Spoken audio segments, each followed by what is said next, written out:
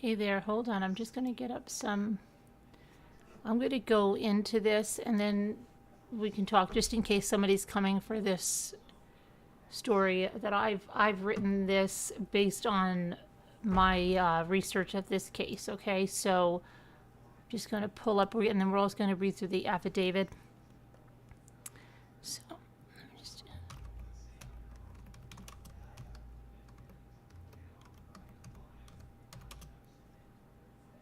trying to get this to get a picture up for you here.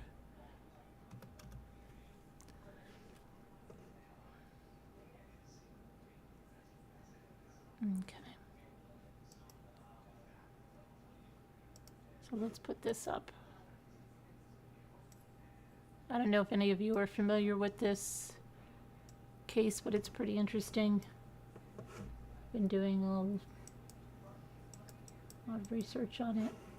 Okay. So let me get my document up here. Kristine Fitzhugh was an elementary school teacher for students in the Palo Alto and the East Palo Alto school districts. On the morning May 5th, she taught a morning music class, and then she went home with a coffee and 2 muffins in hand to grade some papers before going back to an afternoon music class.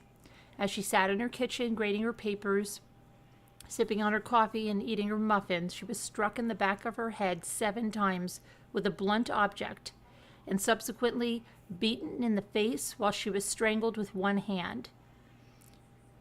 When she didn't make it to her afternoon music class, the staff at the elementary school got worried because that was very unlike Kristine to do that. So they thought, well, let's try to reach her. They couldn't reach her. Let's try to reach her husband, Kenneth Fitzhugh Jr. The school staff could never imagine that her husband that they contacted was actually the person who attacked Kristine in the kitchen that afternoon.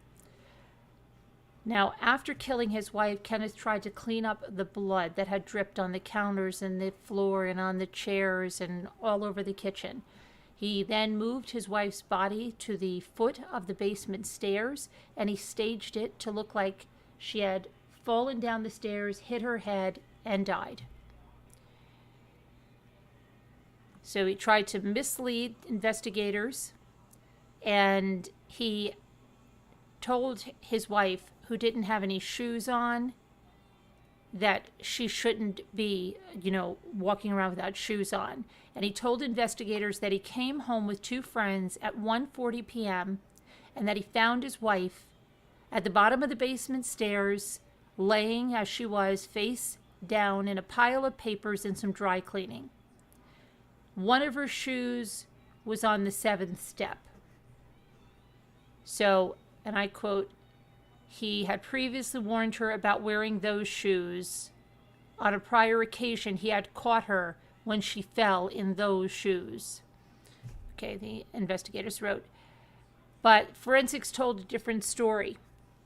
And the blood that he tried to clean up showed up with the luminol. And there was blood spatter over the entire kitchen. Hold on a minute. There's something playing here. Hold on a minute. I've got to shut. My phone is playing some. Hang on.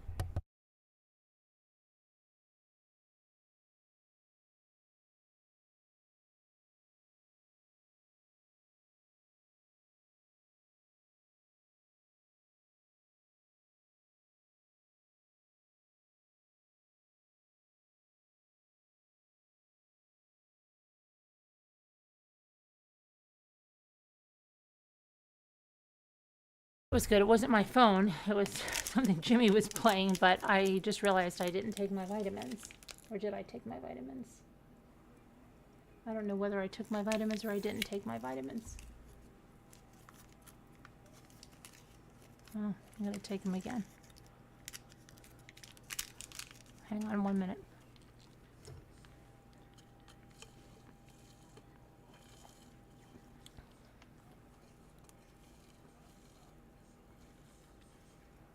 Okay, so he finds her bottom of the basement stairs. He tries to mislead the investigators. The luminol tells a different story. Also, the medical examiner says, wait a minute, this, her injuries do not correlate. fall down the stairs and hitting her head. So right away, everything started to fall apart. His alibi started to fall apart. He said he is a real estate consultant. He was saying to them that he was looking at a vacant property out in another area when this would have happened, but his phone records showed a different story and showed that he was in the area of the house the time it happened. So things were not looking good for Kenneth. And they lived in a very upscale neighborhood. They lived in a stately colonial. They drove expensive vehicles. They had the whole 9 yards there. They looked like they had a great marriage and great family. But there were secrets, okay? And these secrets are going to come out at the trial. But the neighbors, in the meantime, couldn't figure out how this happened. They described Kristine as like this perfect person who looked great even when she was exercising, and she was this beloved teacher for years. He was this real estate consultant, and he was the guy that was always helping out the neighbors, going to their homes, hooking up their computers. If they went camping, he was the one that pitched the tent. He was always there to help, to do whatever was needed.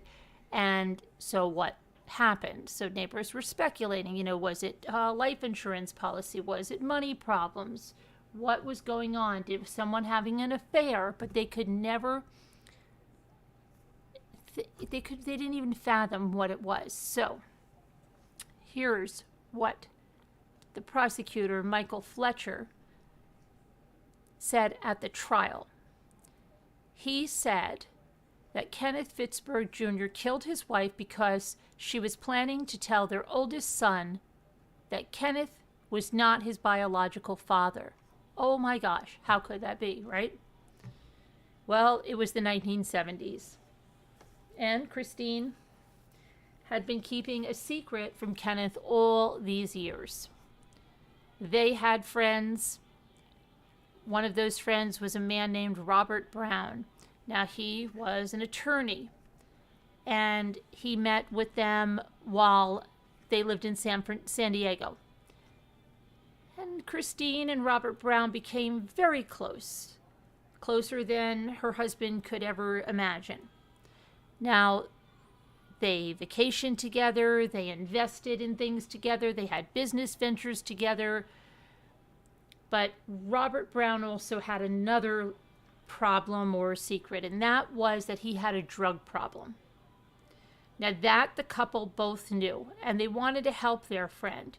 So they lend him $19,000 so he can check himself into a rehab.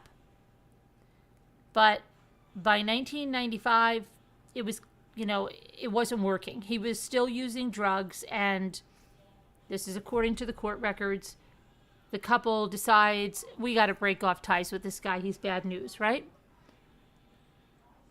Well, 5 months before Kristine was murdered, she contacted Robert Brown. Now, at this time, life hadn't been kind to him, okay? He was disbarred, and things weren't good. But during this telephone conversation, Kristine tells Robert Brown that after her son finished college, when he finishes college, she's going to tell him the truth, that his father is not Kenneth, but his father is Robert. And 2 weeks before he graduates, she is killed. DNA tests were then conducted, and they did indeed show that Robert Brown was the biological father of the Fitzhugh's oldest son. So now we're going to look at the affidavit first of all. Let me pull that up. I don't know if any of you have heard of this case or what, but we're going to go through this, okay? Okay, so let me get this.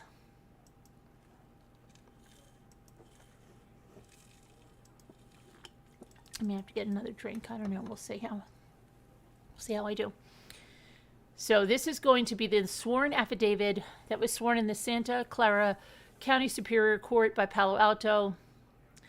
Okay, and let me go here.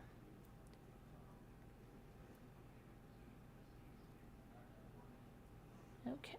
On May 5th, 2000, Kenneth Fitzhugh Jr. killed his wife, Kristine Fitzhugh, by beating her over the head with a blunt object and strangling her. This vicious assault... Hold on a minute.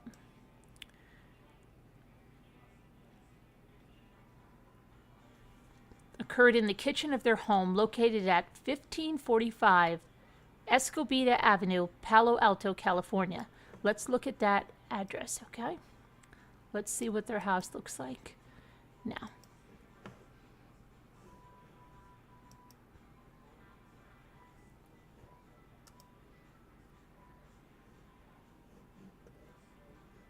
Okay.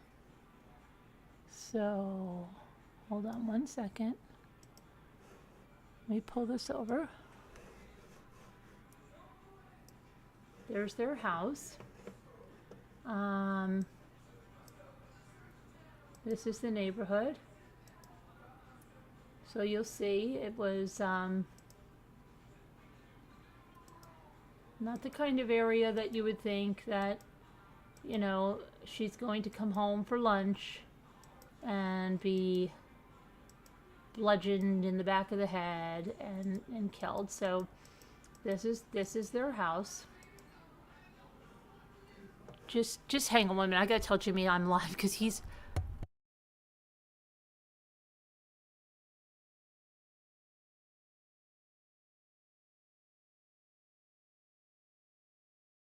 Sorry about that, guys.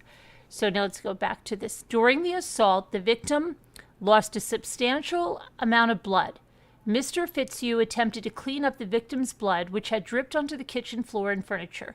He then moved her body and staged it at the foot of the basement stairway adjacent to a brass ship bell.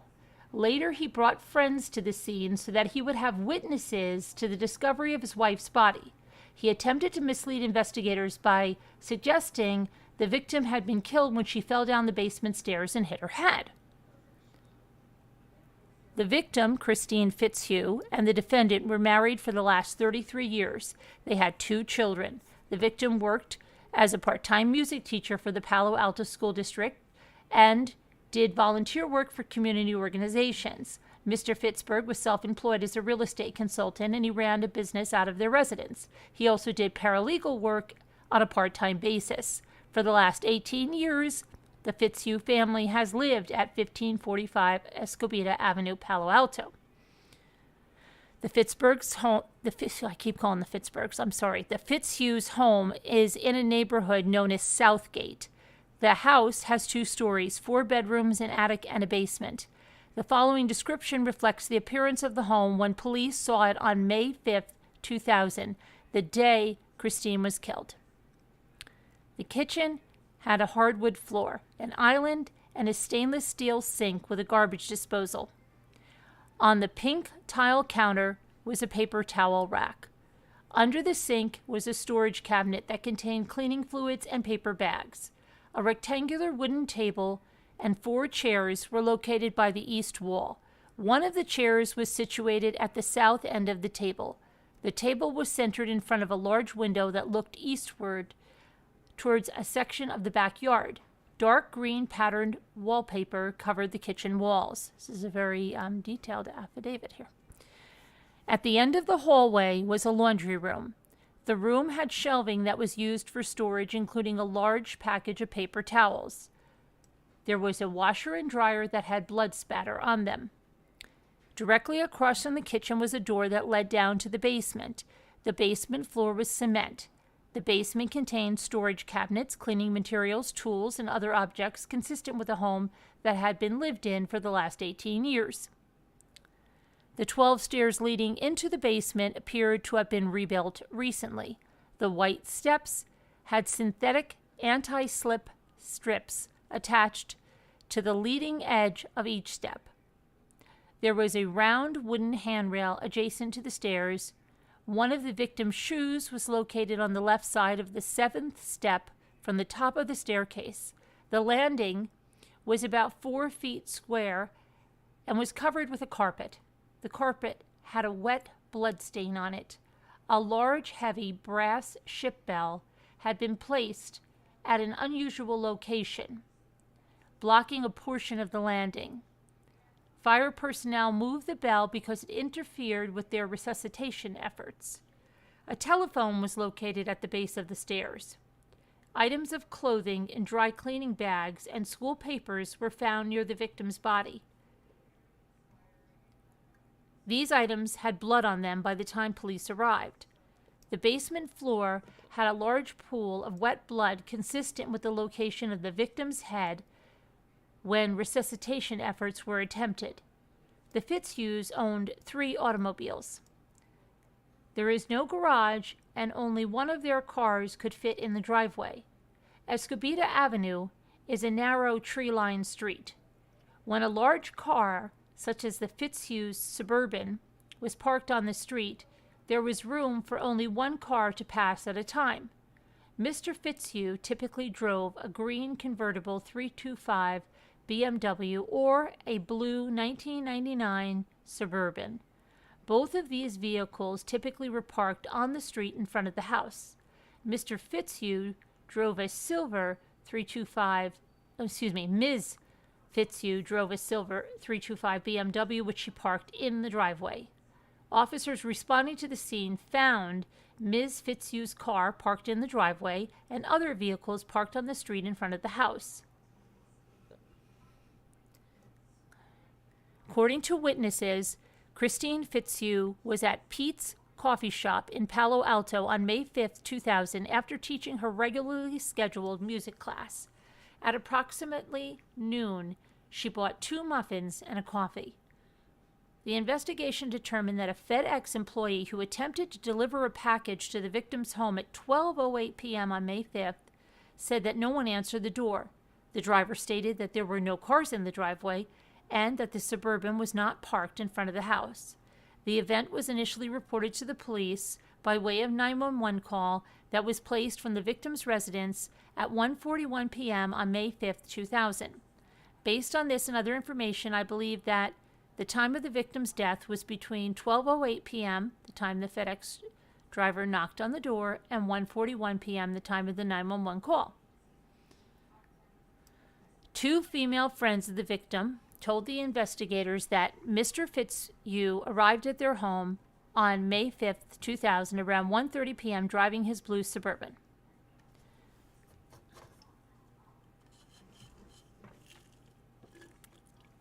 Sorry, guys, I needed a drink here. Before we go into any further in this, I just want to see if, hang on one second. I want to see if we can find the 1545. Hold on, 1545. Do a little search here about something. Let me see.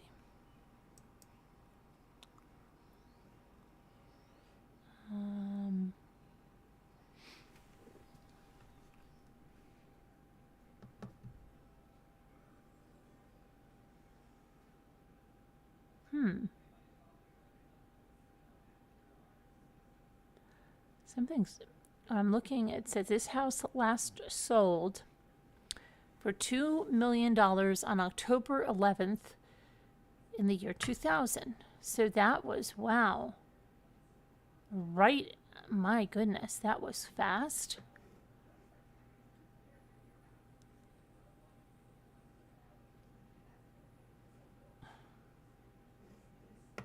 Okay, I'm trying to see if we can get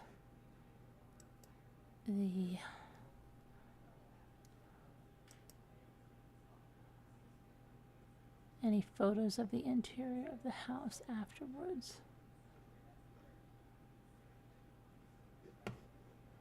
Might not be able to.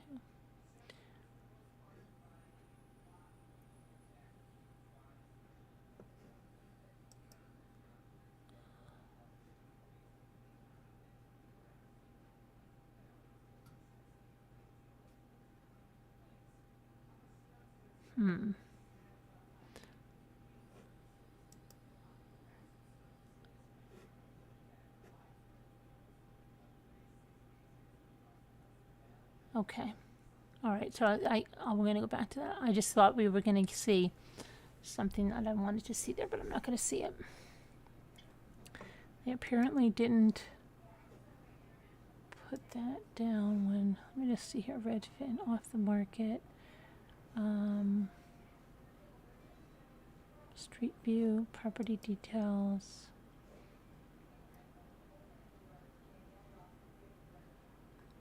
Sale history, it says it was listed for sale August 30th of 2000. That was just a few mere months after, for $1,850,000.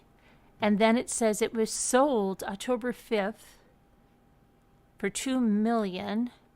And then it says it was delisted on October 11th of 2000.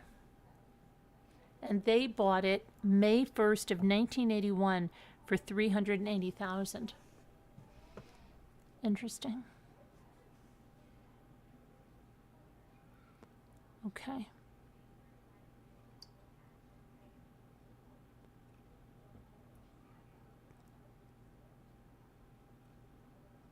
All right, let's go back to the affidavit.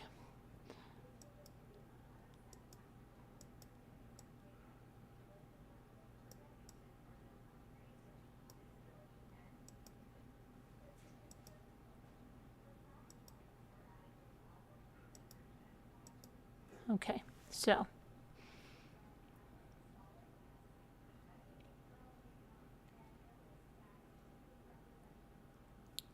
where were we now?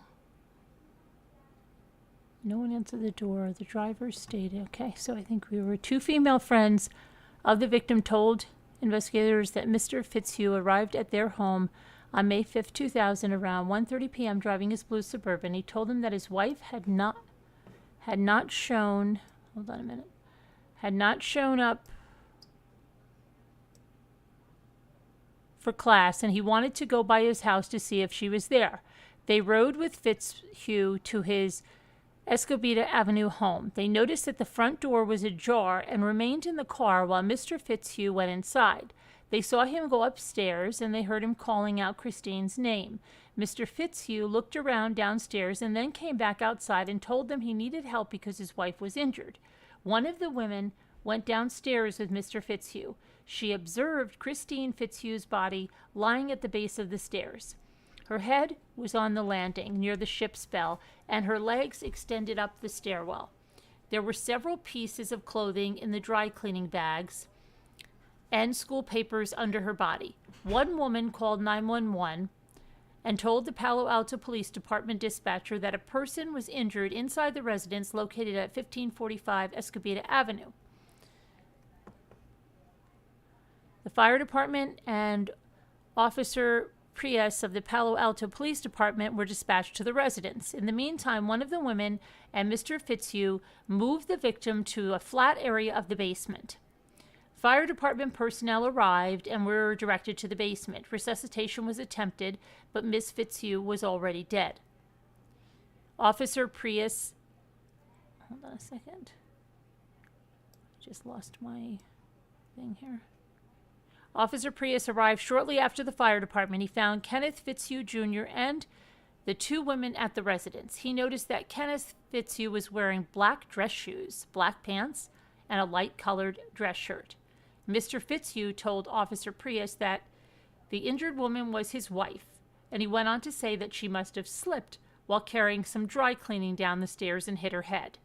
Mr. Fitzhugh explained that when he discovered his wife's body, her head was at the bottom of the stairs next to the ship's bell, and her feet were above her on the stairs. He said that some dry cleaning was under her head, and one of her shoes was located farther up the stairs. Officer Prius believed the death to be an unattended accident. He called in backup to assist him in this investigation. Mr. Fitzhugh and the two women were taken to a room where they remained until investigators arrived, and in the meantime, Mr. Fitzhugh made telephone calls and told people that his wife had been killed when she slipped and fell down the basement stairs. I was assigned the investigation and arrived at the residence at approximately 3 p.m. on May 5, 2000. I observed the condition of the house and in particular the stairwell area where the victim had been found. The victim's right shoe was on the 7th step from the top. There was blood on the victim, mostly around her head area. There was more blood on the floor and on a large heavy brass bell. By the time I arrived, the ship's bell had been moved away from the landing to make room for resuscitation efforts. On the dining room table, I observed the victim's purse, keys, and an uneaten muffin and a bottle of water. On the kitchen table was a half-eaten muffin, a half-filled cup of coffee, a notebook, some school papers, an orange marker. It appeared to me that the victim had been sitting at the kitchen table immediately before she died. Kenneth Fitzhugh agreed to come to the police department so that I could interview him. I asked him to tell me what he and his wife had done that day. Mr. Fitzhugh proceeded to tell me the following. He and his wife, Kristine Fitzhugh, got up around 6 a.m., read the paper, and drank coffee. They went jogging at approximately 7 a.m., returning home at 7:45 a.m. Mr. Fitzhugh said he took off his clothes, put on his clothes and put his running shoes back in his bedroom closet. Mr. Fitzhugh claimed that after showering, he put on the same clothing he was wearing while talking to me. These were the same clothes he had on when Officer Prius first arrived at the house. At around 10 a.m., his wife left the house in her silver BMW and headed to teach her regularly scheduled 10:20 a.m. music class at the nearby Duvenick Elementary School. Mr. Fitzhugh claimed that he left the residence at around 11 a.m. and drove his Chevy Suburban to a vacant lot located at 2101 Sneath Lane in San Bruno, California. He arrived at 11:45 a.m. and parked his Suburban in the parking lot adjacent to the vacant lot.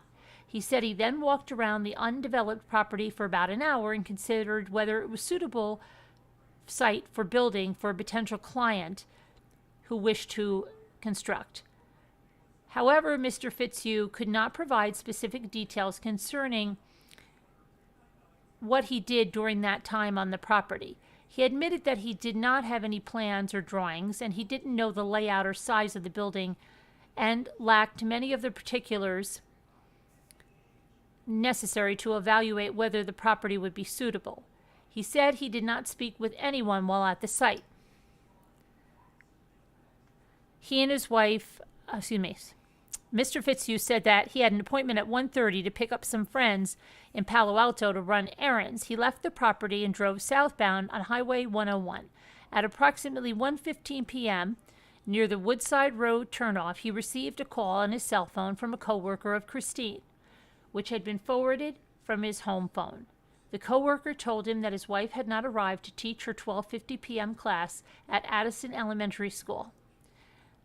Kenneth Fitzhugh suggested that she try Kristine's new cell phone number, which he gave to her. She said that she would attempt to reach her by calling that number. He said that he would do the same. He told me that he immediately called his wife's new cell phone number and called the home phone number. He said that there was no answer at either location. He continued to drive to the home of two friends of his and Kristine's in Palo Alto. Once at the house, he told them that his wife had not shown up for her 12:50 class and that he wanted to go back to his house to see if she was there. They agreed, and he drove them to his residence on Escobedo Avenue in his blue Suburban. When they arrived, Fitzhugh said his wife's car was parked in the driveway and the front door of the house was ajar. He went inside while the two women waited outside in his Suburban. He said that he first looked upstairs and called out her name. He then looked for her on the first floor. When he noticed that the door to the stairwell leading to the basement was ajar, he looked down the stairwell and he saw his wife lying near the bottom landing. Her body was on top of some dry cleaning, her hands were clutching some items, and her face was touching a large brass ship bell. He said he did not immediately go downstairs. Instead, he went back outside and told the woman that he needed some help They all came inside, and one of the women went down into the basement with Mr. Fitzhugh. The other one called 911. He said that he and another woman attempted CPR on the victim. They continued to give CPR until the personnel from the fire department arrived at 1:40 p.m. He said he realized that his wife was dead while he was giving her CPR, but nevertheless, he continued until the fire department personnel took over. He said about that time that Officer Prius arrived, he was told by a member of the fire department that his wife was dead.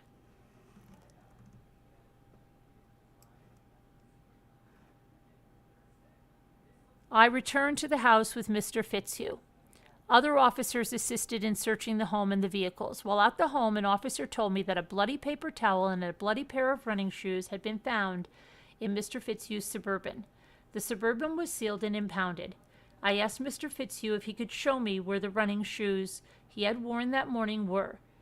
He took me upstairs to a closet in the master bedroom. I observed an empty space and a row of shoes that were lined up on the floor of the closet. He told me his running shoes should be where the empty space was. He described the running shoes to me. I informed him that his running shoes had been found in his Suburban and showed him a picture of the recovered shoes. He had no explanation as to why they would be in the vehicle. He further stated that he had no explanation for why they would have his wife's blood on them. He also could not explain He also could not provide an explanation for the bloody towel. Subsequently, Mr. Fitzhugh left the house and went to pick up his son at the airport. In an interview conducted several hours later, Mr. Fitzhugh told me that perhaps his wife's blood had gotten onto the shoes when she cut her left hand a week or two before while gardening. He said that he had applied direct pressure to her wound to stop the bleeding and suggested perhaps that explained the blood on the shoe. He still could not explain how his running shoes got into his Suburban or why they would have blood on the sole. When asked again about the bloody paper towel that had been found in the back of the Suburban, he said that he had cleaned himself up after the police arrived and then went outside to check on his dogs, and they were in the Suburban. He said he believed that he might have tossed the paper towel in the vehicle at that time. I met with the chief coroner for Santa Clara County, Dr. Edward Schmunk, and his associate forensic pathologist, Dr. Diane Vertis, at the victim's 1545 Escobita Avenue residence. Dr. Vertis conducted the autopsy and told me that she observed the following injuries on the victim: 3 impact wounds on the top of her head, indicating that the victim had been struck from behind with a blunt object. 3 more impact wounds on the back of the head, indicating that she had been struck from behind with a blunt object. A puncture wound behind the victim's right ear that extended through her skull and into her brain, indicating that the blunt object that had struck the head with sufficient force to fracture the skull. Injuries to the victim's throat and neck indicated that she had been strangled. Injuries to the victim's face, including 2 black eyes, indicated that she had been punched and or slapped in the eyes, mouth, and face. And a defensive type injury to her left little finger, consistent with having put up her hand to block a blow. Embedded in the laceration was the victim's wedding ring. Both Dr. Vertis and Dr. Schmunk told me that their expert opinions were that the head wounds, craniocerebral trauma, were the cause of death, and manual strangulation was a contributing factor. They said that these injuries were not consistent with the victim falling down the basement stairs of the residence. These wounds were consistent with the assailant attacking Ms. Fitzhugh from behind with a blunt object and the victim at least briefly attempting to fend off the attack. The injuries were consistent with an attack that included the assailant having grabbed Kristine's neck and attempted to strangle her with one hand while punching her face with the other. In all likelihood, they believed Miss Fitzhugh's death was before she was moved to the basement. Several spatters of blood were located in the kitchen area, and some of this blood was located under objects. On closer inspection, members of the police department were able to locate over 70 blood spatters in the kitchen area alone. Some of the blood spatter evidence was consistent with blood flying off an object used to assault the victim. More blood spatter evidence was located in the laundry room. On May 10th, 2000, members of the Santa Clara County Laboratory of Criminalists and members of the Palo Alto Police Department conducted luminal testing at the residence. This is a procedure whereby a special liquid chemical that has a fluorescent reaction to blood is sprayed on an area. The procedure allows for detection of blood that cannot be seen by the naked eye, and is especially useful in detecting blood residue remaining after an assailant cleans up the scene of a violent crime. Photographs were taken documenting the luminal testing and are attached hereto as exhibits 1 through 6. The bluish color that appears in these photographs, I believe, reflects the luminol reacting with blood.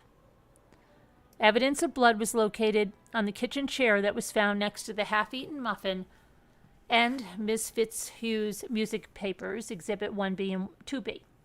Evidence of blood was found on the kitchen wall, Exhibit 3B. Evidence of a large area of blood was revealed on the kitchen floor, Exhibit 4B.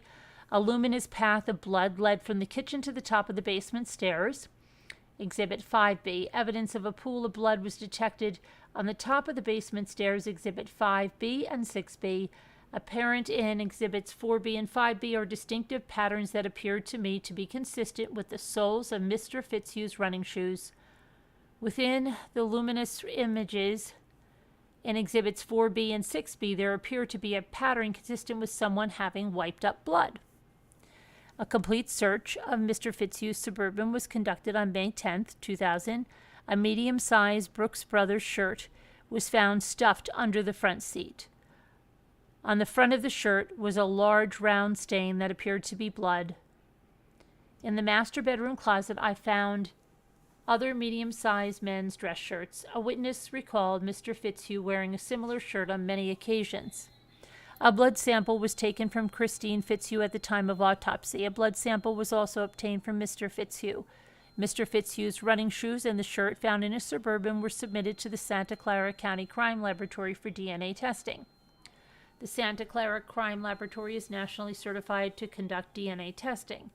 A member of the crime laboratory told me the DNA testing established that Kristine Fitzhugh's blood on both the running shoes and the shirt found in Mr. Fitzhugh's Suburban. That Ms. Fitzhugh's blood was on the running shoes and shirt found in Mr. Fitzhugh's Suburban. Mr. Fitzhugh was asked to provide any information or witnesses that could help corroborate his claim that he was away from the home from 11 a.m. to 1:41 p.m. on May 5, 2000. Other than the two women he had picked up and took back to his house, and Kristine's co-worker, Fitzhugh told me that he didn't speak to anyone and did not know anyone who saw him during that time period. The phones in the residence were hooked up to caller identification boxes. These devices recorded the time and the number of the last 10 calls that were made to the residence. The devices were examined and the numbers stored therein were documented. The number from Kristine's coworker was located on the boxes, and the time indicated was consistent with her statement. According to Mr. Fitzhugh's story, his cell phone number should have shown up and appeared shortly before or shortly after that call. This was not the case. His cell phone number did not show up as on any of the caller identification boxes. A fellow police officer told me that he drove to the location of 2101 Sneath Lane, San Bruno, and determined that it was vacant. It was a vacant lot adjacent to a business called the Family Golf Center. The officer told me he spoke to employees of the Family Golf Center. He spoke to a manager of the facility. She told him that she knows Kenneth Fitzhugh and had an ongoing long-term, friendly business relationship with him. She has spoken to him on several occasions. She said that Mr. Fitzhugh had been involved in getting the city building permits for the facility. She pointed out the vacant lot to him. The lot was adjacent to the office and was clearly visible from the office. The manager told Officer Souza that due to the nature of their relationship, it would be unusual for Mr. Fitzhugh to be on or near the property and not come into her office and speak with her or other employees. She told him that if he had been at the property on May 5th between 11:45 and 12:45 a.m., she would have seen him.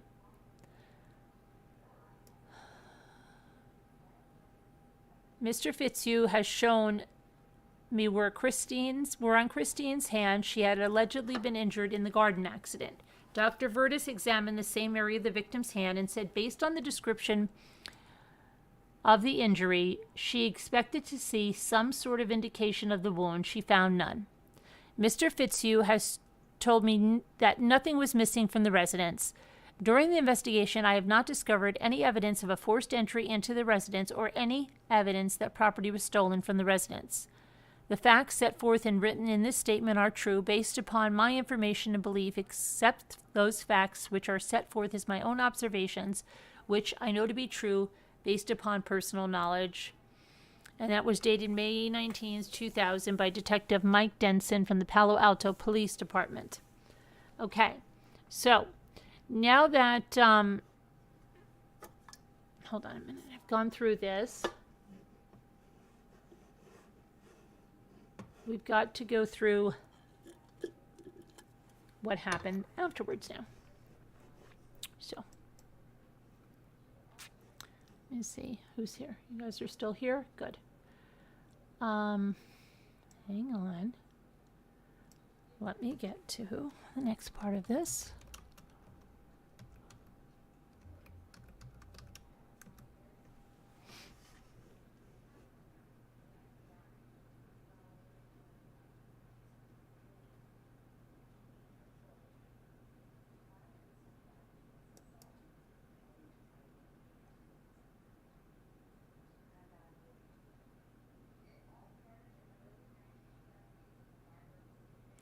Now, I want to tell you something that is so crazy.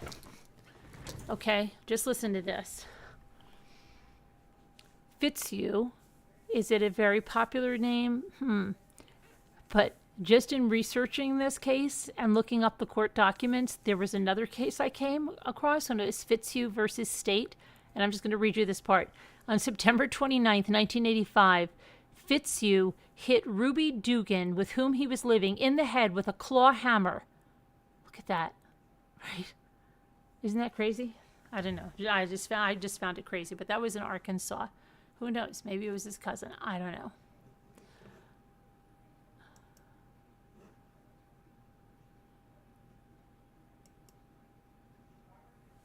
Okay, so the murder trial against Kenneth Fitzhugh. Fitzhugh is accused of killing his wife, Kristine, at their Southgate home. And let's see here. Justin Fitzhugh, Kristine Fitzhugh's son, is not testified yet, but is expected to before the prosecution rests. I just want to get here where they, because they go through the...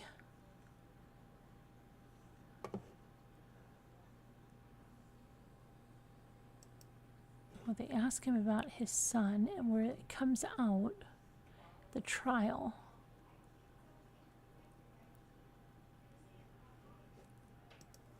Hold on. Trying to get the actual.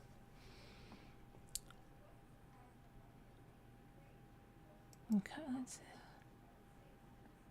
So, okay, Robert Brown, that's the lawyer. So when he was on the stand, he told jurors that during a telephone conversation in December of 1999 or January of 2000, that Kristine invited him to Justin's upcoming college graduation. That's their oldest son. She also told him that she planned to finally tell Justin the true identity of his biological father. The prosecution is arguing that Kenneth Fitzhugh killed his wife of 33 years to bury the secret about Justin's paternity. Now, Robert Brown's testimony is essential to prove this theory, but his credibility was damaged in court. On the stand, Brown admitted that he is a disbarred attorney with a criminal past, including a felony for auto theft. His version of events during the trial often contradicted earlier statements he made to police and investigators. And in direct examination by Deputy District Attorney Michael Fletcher, Robert Brown recounted the entire history of his complicated relationship with the Fitzhugh family. Robert Kenneth Brown met the married but still childless Kristine and Kenneth Fitzhugh in the late 1960s when both men worked for Teledyne Ryan Aeronautical in San Diego. Occasional dinners among the three quickly became habitual, he recalled, and he said that they eventually spent most of their weekends together. And I quote him saying, "I became a part of their lives, they became a part of mine." Over time, the three jointly purchased boats, real estate, and stock. They also gave each other nicknames. Brown was called the Aardvark, Kristine was called the Snake, and Kenneth was called the Weasel. Those are nice names, aren't they? But underneath the friendship, a secret romantic and sexual relationship developed between Kristine and Robert. That union eventually resulted in the conceiving of a child, Justin, who was raised by both Kristine and Kenneth Fitzhugh.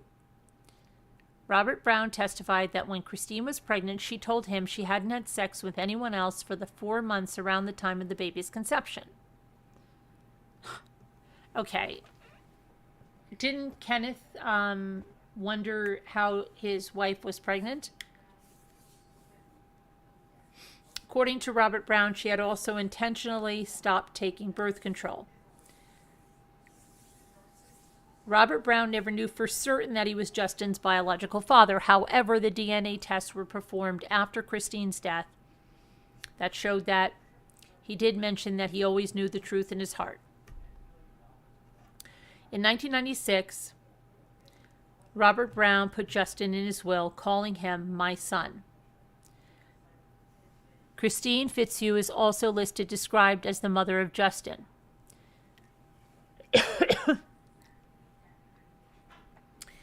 Brown did not say if Kenneth Fitzhugh had been in the will when he read parts of that document to the jury. Robert Brown said that he never told Kenneth Fitzhugh of the affair, even as they vacationed with the entire Fitzhugh family. Over the years, a lifestyle that included heavy drug and alcohol use began to take its toll on Robert Brown's life. "I lost my business, I lost my home. Eventually, I lost my best friends," he said on the stand. "I have no one to blame but myself." Despite the fact that the Fitzhughs had paid for drug and alcohol treatments for Robert Brown, they eventually resorted to a firm ultimatum to help him clean up or get out of our lives. Robert Brown said that the family cared for me too much to stand by and watch me kill myself. Justin, in particular, Brown recalled, was adamant for him to keep his promise. However, on a trip with the Fitzhughs in June of 1994, Brown slipped up again, drinking and using drugs. The family promptly cut off all contact with him. That trip was the last time that Robert Brown saw Kristine, but Robert Brown said in court that years later he heard from her in a brief but dramatic phone call. In December of 1999, Brown sent a postcard to the Fitzhugh home saying that he had moved. He included his new phone number as well as a note saying that he was clean. He recounted that shortly thereafter, Kristine called him in a very brief conversation and told him of Justin's upcoming graduation as well as her plans to finally tell her son the truth. Well, that never happened because she was killed, but Brown said that he went into shock when he first heard the news that Kristine was dead, and he called her the closest friend he ever had. "I couldn't believe it," he said. "I thought it was impossible, a strange joke." At the time, Brown was still recovering from a severe motorcycle accident. While he was at the hospital, doctors told him that he would never walk again. Although he's now mobile, he relies on a wooden cane to get around. In the days and weeks following Kristine's death,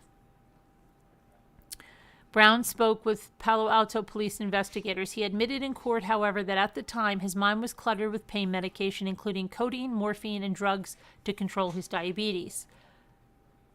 His accounts of events from those early interviews, he admitted, were fraught with errors and omissions.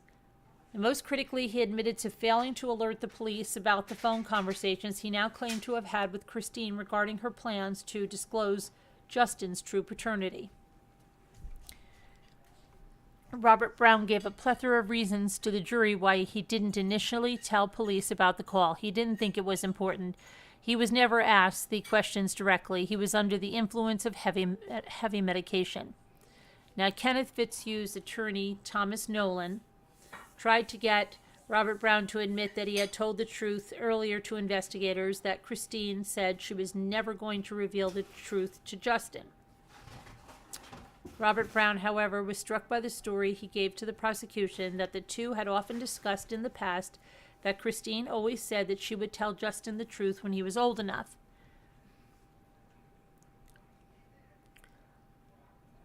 Robert Brown was expected to be on the stand most of Thursday. Okay, these are the actual trial notes here. Now, earlier witnesses in the week included Robert Brown's aunt, Janet Moore, who testified that Robert Brown's confused state of mind after the murder because of the pain medication, a woman who worked at the golf course where Kenneth Fitzhugh said he was when his wife was murdered, police investigators who handled evidence such as tennis shoes and the murder scene and testified that they found evidence of blood in every room of the home, the Fitzhugh's maid who said that she cleaned the home the Monday before the murder, crime lab technicians who discovered Kenneth Fitzhugh's bloody shirt in his car.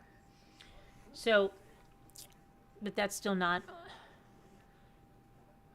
Let's go back to...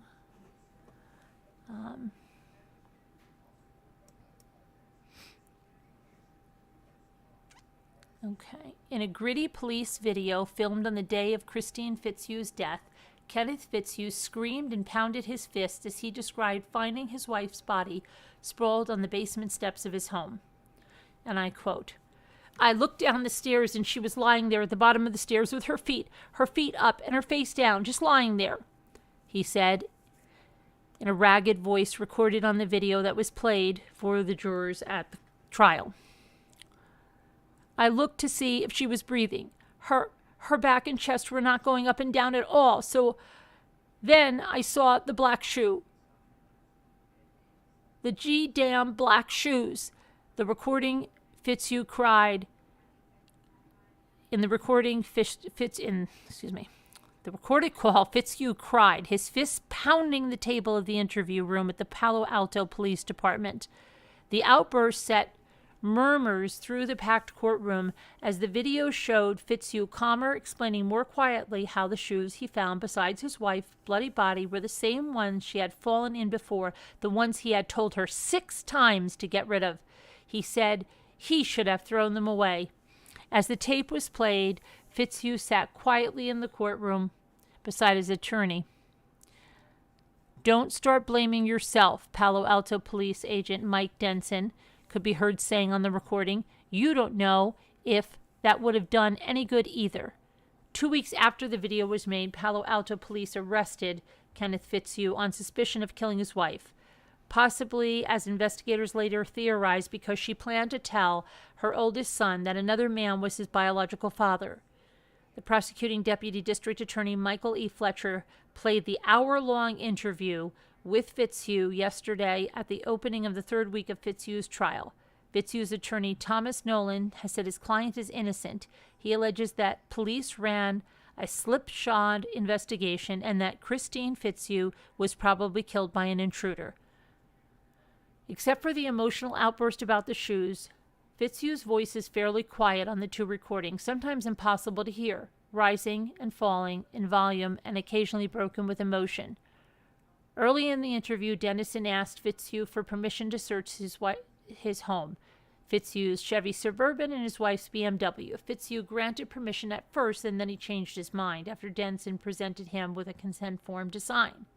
And I quote, "You know what? I don't want these guys going through everything." According to the prosecution transcript, "We have valuable things. They're welcome to look in the basement. They're welcome to look on the basement stairs, and I don't want them anywhere else." Elsewhere in the house, police say, is where investigators eventually found evidence now being used against Kenneth Fitzhugh.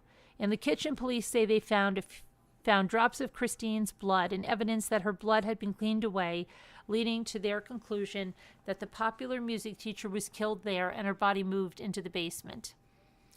And in Kenneth's SUV, police said they found a shirt, a paper towel, and a pair of shoes, all stained with Kristine's blood. Defense attorney Nolan has challenged that theory. He contends that his client carried those bloody objects out to his SUV in a state of shock after the slaying. He also suggests that so many people trampled through the Fitzhugh home after the body was found that the blood could have been tracked anywhere. A longer 2-hour recorded interview with Fitzhugh is expected to be played that day, and the prosecution may rest its case. So now let's go to the verdict. Okay, here.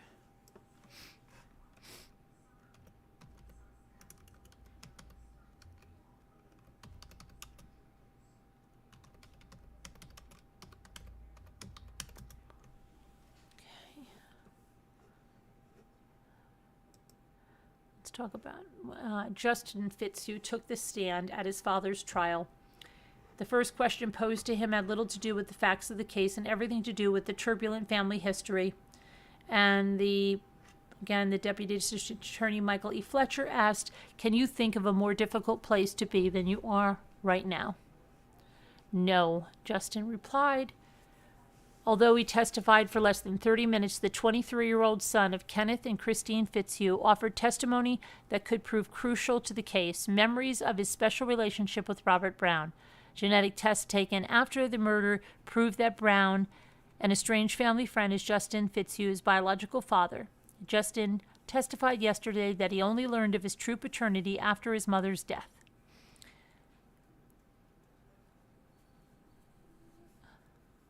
The Deputy District Attorney contends that Kenneth bludgeoned Kristine to death in their home on May 5, 2000 because she had planned to reveal to Justin the truth about who his father really was.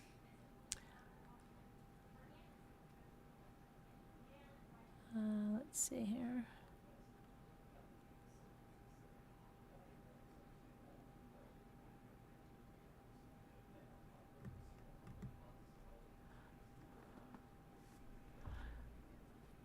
So they ask him, "Your mother is Kristine and your father is Kenneth Fitzhugh?" "Yes," Justin replies. "In the course of this case, you've come to find out that Robert Brown is your biological father. Is that the case?" "Yes, he is." Glancing only rarely at his father, the younger Fitzhugh testified that although he hadn't guessed that Brown was really his father, he didn't feel he had a closer relationship to Brown than Brown had to his brother. From time to time, he and his mother would visit and take vacations at Brown's house, Justin Fitzhugh testified. On the last visit, he said that he and his mother found Brown tying up his refrigerator in the throes of a drug-induced hallucination. Brown was eventually hospitalized with financial backing from the Fitzhughs, and he was admitted into a treatment program. His failure to complete the program led the Fitzhughs to cut their ties with him. "Did Robert Brown ever tell you that he was your biological father?" "No," Justin replied. "Did your mother ever tell you that Robert Brown was your biological father?" "No." In fact, Justin Fitzhugh testified under cross-examination that nothing in the way of Kenneth and Kristine Fitzhugh treated him ever suggested that he was anything other than their biological son. If he was treated differently, he said it was only because he was the oldest child.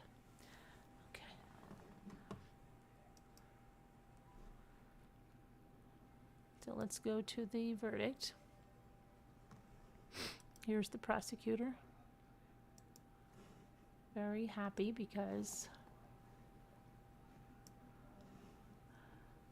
a murder case that intrigued the Bay Area for more than a year ended with one final twist when jurors found the Palo Alto real estate consultant Kenneth Fitzhugh guilty of second-degree murder but not first-degree in the killing of his wife, Kristine. Fitzhugh, 57, sat motionless with his back to the packed Palo Alto courtroom when the verdict was read. In the gallery, his sons, Justin, 24, and John, 21, quietly gripped each other's hands. As court officials cleared spectators from the courtroom after jurors departed, Kenneth Fitzhugh turned a shadow of a smile on his face and raised a hand toward his two sons, and then he turned away. The first-degree murder verdict prosecutors wanted would have required the jury to find that Fitzhugh acted with premeditation in the May 5th, 2000 killing of his wife of 33 years. The second-degree murder verdict means that Fitzhugh could face 15 years to life in prison when he was sentenced on October 10th. He would have to serve at least 13 years. A first-degree murder conviction could have carried a sentence of 25 years to life. Okay, now,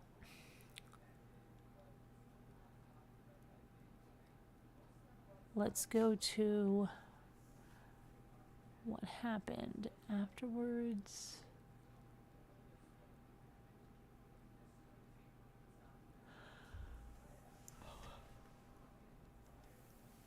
Hold on. The complex circumstantial case required jurors to listen to expert testimony on everything from cellular phone technology to hypnosis.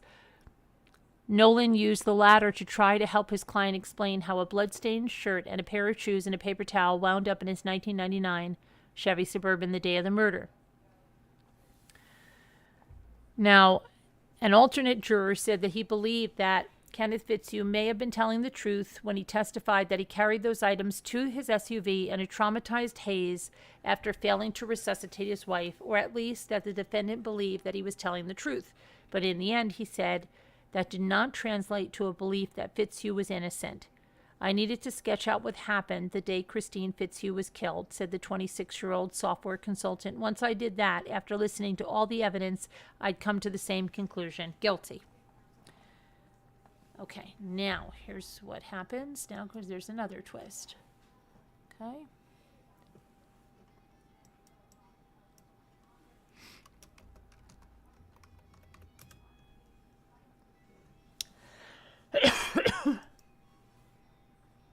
So, Kenneth C. Fitzhugh Jr. has always claimed his innocence after being convicted in one of Palo Alto's most brutal murders. He even fought his case all the way in the California Supreme Court. He ultimately obtained his freedom, but not through exoneration. He received a compassionate release parole from San Quentin Prison in February of 2012 due to a terminal illness. And 8.5 months later, on October 27th of 2012, he died. Fitzhugh was convicted in 2001 for bludgeoning and strangling his wife. And let's see. He received 15 years to life in prison for the second-degree murder, which occurred on May 5th, 2000. He was paroled in 2012 after multiple stays in San Quentin Hospital. He had been transferred from High Desert State Prison in Susanville for medical care. State prison officials say he died in Santa Clara County, according to the Santa Clara County Coroner's Office. Okay, let's see.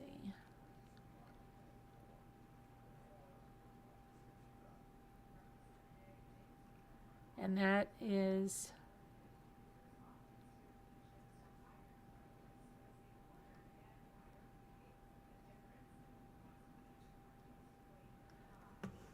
the end of that. So let me go back to the chat.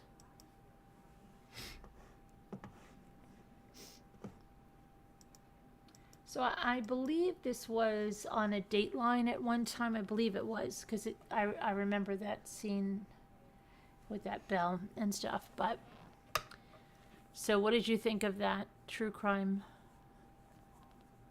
story? Pretty gruesome. People's problem-solving skills are just ridiculous.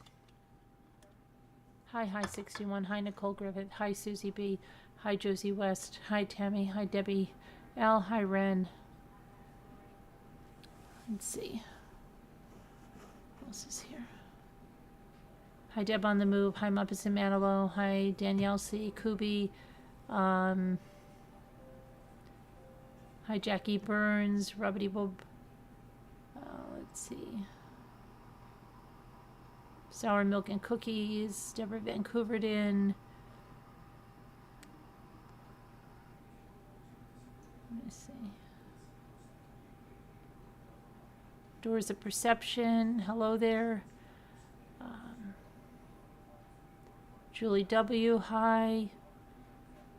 Doug, hello there. LMW 50, hello. I know I probably missed a bunch of people here. Debbie L. Okay, I'm going to put the number in Slack if anybody wants to call in. I didn't see Scooter, did you? Didn't see Nana Patty either. Kevin Leonard. Where did everybody go? Where did everybody go? Okay. Let me see here.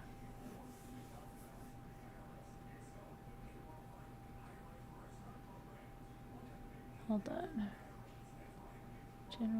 General. There we go. Okay.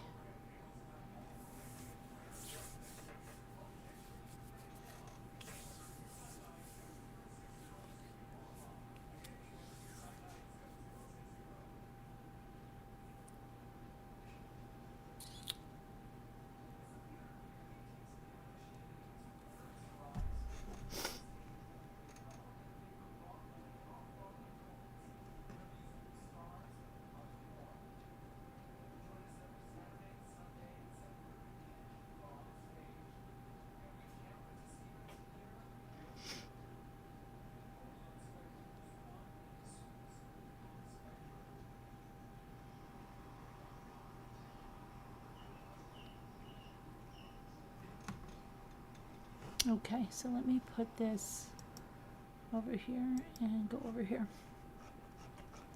Okay, the number is in Slack. Nana, oh, she's there, Nana Patty. Oh, there's 2 Scooter. And there's Nana Patty. Okay. And where's Kevin?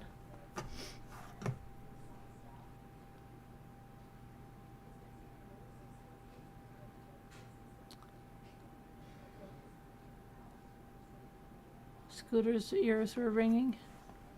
Yeah, well, she was going to say, I saw the last part of your thing, but then I didn't see you. I'm going to get another drink. I'll be right there. I will be right there.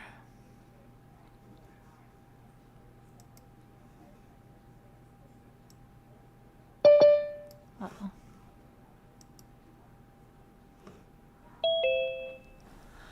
Hello, Mimi. I'm just getting a drink. Right there.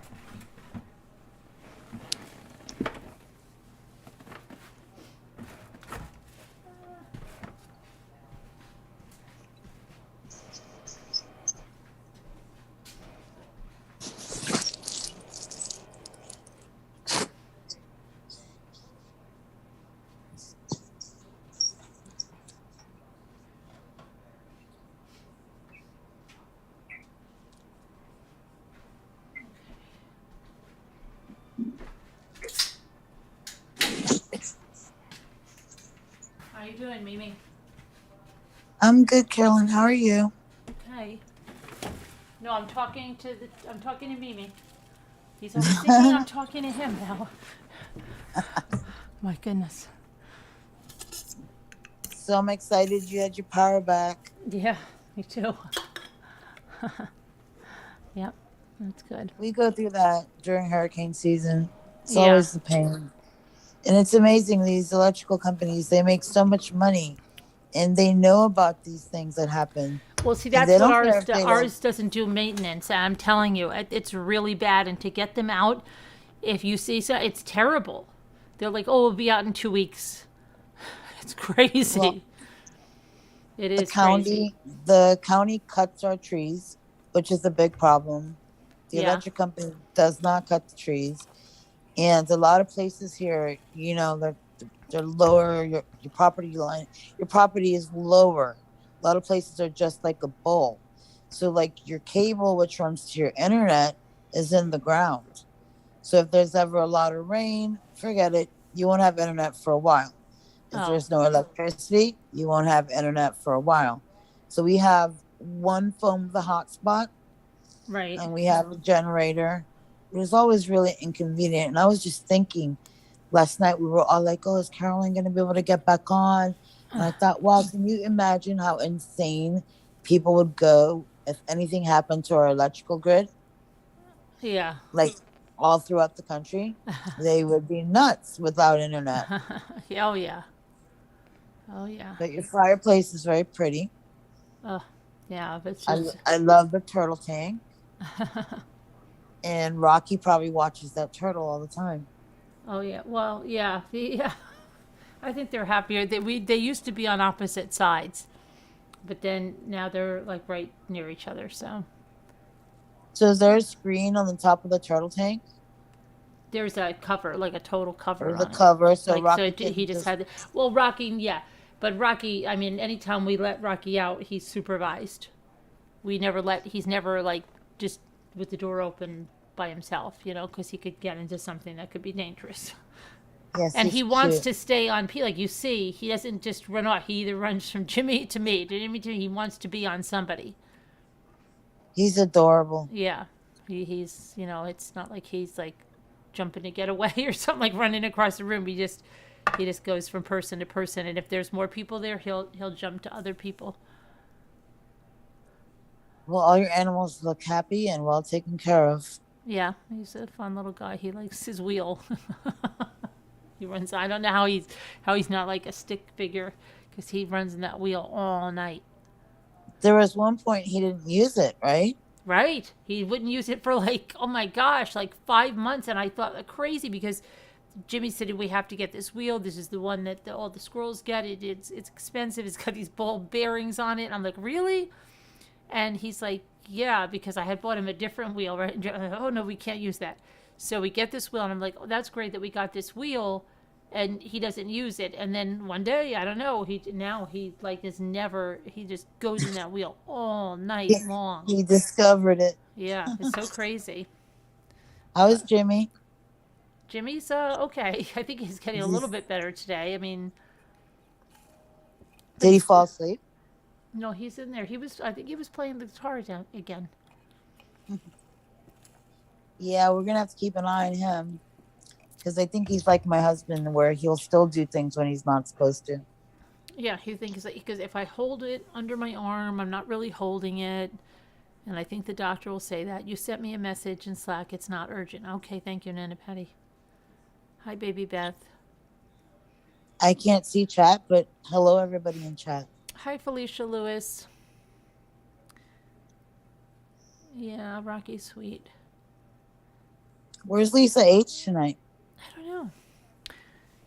Her sleeping has been way off, so I think she's usually getting up at like 3 or something. I don't know. And Two Scooter. Two Scooter, where are you? Hi, Sherry Shirley. Carolyn, please check your email. Sour milk and cookies. Okay. I hate checking email. Let me see here. Okay.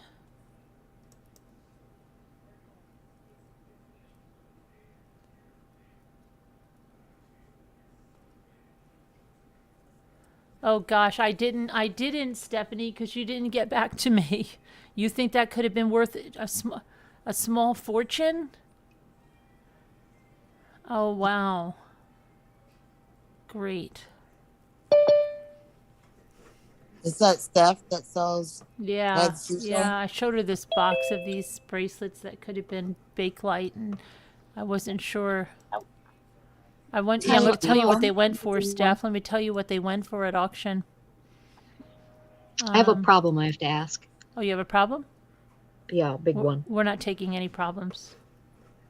No, it's not anything to do with online. Oh. Hold on, I'm just putting my watch on the charge. I'll be right there. Hi, Lisa. Hi, Mimi. What's the problem? Okay. What's your problem? Well, I went down to feed my strays, Yeah. and I realized my cement wall has fallen in my basement, and I'm not working. So Oh, no. I'm looking around for like low-income home owners or whatever. I don't have insurance either. I can't afford it. You don't have insurance Homeowners. on your house? I do not. No, do not. Wow. Nope. Nope. So I'm trying to figure out, So what do you mean You know. your foundation's falling in? the cement wall. One cement wall fell in from the mud because we had so much rain. Yeah. Nana. Is it cement block Hi. or is it poured Yeah, cement? blocks. Cement blocks. Hello. So What I'm about, trying to find a place that would do grants or whatever, but I'm only 50, almost 58. So they usually have to wait till 60 or 62. Huh. And before my mom passed, they were going to fix it, but they needed a bigger grant, to be able to do it. And she passed. So now I'm left with, this. So I'm trying to look up agencies around or whatever. Does anybody help. know what? I wonder if anybody knows. Does anybody in the chat know? I didn't hear what was going on because I was waiting to call in. Sold for $18. Steph. Okay, so That's where I was tonight. I was down there looking over she the said that situation. the back and- wall of her foundation has fallen in, Uh-oh. Mhm. and she doesn't have home insurance. I could see it was because of what, the mud in the water. It must have pushed it. I know up Lisa- here we have we have something called because I know my father used to work for them when he retired, and then they asked him to come on and be the director of cash weatherization, and I know that I is don't about, have homeowners, Doug. that's Sorry, Carolyn. do you have cash CACHE weatherization, because that's for low income, like they go to their houses and they get them up to code, and if there's any windows that are they weatherize everything, and I don't know if it handles repairs like that, or let me see. Yeah, I went to their website and they're no longer taking applications, but I did put my name on a waiting list. This was a couple days ago before I even realized this was happening.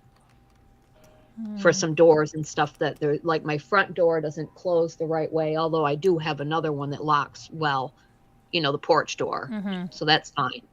But this is more serious, I think, and I got to figure it out. And when you discuss it with people, there might be somebody that knows something, and I've been looking online. It's just that kind of like when you first discover something like that, you're like, oh my Lord. How much damage do you think that is, Lisa? It's basically one wall. There's 4 walls down there, obviously. Well, let me see. Yeah. Well, it's actually half of one wall or one side. So what kind But of foundation do you have? See, this house was moved early 1900s, so I've been reading that it's not a good idea to even tackle it yourself because you can do more damage than good. Well, You yeah, have to you get- probably need depending on your foundation, a peer company. Mhm. And they might be able to set up a payment plan for you. I wouldn't even be able to do that right now. I've been waiting for this SSI. Yeah. And yeah. And yeah, I don't know. I'm going to call around tomorrow places. Well, I think you first have to get an estimate of what You what need to you're get a looking peer at. company. I mean, like what kind, like what it's going to cost you, what's wrong. But the thing is, it doesn't really matter. I wouldn't have the money anyways. I don't have credit. I've never had a credit card. But you still So. need to get an estimate and see what's wrong. Right. Because if you can fill out an application, you're going to need to know what's wrong and what the cost is. Yeah, you have to get an estimate just for that. Call Yeah. FEMA, you're saying, Nicole? It's so overwhelming though. I'm. FEMA might help. What is FEMA? The Federal Relief Federal Fund. Emergency, isn't it? I'll write that Management down. Agency. It's related to, usually they step in when there's tornadoes or storm damage. Right. Yeah. Yeah. This was from yesterday, I think, with the rain. We had rain here a lot. And it must have been from yesterday because Here, I went can down give you the tonight. number for FEMA. Do you want to take it down? Yeah, sure. Okay. Tell me when you're ready. I'm ready. Okay, it's 1-800 Okay. 621 621. 3362, and it says it's Federal Emergency Management Agency is an agency of the United States of Homeland Security initially created under President Jimmy Carter and implemented by, let's see, so yeah, blah, blah, blah. So maybe they can direct you. Rebecca can help you. Rebecca? Oh, Rebecca? Yeah. Rebecca, Yeah. you know? Well, she used to work for the insurance and stuff. Yeah. Oh, that's So, wonderful. Yeah, she could let me know what she knows. Rebecca's saying, That's I can good. help, I can help, I can help. Okay, you want to call in, Rebecca? Wow. See, that's I'm gonna why jump- it's best when you have people like you guys, because I don't have anybody I can run things off, and they, I don't have anybody that knows anything like this. Mm-hmm. I'm gonna jump down so Rebecca can call in. Okay. Thank you so much. All right. I love you United- guys. Maybe. United Way is another option you might think of. Let me put that down. I can't remember who said Hi. that. Hi, back Scooter. Jade Famous Artist is the one that recommended the United Way. Okay. Thank you. Hey, Come Jackie on, Burns. Rebecca. Come on, Rebecca. Hi, Jackie Burns.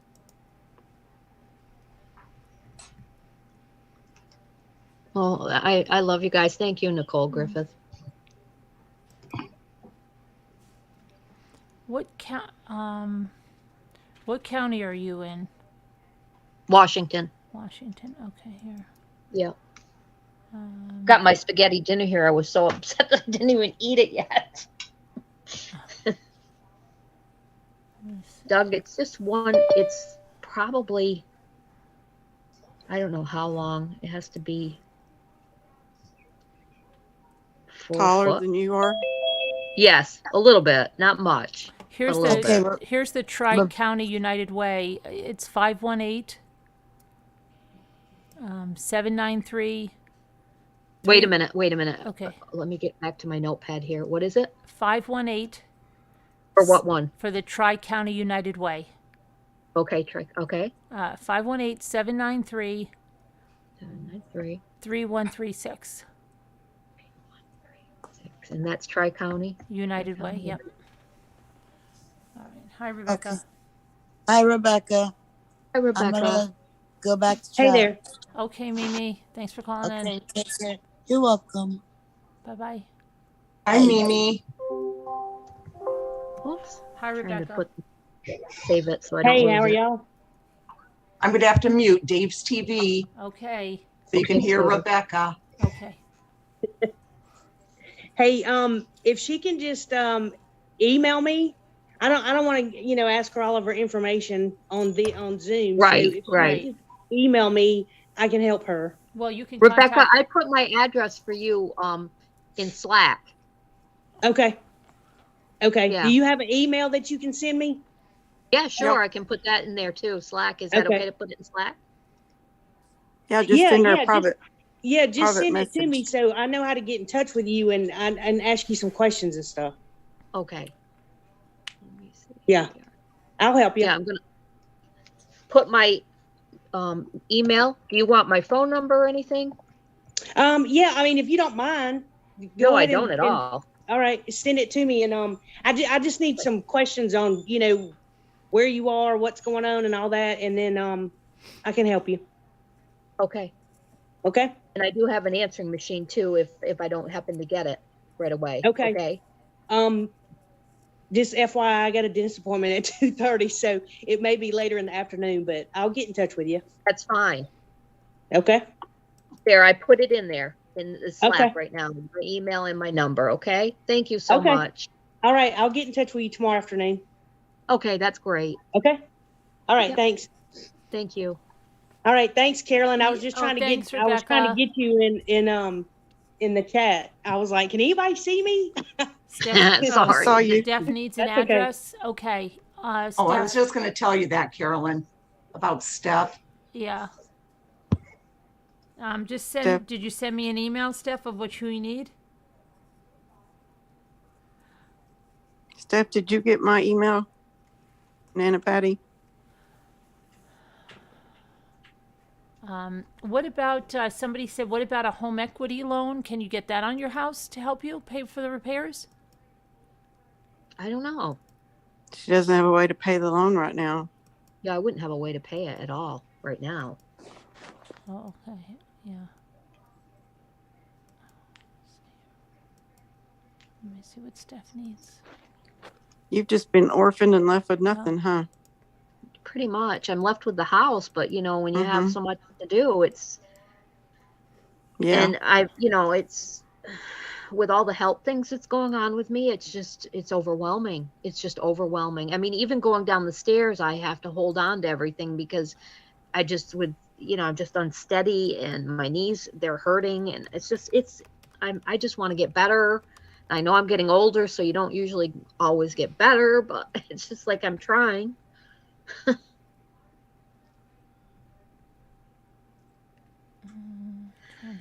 Oh, Steph, I'll send you that address you need. The one for Lisa? Yeah. Okay, I was just going to say, because this is me with the great spreadsheets. Yeah. I've got to look Carolyn. in 19,000 places, and I send stuff to her love often, you, but Miss it's always, Griffith. I never put it down in the big spreadsheet. I got it. All right, okay. Is that the I only love thing you she all needs? so much. Let me I don't see. want to get emotional, but I just love everybody. Oh, we You're love you okay, too. Lisa? Are you okay, Lisa? I'm okay. It's just, at first I'm numb, and then all of a sudden it hits you, that you have just another thing, and Oh yeah, it's never ending. I don't like being alone, I guess. I don't do well with it. Right. I hate to say this, Lisa, but have you thought about selling that place to get something smaller? Oh gosh, no, I never would, Nana Patty. This is my great grandparents' home, and I love it dearly. It's my sanctuary. I know, but your circumstances. I know I couldn't do it though. I'd rather die first. I love this place too much. I have your address, Henny? Really? Oh, I do. Why? I do. I forgot. You have Henny's Yes, address? I do. Huh? Henny's address? I have Henny's. Yes, she sent it to me like a year ago. When Lexi love was you all. graduating.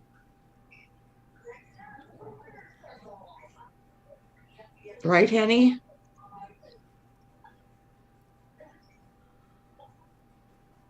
Okay, now who did someone just needs something here? Somebody just has. What was sold that could have been worth a lot of money? I didn't hear that either. Oh, no, it was I was a box of bracelets that they said it could be Bakelite. And I had asked Sherry Shirley, what would you pay for this box? And she said, I really don't know. Ask Steph. And now Steph just got back to me, but it's too late. So that's You already okay. sold it? They already sold it, yeah. Yes, Henny, you're I real. love you all so much. She said just one of them could be worth $100, and this box sold for $18. But she said it was Oh, really no. packed with them. I should have just done it, but I couldn't do it anyway because we lost electricity, so there was nothing I could do. Anyway, let me see. Let me get to the who was I just getting this address for? Oh my gosh, who just asked me for this? Oh, Leslie Romani. And where now may I find her? Leslie, I just saw something. Hold on a minute.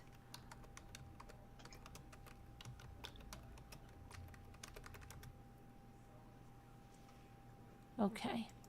I don't know how. Okay.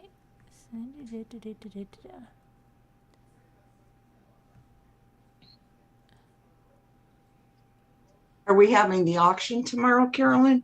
Yes. Do you know? Yes. Oh, are we? Wow. Cool. Oh, cool. Steph, are you going to be here? Okay, so you want the Steph has some Italian unique pie? stuff. She does. She really does. Yeah, between her and Dandy. Oh my gosh. Oh yes, Andy. You have Leslie. such Oh, good where's ones, Leslie? Is too. Leslie Romani here? I had the wrong person. Oh my Uh-oh, what gosh. did you I'm do? losing my mind, Leslie. You got me the Italian horn, and I said Lisa Nia. Uh-oh. Oh gosh, I'm losing my mind. It was Leslie Romani that got me the Italian horn. Lisa Nia got me the cuckoo clock. I'm so sorry for messing that up. Really, really sorry, guys. So sorry, Leslie. I will. I'm correcting that right now. Leslie Romani got me the Italian horn. So sorry for the confusion. Lisa Nia got me the cuckoo Yes, clock. I am getting my stuff, I Danielle. am so sorry. Yes, it's Steph sells stuff by the seashore. That is the address you need.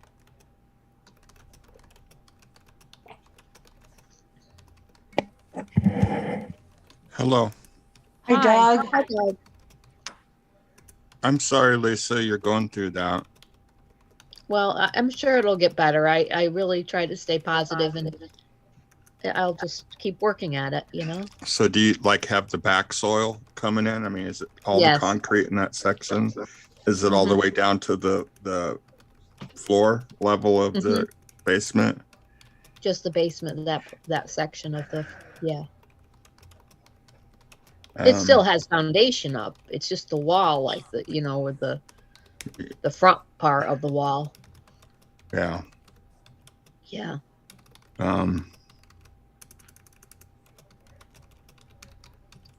Yeah. I mean, it was, I know in this area, I know that where I live, there's people that will, would volunteer time Mm-hmm. to do that. And I'm sure you can find that in your state as well. Under think those so. kinds, those kind of circumstances, it's just a matter of Finding the right people. finding the right connections. Right. Yeah. Lisa, if I lived closer, I would come and help you. Oh, Deborah, you're so sweet. Thank you. I really, truly would. I think another person to help would really, I know. Yeah. kind of lighten the It burden. would lighten the load. Yeah. And then when you get emotional, then you have somebody there, to give you a hug and get you I through know. the Yeah, next step. I miss my mom's hug so much. Oh, I told her know, last honey. night I missed her hugs. Oh, Lisa. And I had a dream of my stepdad, and I told him to give me a hug, and he did, and it was, I don't know, it's hard. I miss my family. I know you do. They gave me strength, but you guys do too. So. Well, that's good, but it's kind of, it's a help, but it's just not the same. It isn't. No, I know. It's not the same, but at least it helps. It does help. Yeah. I know when then going through stuff and the items and certain things bring back so many memories, and it's like that, isn't it? Certain things in your life that it's hard. No matter how much time goes by, every time you think of them or something will strike a memory, all those feelings and emotions just come flooding back as if it was yesterday. Yes, it does. Carolyn. Sometimes they're worse than others, Yes. Yeah. Carolyn, excuse me just a second. Kevin wants to know, what time is the auction tomorrow? Do you have an idea yet? Well, 3 o'clock. Listen, what is this? Sour Milk and Cookies said, Carolyn, check your email, then put this picture in there and said this is an old picture of a lightning storm in the Catskills. Is this a joke, Sour Milk and Cookies? Does anybody see that in this picture? I don't know if they're joking. Thank you, everyone. I love you all so much. White picture that looks, it doesn't even look like a picture. It looks like it was black and stuff is peeled away. I don't see any. Oh, sorry. Is this a joke? I see it. What is that? I don't know. This is Sour Milk and Cookies said, Carolyn, check your email. It's like Jesus or something. You see Jesus there? Oh, Looks I like do. one of those ink blots that you have I to know, look that's at what I was when- just gonna say. I don't Huh. know what that is. I see look at that. I see like the Scream character here. Like here's the mouth. You see this mouth, eyes here, and then it's almost like a horn over here, and then it's got some like nodule things hanging out of the neck. And then there's a hand, there's fingers right here touching that thing. This is a hand touching it. That's But Don't yet see weird. Jesus Jesus. looks like a woman too. And then I see, because I see a cat. Oh. That's what. Really? I see a eyebrows. Oh, I rabbit. see the I see cat. I see eyebrows the over cat. here, and a little jack-o'-lantern nose And I over see a here, person. and an eye, and then a mouth, and a little bit of hair here. I do not see at all a thunderstorm in the Catskills. Or Jesus. I don't know what Me. we're looking at, but I can see this hand clear. See the fingers going in here and the thumb? Yeah, I do see a man now. No, where is the, I think sour milk and cookies, are you joking? No, she says keep looking at it and you'll see it. And Steph, I sent you that address. So will you let me know if you Sour got it? milk and cookies, I cannot see it. Thank you, guys. I see like just like a really old, folded, cracked black thing that's missing the You black. can't on see it. faces or anything in it, like Oh, a I cat can or see a the face. faces, but she's saying that it's a thunderstorm in the Catskills, a lightning storm. Really? I don't see What? the lightning. I don't see that as a picture. She says this is a picture. I mean, I don't see it as a photograph. No. Sorry, sour milk and cookies. Yeah, I see it. I see Jesus, but yet it looks like a lady. And I am sort of seeing a cat. I see Yeah, a the cat is rabbit. all the white, and I see a heart above the cat. Toward Look its, at up the above its cat's back. ears are too big for a cat. Of course, yeah, they are. It looks like And a the- rabbit. And, the hand, and their legs. I Sour didn't milk and say it cookies was a says very the good picture cat, was but taken during a lightning storm. Look away and then look again. Okay, I still don't see. You know that picture when you look at Jesus and you got to concentrate? There's a picture of Jesus and you've got to concentrate on like 3 points and you got to stare at it for a certain amount of time. And Yeah. then you're supposed to close your eyes and look at like a cabinet or something and you see Jesus on there. Right. Have you Yeah. ever done Yes. that? Yeah. Yeah. Yeah. That's I cra- love those kind of things. That's I love crazy the when things that where you're trying happens, to yeah. figure out what you see. But I don't know. I really don't see this. I'm sorry. Oh, I do see it. I do see a scary face up on I top. see that, but I Oh don't no, see it is Jesus. I do see Jesus now. The black is his beard and stuff. Yeah, on his hair. I'm Oh, sorry. that's I'm not awesome. getting it. Oh wow. Oh, I see it too. Yeah. What do you see, Jesus? yeah, Yes. Where's Jesus? behind the He's- cat. Where's He's Yeah, right all up above the cat? cat. And all Watch that it. Watch black my you see cursor. above Tell the me where cat, the that's cat like is. the Where hair is and the this the beard. cat over here? He's at the top. The cat's at the top. His eyes are at the top. Jesus' eyes are at the Oh, top. Jesus' eyes Right. are at the top. Where? Or the right. the- Right where on the the right. fold is, right where you see that Right where fold, that it's fold? on his nose. Yeah. Yeah. See the Goes right black across his right nose. there, Carolyn, all that black, it's like his hair and his eyes are right in there by the, yeah, right there. Well, we're behind on the chat. So, See, that's There's the the first thing I eyes. saw. yeah. I don't see Jesus. Yeah. I had to stare at it for a minute. Just Yeah. And then I His looked jaw, away. it I looks looked like away. his lower jaw, though, doesn't it? Look like it's, And- or his mouth is And then I black, but looked back. Behind, I don't see the cat. his Henny. chin. His chin, I see too. Like, it's the white part. Look at it for a minute and then look away and look back.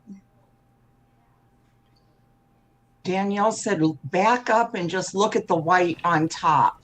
Look away from it. Don't stare right now. I'm Look looking- away. I'm looking away. Okay, now look back.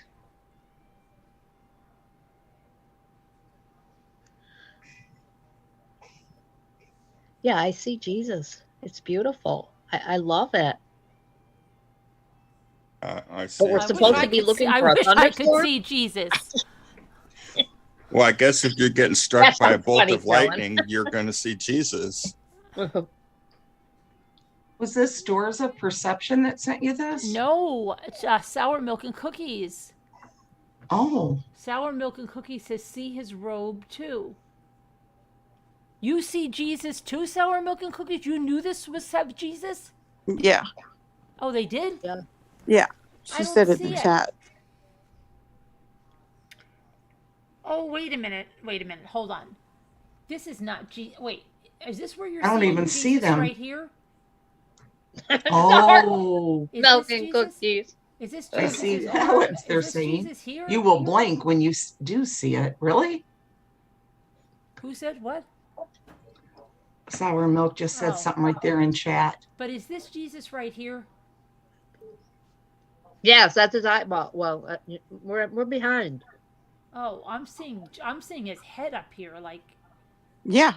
No, Yeah. like looking straight ahead, looking straight at you. no, but it's The white oh, part is his face. Oh, wait. Mhm. Okay. And you can so, see the Oh, eyebrows and I'm seeing a eyes. silhouette, so that can't be Jesus. Let me see. Straight on. The white parts are The his eyes. crease in the photo goes right Yes. down his nose, Right and there. his eyes are on is each Jesus side of and the a lamb. crease. Yeah, it could be that instead of the cat, it could be a lamb. What's the matter, baby girl? Yeah, a lamb. And It the does black look is like like his lamb. eyes and his hair and his beard and mustache. Wait, Yeah. I look. Oh, now I see, wow. look at this. Oh, my Do you see goodness. this little figure here with the heart on his chest right here? In Hi, black? Mart. The heart is his cheek. No, Yeah, I see this the heart one. is The his heart is cheek. his cheek, No, right? not And this one. Eye is right on But top I of see. it. But do you see this black silhouette of somebody with a heart on his chest right there? So wait a second. His eye is his cheek. This is his cheek. This is his cheek. That heart is That's- his part This of his heart cheek. right here is his cheek. Yeah. The heart on the Yeah, right it's side. white. Is this what you're calling an eye, and this an eye? Mm-hmm. Mhm. Yeah. Yeah. And the other eye is on the other side of that crease. On the right side. I know. but Okay, Kevin, I'll have to take I'm some in not a little seeing bit. it as Jesus. I'm just gonna eat my spaghetti, but I'll do that. Is this really a Okay. picture of yours? After you finish staring at it, look away and look back. Jimmy? Could you come here, please? Oh dear, we're gonna get him involved. Uh oh. I take it. And he was being so good. Danielle. I see Oh. this hand. Nobody sees this thumb and this hand Hi, coming Jay up. Quinn. Jimmy will see it.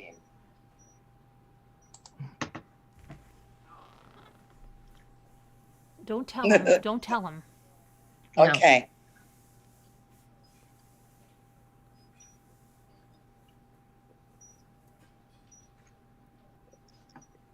Thank you, Kevin. Like for a minute, I almost saw it, but then I don't see it. You guys are cracking me up. Like I don't understand how that heart could be his cheek if it's right under his eye.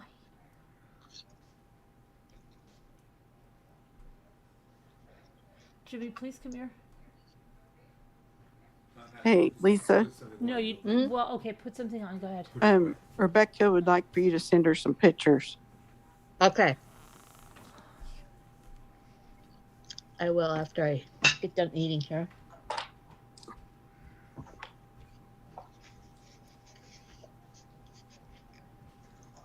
You see a heart too, Josie? Yeah, his cheek looks like a heart to me. Mm-hmm. And right at the top where the heart goes in, you know how it goes, the two sides, and then there's the middle. That's where his eye is up above. Hello, Jay Quinn.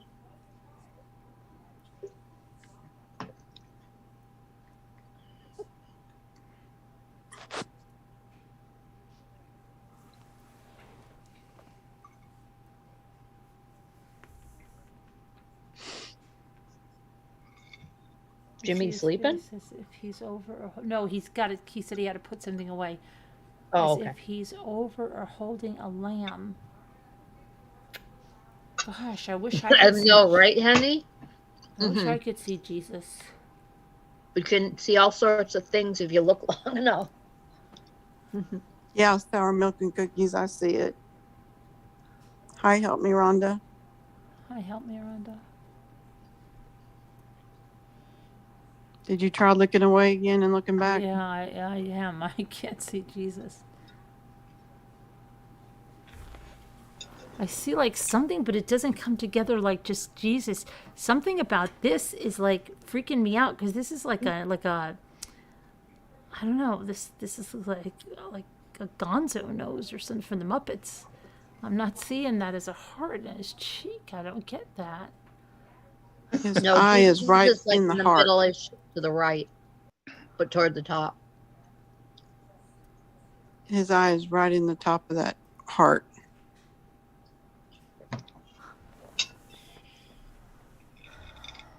Yeah. It's like that. Is it called a Rorsch?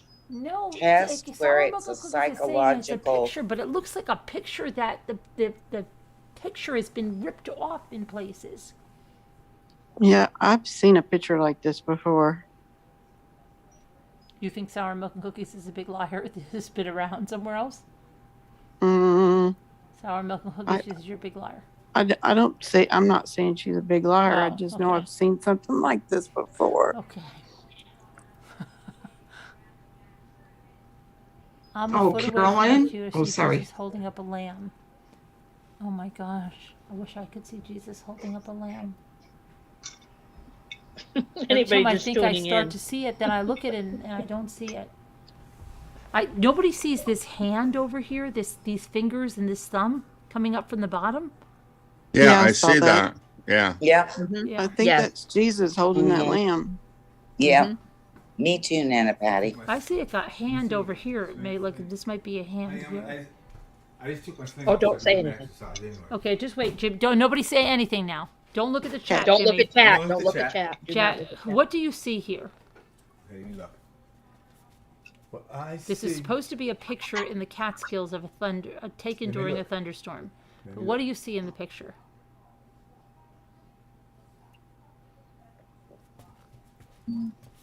Don't look at the chat, Jimmy. No peeking, I Jimmy. don't know. That spoiled the fun for myself. You have to look at the picture for a minute and then look away and look back at it. Yeah. Oh, I see a person right there. Like maybe this could be Jesus. Hallelujah, Jimmy. You seen it? No, wait, now show me where Jesus Did I get is. it right? Okay, well, look away. Yeah. I guessed that Jimmy would see Jesus. I I don't- did. Look, here's his eyes. There's Here's eye. his nose. Where's his Here's nose? Show me where right the there, nose that's is. his nose right there. This? No, that thing like right here. Oh, right here. It's triangle. That Look, crease see in the two paper. eyes, Jesus. and then his nose, right here, and then his because it comes out. Then his mouth like right in here. But what This is his this? Chin. That's his cheek. His right cheek. There's the eye. That's his. That's Why his is that his left cheek? cheek. Yeah, like a left cheek. This thing. Okay, I know it's cheek, but what's this? It is His, amazing. Sour. underneath his mouth, like Sour. his chin. I don't see it. Look away. You- This is long hair and stuff. I don't see Keep that. looking. Look closer, maybe. Or slide over this way and look. Where did you get this sour milk? She said that they had it. Somebody Photoshop that puppy up, and I don't see there it is right there too. Eyes, eyebrow, eyes. The nose goes down like right here. I should get a laser I can point and show you exactly. And Yeah, and the nose is like if the light's hitting it from one side, so one Yeah. side of the nose is shaded, shadow, and the other one is white, but you can see that kind of the outline of the nose. I don't see that. Yeah, any of you ever not seen one of those magic picture things, that you look at and turn Oh, it really? 3D? Oh, You yeah. saw one? Mhm. Has anybody not ever tried it? Oh, yeah. Yeah, So some of you haven't tried it? I have. You have. How long did it take you to get the Yes. first one? I usually see those pretty quick. A couple of minutes How about when you sometimes. first started? Yeah, not too long. How about when you first started, Mr. Quick? The person who did it quick is that Doug? Yeah. Yeah, Doug. So how long did it take you to do the first When I one? first seen them, and that was like what, back in the 80s or something like that, when they first start come out. It took me a little bit. It took me. But once I learned how to hold, I almost kind of let my eyes kind of go out of, I don't know, it's weird. I let them kind of Yeah, like go you're supposed to, cross-eyed out of focus. And Uh-huh. as soon as I Right. do that, bam, I see it. I can do it now, but I can pull it in pretty easy now. But Yeah. first time I was I was going to graduate school in Binghamton, and this one guy, he's really down to earth guy, nothing like a geeky, mathematician. He's very personable, but very smart.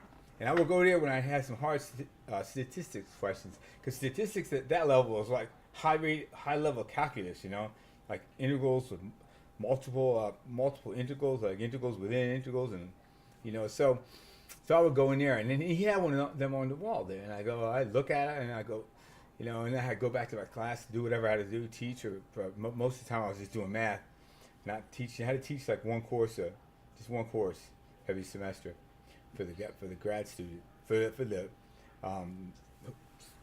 the math chair would give us one to do if we were going to graduate school there. So to get some experience teaching, but so one time I finally asked him, I go, "Can you see what that thing is in there?" He goes, "Yeah." I go, "How do you do it?"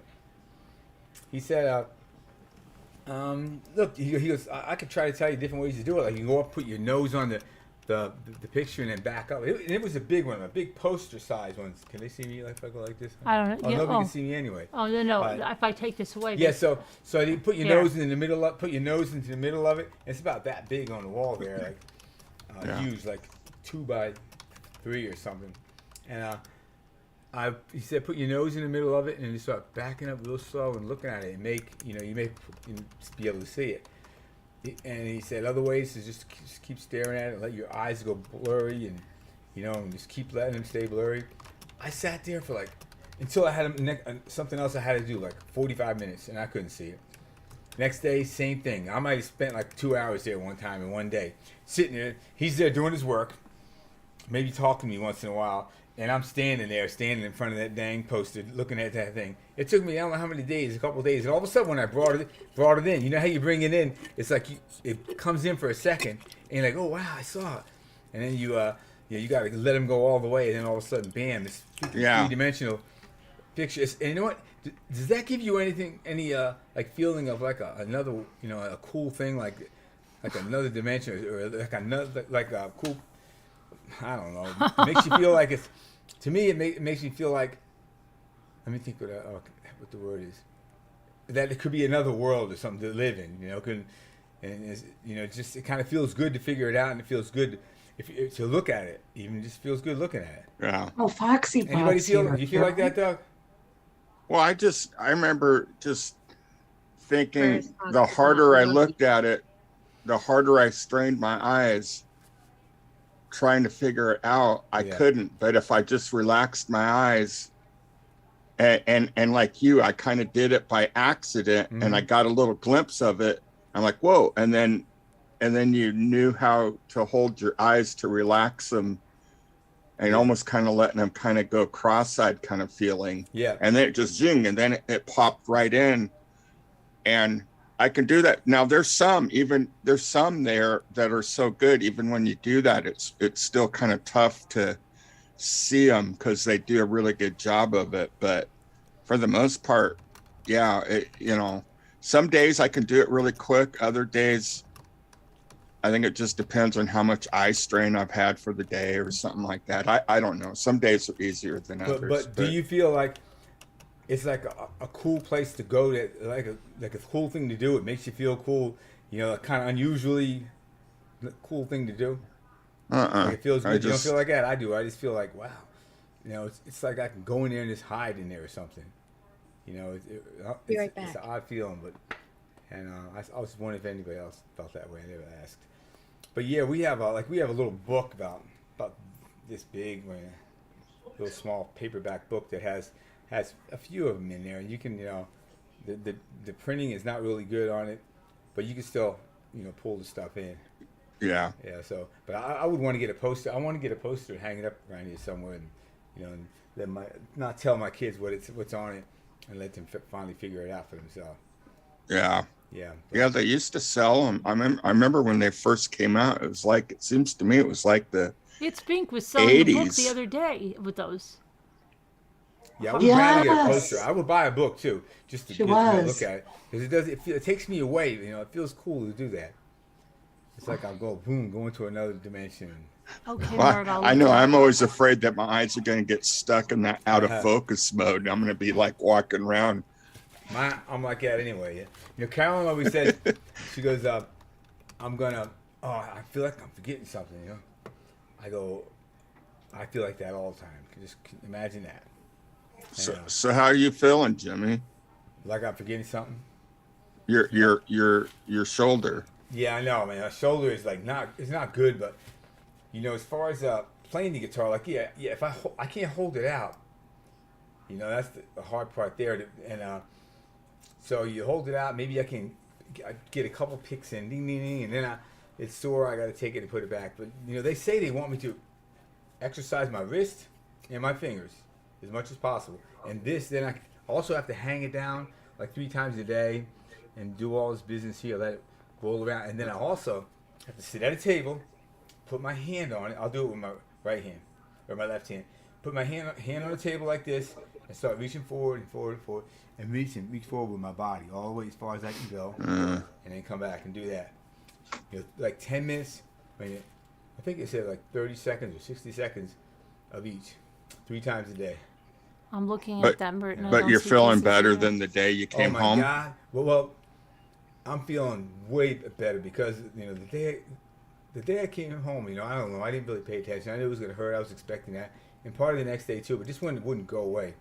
That's when, and it was like, and it crazy kind of hurt. That's when I said, what the freak is this, you know? And they called and asked me about it, you know, and then, you know, they were telling me, take an extra pain pill and all, but, you know, it'll probably go away. And I'm thinking, like, I don't know, but I hope so.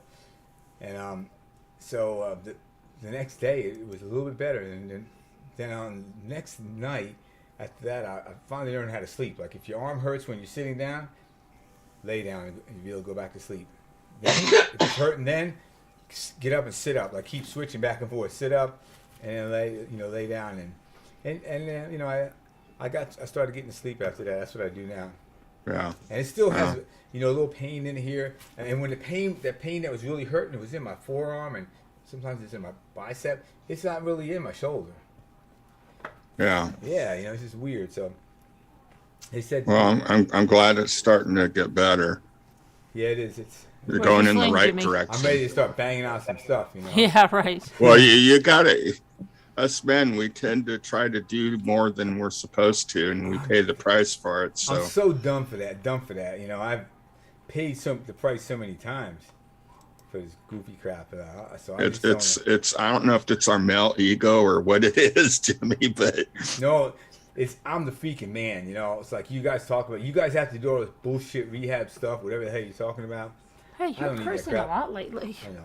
We don't curse on this channel. I know. I've noticed that since his surgery, he never used to do. No, but I used to not curse. No, but you didn't used to just do what you did. I noticed since your surgery. What did they use a donor bone? Is that correct? Well, the person, but that person may have cussed, right? Yeah. That's what I was gonna say. Maybe that guy was. I started cursing. No. You know, like when I was. Yeah, I did. I feel like I did. No. I did. That's the kids. When I know I had surgery and I had internal bleeding, and they gave me a bunch of blood transfusions, and I had like all these mad cravings for food. I never, you know. So who knows whose blood I got? You know. No, I didn't get any of that. So I have a craving for watermelon and Chinese food and some Mexican food. You know. Maybe I banged my head, honey. No, something happened. Maybe I'm just pissed. You don't do that. I think I'm pissed. That's what it is. Jimmy, you're sounding better though today. Yeah, thanks. You think it's just that I was pissed? That's why I cursed a little bit more now? I don't Could know. be. No. I'm pissed. Yeah, I'm pissed. No, you're not cursed. No. I'm you know, I'm not cursed. I'm Cursing. cursing. No, but why do I curse more now? It's because I think it's because I'm pissed. Okay. You're not gonna ask me why? Why? At everything. Okay. Family show, Jimmy. I know. Sorry about even saying we're using the P word, pissed. No, that's not the one I'm talking about. I'm urinated. No. Jimmy, come on, stop. See you guys later. Well, maybe it's this. Maybe I should be here. What? Like, What are you doing? one flew over the cuckoo's nest. Cuckoo. Okay, cuckoo. See you guys later. Oh, Danny, did you get my message? Because I have to send you Sandy's money. Did you get my message about your PayPal address? Jennifer Rochelle, love you all. Member, thank you. Thank you for being a member for 10 months, Jennifer. We love you too. Thank you, Jennifer. Jimmy's turtle is ticked. His tortoise is ticked. Who's? Yeah, tortoise. Your tortoise is ticked. My tortoise is fine. Okay. Oh, check your, Carolyn, when you aren't busy, Dandy will you needs an check your address for message? Leslie R. Okay, yeah. Messenger. Leslie, I'm just gonna forward an email to you. Can't believe I drank all that. What did you drink? That kefir. So the kefir. So why? Kefir. Huh? Why can't you believe you drank it all? I don't know. What the heck? Yeah, clean up. Drink a little bit at a time. Okay, it's okay, Jimmy. It's just kefir. I think it was guzzled down. Oh, Shogun, you're sweet. It was too good, right? Hi, Dandy. All right, Dandy, I'm sending you this. I'm just gonna send you her address. I mean, her email, because I don't have her address. And Lady Elaine and Tammy, I don't know why you guys are missing each other because I forwarded emails. How could you open this? Yeah. Hi, hang Tracy on. B and Baby Beth. What is this now? Hold on a minute. What is this? Honey butter. Honey butter. So, I can't see it, can I? Just raw Yeah, honey so- butter. well, it's basically whipped. It usually, I don't know what else they put. That one, it's whipped. Put it closer. Whipped, and it has the shell. The honeycomb is whipped. They threw the whole honeycomb in there, and they whipped it up. Here, did you open it? Yeah, I did. Okay. Okay. And I'll show you what happens when you spoon Careful. Be careful. it up. I know. Don't get that on I me. just take Please one don't drip spoon, that so honey that's on it. me. So you gotta watch. Here we go. Take it. All over the keyboard. I know. It's like thick, you know. It's like cream or something. So that's all I'm gonna eat. But I'm gonna get this wrapped around it and go to town. Okay. All right. Yum, yum. I don't want to double dip for Carol. Don't double dip. Yes. Mm-hmm. Okay. The look on your face, Carolyn. Yeah, was because I'm priceless. telling you, he's so clumsy, Doug. Lately, it's ridiculous how clumsy he is. And now, I don't know what he just did. He just put something behind my chair so that I can't even I move. just keep dropping things. That's all. Yeah. Something. Keep dropping things and tripping over everything. That's all. Nothing else. I don't get it, guys. How could the same photograph be there? I don't even see Jesus in the snow either. I'm sorry. You're still obsessing over Yeah, that because one. why can't I see Jesus? I don't see snow. I don't know where they're No, getting they said snow. look up Jesus in the snow. It's the same photo. Well, now I'm that's like it see, says in but the now Bible. It seems like a scammy thing because if it's all Yeah. over, see now I hate when people do scammy stuff because then it takes away from the real thing. Okay. Anyway. Okay. It's like know. what I it know. says in the Bible.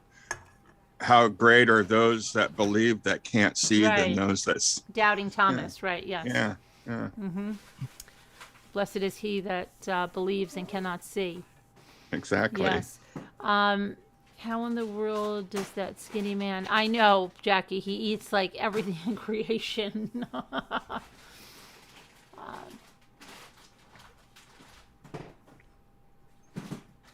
You know, he was Oh, we telling me, love he goes, Foxy Bot. he goes, I'm taking 2 tapioca puddings or 2 rice puddings and 2 mandarin orange cups at a time into the family room to eat that. Oh my gosh. Yeah, so Foxy Bot, I've been asking for you forever. We're so glad you came in and told us. We're all going to pray for you.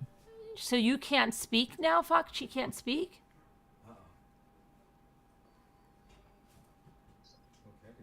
Wow. Yeah, I hope she had a biopsy. You know, Foxy Bot, she normally speaks like a machine, like people think it's a recording. She now has a tumor on her vocal cord and just had to have a biopsy and doesn't have the results. Hope everything's okay. Pray. Yeah. You gotta say some prayers.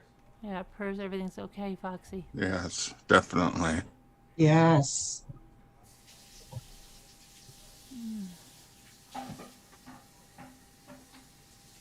You never received an email. Didn't you didn't get the email that I sent to you today, Tammy? because I just forwarded you another email from Lady Elaine.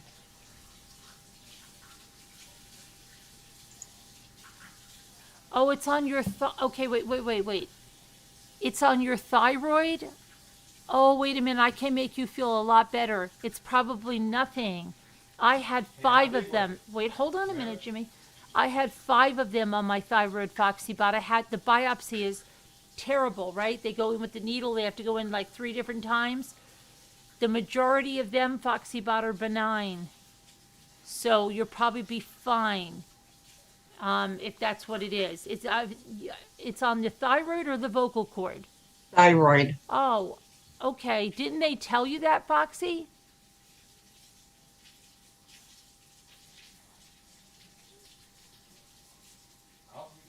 That's why her voice has your already voice been that can way. be like that, Shogun, for the hypothyroidism and stuff. That can be like that. That's one of the symptoms of hypothyroidism is that your voice can get very deep or raspy like that. What is it that makes your eyes bulge out? And she does have that kind of hoarseness, you know. Yeah, she does. Your eyes stick out? That's hyperthyroidism. Crazy. Well, I know you're going to be okay, Foxy Bot. I have a good feeling, hon. How I do you really know? do. She says it's been there for years. Wait a second. Yeah, So why yeah. why did they just do it now then? I'm confused. Maybe something's going on with it now. Maybe it got too large. Like they know. Do it down. But we're going to pray like crazy for you.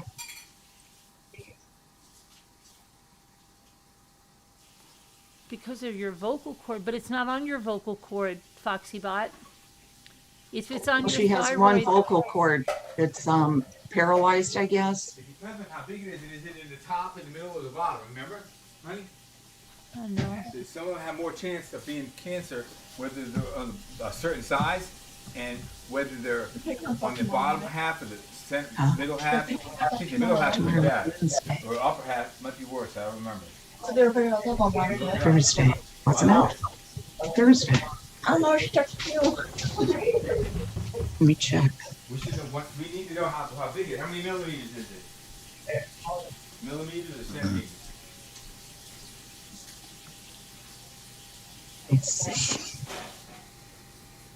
He says, I have no thyroid issues. No, it's on the same side as my Yeah, but it's paralyzed on- vocal cord. It's on her thyroid, huh? I don't know. My doctor said he's worried because it's on the same side. What is Jimmy making? I don't know what Jimmy. making A mess. Oh, yeah. Just leave her alone, please. I'm making homemade. I'm sure FoxyBot, you can't miss FoxyBot. Did she talk about a beach party? I'm not sure if she's told a lot of stories on here, but when she's on, she talks like a machine. People think, oh my gosh, what did you just do? It's so sticky on you. I already rinsed it out, though. We'll see. Oh gosh. Honey, you should have told me not to be over here doing this stuff. Oh my gosh, Jimmy, you spilled That's it all what I'm over my making. decoupage. There's only one piece there. Oh, You can always make another. Oh, Kevin said hi. Hello. What is he doing? What is he Gave you showing you? rose. What are you making? He gave you a rose. Oh, thank you, Kevin. Look at this. Everything Come is on, wet. that's not me. You don't even worry about Hi, that. Almond W. That's like that's the end of the world. Oh my Stop Hi, it, baby. Jimmy. My little plate thing is sticky. Yeah, okay, Watch Jimmy. the sticky thing off. Maybe I can do it with one arm. Let me rinse that off, honey. Might have sticky on it. Look at you to my decoupage that I was doing. It's already started. Stick that puppy on it real quick. You know, it'll probably stick better. Yeah. Maybe you'll invent something. We'll be famous and rich. Mm-hmm. Decoupage line. Sorry, folks. Sorry, honey. As he walks off with an oversized spoon. And it's on the same size as the vocal cord. I've had this issue for years, but no one will listen to me about. Well, you know what? The good thing is, though, Foxy, if you've had it for years, I think Yep. that it's going to be that it's not going to be cancerous if you have. Okay, Jimmy. Hi, Jackie Burns. I don't know, Jimmy. Do you know how big it is and what do you want? Part What, of the thyroid. See, in the thyroid, the probability that the cyst is cancer. malignant is that the probability is different whether it's on the bottom, the middle, or the top of the thyroid. And it goes on right and left too. I think they even split it up that, and they say like the left middle, left center, or, it may just be.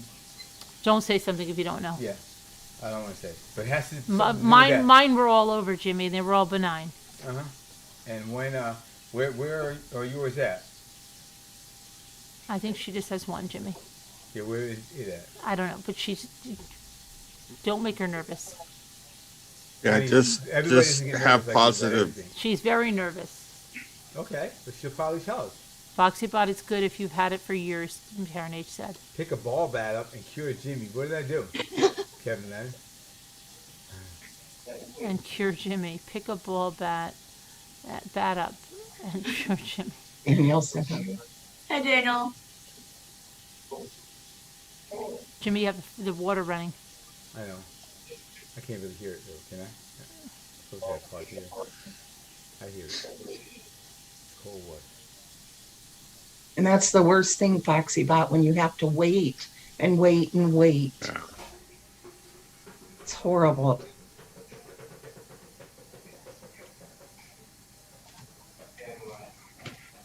Right, Carolyn? Mm-hmm. What are you mad at me for? I'm What not did I do? mad. Stop. When you get a chance, check What? my messenger. Okay, all right. Everybody's got all demands on me.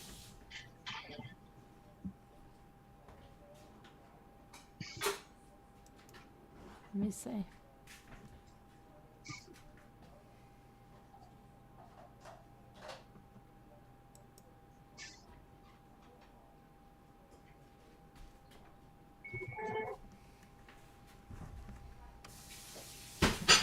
Oh, he's gonna break something. Oh my gosh. What are you breaking? No, I knocked over one of it. Oh my gosh. But I did not, it had the lid on it. I tried to grab it. Too close, I guess. You knocked it in the sink? No. It just fell over right there in front of the coffee maker. I gave it fine. Okay, Jimmy. Situation normal. All right, Jimmy. The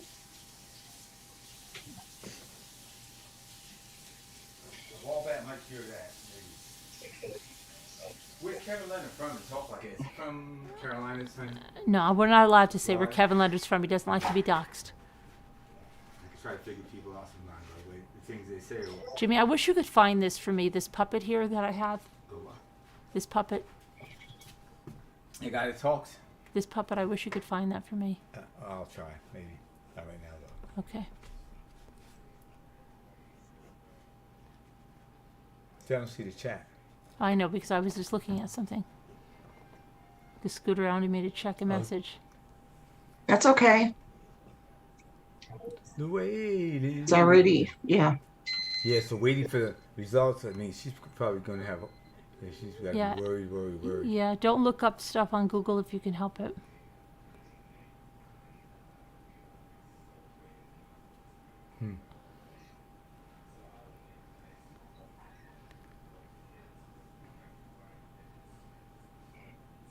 Yeah, thyroid cancer is the most, my aunt always told me that. She said if you had to get one, thyroid cancer is one of the most curable, yeah.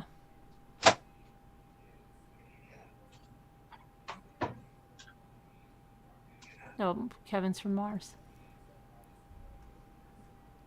You're from Venus? No, Kevin's from Mars. No, you're from Venus. Does anybody collect elephants? Why, it's Bink. Oh, it's Bink. I don't know what I had to tell you. I can't even remember. Why? What do you have? Do you know that Sally sells seashells down by the seashore? Said that box of bangles, she would have paid $100 for that. She said that was probably worth a small fortune, and it sold for $18. Wow. Which ones? I told you. The box of bangles that I showed her that could have had Bakelite in it. Oh my goodness, really? But we Hi, couldn't Detective have done anything Turtlegon. anyway because we had the stupid power outage. Hey, you guys see this ice cream scoop? Oh my gosh, Jimmy's like totally didn't even register. I did. Okay. About the, What did I say about the Bengals? yeah. Okay. Didn't they already know now? You want, No, I was trying to tell you. I know. I wish the heck. I know. I said, honey, bid more on that. I was just trying to tell you though, and I thought you'd be like, "Wow, that's crazy." No, I mean, I kind of figured it, but we didn't get it, so I don't want to go too wow. Okay, all I right. don't want to be too wow about it. All right, just show. I'll be wow if we got it. Okay, show what you want to show. This is like solid. It's supposed to be solid aluminum, right? And see the way the angle. Let me see the angle of the scoop. It's not aluminum. That's stainless steel, isn't it? No, it's not. They said it's aluminum. The other thing, we have the spoon and the. No, the I two think spoons. you're. I think Honey, you're. let me. I'll get it out and I'll show you. Okay. You look it up yourself. So it's supposed to be aluminum, and it's like what do you call it? Forged in one piece and carved in there. But now look, the angle on it. Let's see. You see it? See, that goes that way. So if I take it with my right hand, like I've always done, I scoop. Let me hold it out here. I scoop out with that side right there. And so I never thought anything of it. We had it for years. And then this time, I was using my left hand. And when you use your left hand, it's like, let me see. It's like you scoop. It seems like this is a left-hand ice cream scoop. Because you have to scoop away from yourself. Yeah, because then you could get a big scoop that way, like if you scoop with your left hand. Wait, let me see. How do you do it? I keep holding it to that, honey. So it's flush. It's like flat, perfectly flat along top of the ice cream. But when you're right-handed, you only get that part of it. What the heck is this crap? Like that. Oh, okay. You only get it that way. All right, we got the idea. You know? I don't know if you get the idea. Yeah, we do. Do you care? Not really. Okay. I gotta go. But remember the other ice cream scoop I have that's like from the restaurant? It has like the real old one? No, not that real old. Oh, I got an antique ice cream scoop from an ice cream guy. Like it's in an antique. It's from the probably 40s. Get back and pass me. And it even says 30 to a quart on the side. Scooter doesn't even care. Yes, I do. And I'm looking at chat and I'm listening. But Jimmy, remember the other ice cream scoop I have that has the antifreeze stuff in the handle? Oh yeah, I remember that. Yeah, we still have that somewhere. It's in the other room. That's something that won't freeze. Yes, that's the one I wanted to use. That's the one that's like at the restaurant. And I got it from the restaurant, and I don't know why. And then they sent this one. I don't know. I like this one. It's good. I think that one started coming apart or something. No, it didn't. Reading Stephanie, she said it was possibly, Carolyn, not probably, possibly. But she still said she would have paid $100 for it. Hey, why didn't you have your sale tonight, Steph? I saw you canceled. She canceled her sale? Yeah. Who did? Steph. She didn't want?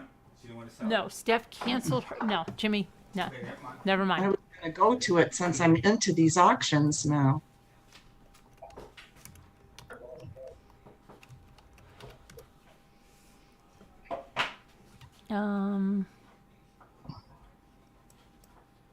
Right, Kevin. That's right. What? He said at least we're learning stuff from the auctions. I know.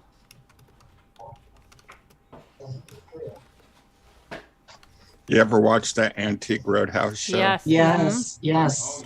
Yeah, you learn some cool stuff from that one.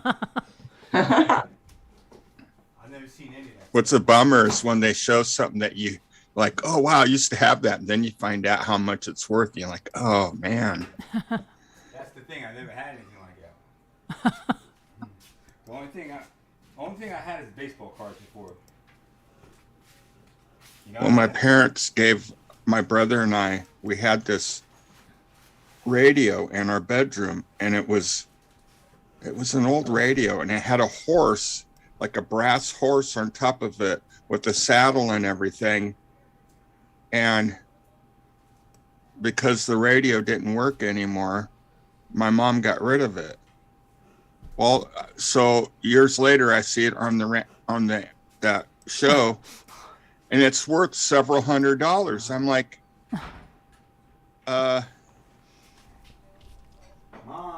And that radio didn't work either. It didn't matter if the radio worked. It matters what it was. You know, I don't think they really cared if it worked or not. But yeah, Right.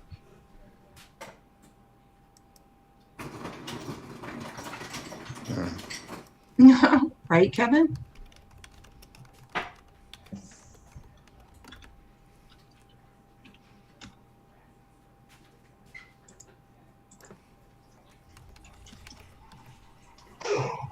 Okay, now. Oh gosh, here's Dave again. Dave, what's he watching? You can hear guns coming out of the slings and swords coming out. What's he watching? Sabers. I don't know. I hear horses. What does she hear, honey? Dave is watching a bunch of stuff. What's the sound? He's turned it down like 3 times. I don't know. I don't know. He just watches his TV so loud, Jimmy. I don't know how Lexi hasn't lost her hearing. I'm going to mute. Bluetooth thing. You can get one. No, it doesn't have Bluetooth. It's not No, going but you can get a Bluetooth thing and whatever you plug into it, the sound will come to wherever you want it to. No, Jimmy, you're not understanding what she's saying. You're not understanding. Okay. Okay. See, Maybe now you he's can get a getting. TV.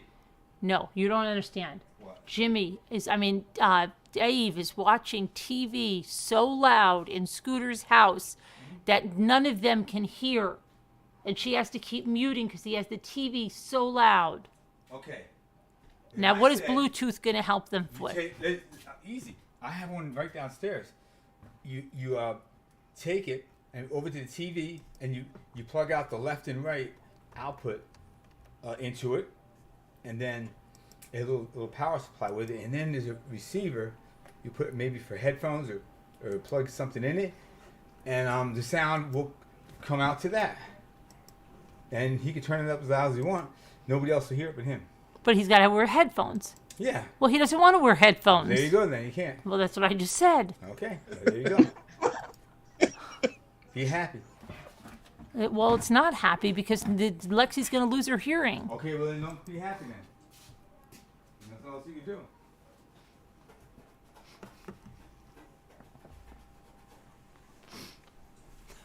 do. Oh man.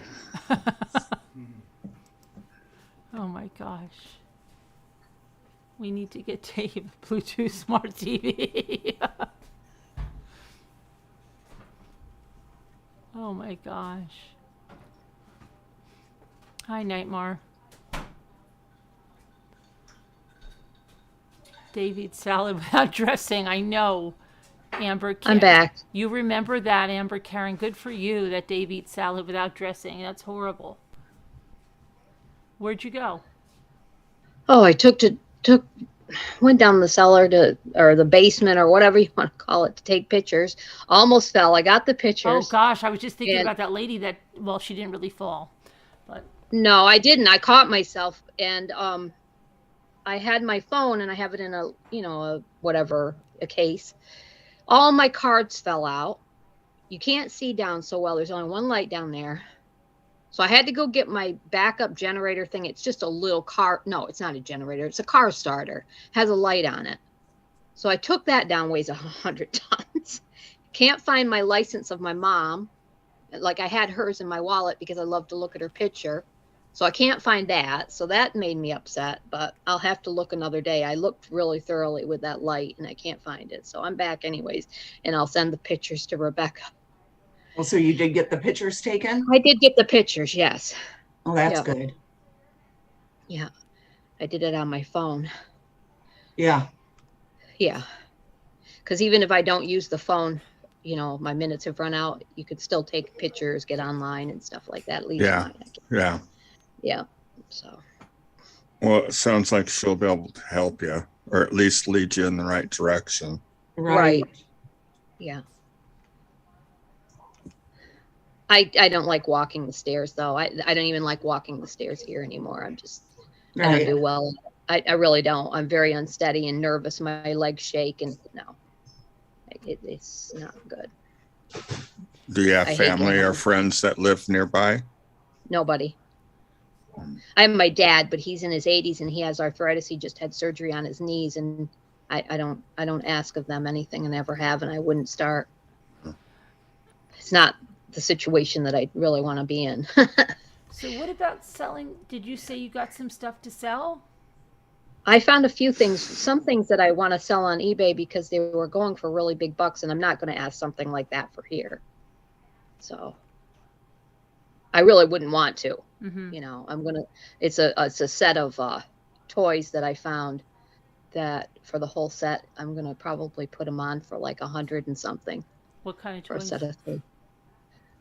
Newer toys that I just bought at a Walmart clearance a couple years ago. So Thanks, sour milk and cookies. It's all good. Knock on wood. Thank you, though. I'm so sorry, Foxybot. I hope all goes well. Mm-hmm. We've missed you so much.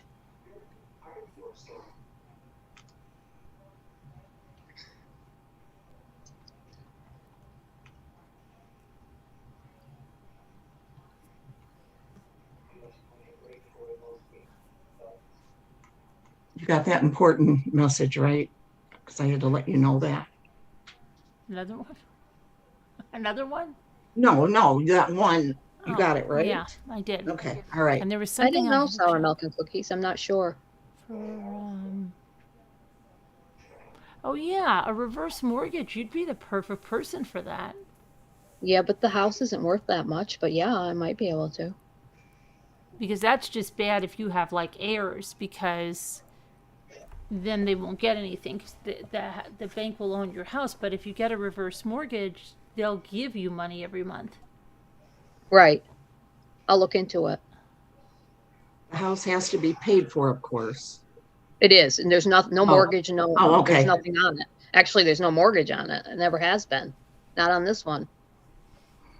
But the lake, yeah. Really? I can't remember what percentage. Like, I think my mom took one in California some years back, and there was a certain percentage of the value of the home that they would do the reverse mortgage for. So Yeah. I just can't remember what. This one isn't worth more than 100,000, so I know that much. I think because of the repairs I have to have done and stuff, so I don't know. Yeah, Plus the mine's area, the houses only sell for like 75 to 100 to 1,000, or not 1,000, 100,000. You know, they're not really. Maybe if you've got a really big house, and this is big, but it's not valued as much. Yeah, I've got an older house too. There's always stuff to do. Oh yeah. I had to have new roof. I had to We have have the a new whole roof, house thank God. Yeah, that Whole is expensive. Yeah. replumbed. The Oh whole wow, yeah. that is But a it lot. I know. It's I think living at the beach too and older. Mhm. Right. Oh, It's very harsh on everything. So Yeah, the weather. Yeah. yeah, Getting stuff. but it's Oh, you know, Tammy, I mean, yes, I'm definitely looking into homeowners insurance. We tried, when Mom was here, but we have repairs to do. So we got a grant from the housing place that was going to help us do things. But then when they came, they needed to get another grant from the state. And so we were waiting on that, and then Mom passed. So I'm not 60. Mom was like 79. And she could get it because of her age. I can't. I don't think I can get something like that, but I'm going to look into it. What are you dropping, Jimmy?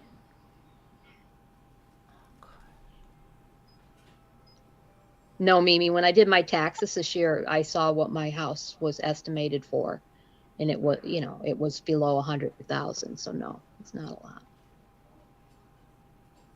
Jimmy, what are you dropping? I hear you tinkering around with breakable stuff.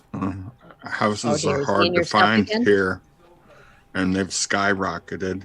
A house that typically sold for 100,000 is now 300 to 500,000 here. Yeah, I've heard that. And it's totally crazy. Yeah. yeah, you can't get any rental or house where I live either. I don't know. There's builders. It seems like they're building all the time, but they're so busy. I don't know. it's like that here too, it seems. So my house probably isn't worth much, but the value in it is the location, so Right.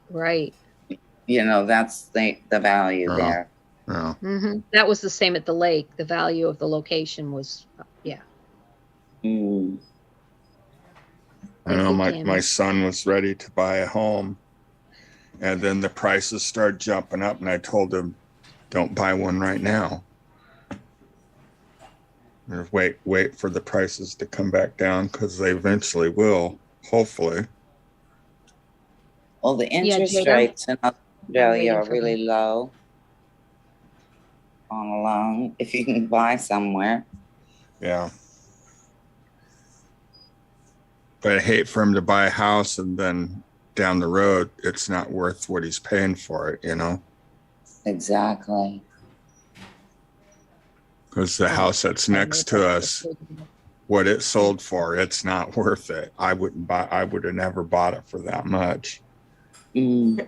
Carolyn, where'd you go?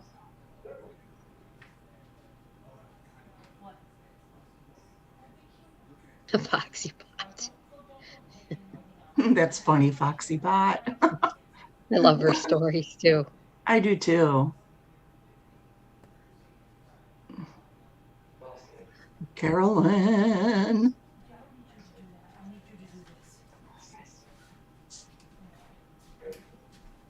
I hear her talking to Jimmy. She's probably seeing if he broke anything. Yeah, he's in the dining room. Hi, He Renee. wants to go into the Good. china closet to get stuff. Oh, no. And, he doesn't need to do just that. look.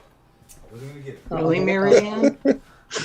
Oh my god. Damage control. Oh my gosh, he had a chair. You don't even know. She's like a little kid. I have to go and get rescue. I'm telling you, he's really. Oh my goodness.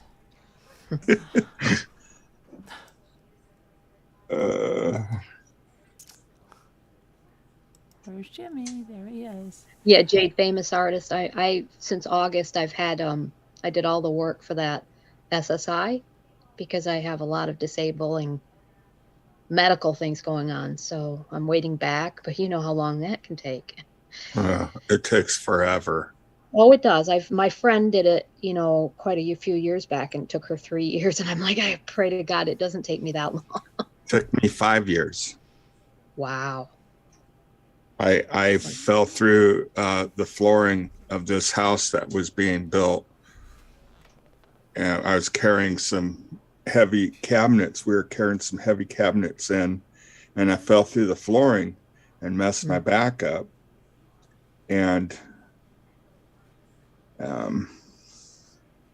wasn't able to work anymore. And I mean, it's a long story. The company I work for, they basically lied, and I didn't get any workman's comp out of it. I didn't get anything out of it. Yeah. Wow. And on the whole time I'm at home in pain and thinking, taking my painkillers and muscle relaxers, and my mind's not on the logistics of it. And, No. So they pulled a fast one. And anyways, doctors were like, yeah, no, you can't go back to work. And Yeah, mine are saying the same thing. I even asked my sleep doctor about it, and he said, why would you want to do that when all that you're going to have to do is quit because of the way you are? Yeah. And so eventually, I applied for Social Security for SSDI for, based off my money earnings. Mm-hmm. And no attorneys would take it because they said, well, we don't take back injuries. They're too hard to prove. And I'm like, well, what do I do? And finally one says, well, there's one lady, she'll take the harder cases. And so I called her and she took me on. And by the time we made it to court, and I'm sitting in front of the judge, and she had the paperwork. I mean, my files were like as thick as the yellow pages. I mean, it was. Yeah, I imagine. Yeah. And all she bothered to look at was the first few pages where the doctor, when I first went in to the doctor, And they told me, well, in 2 weeks you can go back. Because they didn't know, they're thinking, it's a soft tissue injury, do this, do that. In 2 weeks, you'll be able to go back to work, which I tried that and it didn't work. And so she said, so I got denied. And I'm just like, oh, man. And Yeah, I see. my what you mean. attorney said, don't Okay. worry about it. She goes, this is where I shine. And it took a couple of years to get back into court and do it all over again. And the second time I got it, and I got it was 5 years. I mean, 5 years, I'm living like, my son and I are living like, Oh, I'm doing that now, Doug. I'm yeah, looking I mean, going on the internet and looking at, window shopping was was fun for us. I mean, we couldn't afford to do anything. And, No. and, we'd look at, well, when we get, when we finally get it settled, what we're going to do and stuff. And finally, when it happened, we got all that back pay, and, we bought the truck with it. And I remember driving home in the truck, Lisa, and my son and I are just looking at each other, and I go, do you believe it? And he goes, no, I can't believe it. I go, doesn't it seem so weird? All those days that we'd sit in front of the computer dreaming of what we could do, and now we're doing it, Yeah. But it took forever. And I just wanted to get my house in order is really what I really would Yeah. use it for, Yeah. Yeah. And food and Yeah. heat. Yeah. Yeah, that kind of stuff. Electricity, yeah. Yeah. Well, they only give you on all your back pay. Now it might be different, but when I got mine, they only gave me like 3 months to spend all that money. I had to get it down to a certain amount of time or they'd start penalizing me.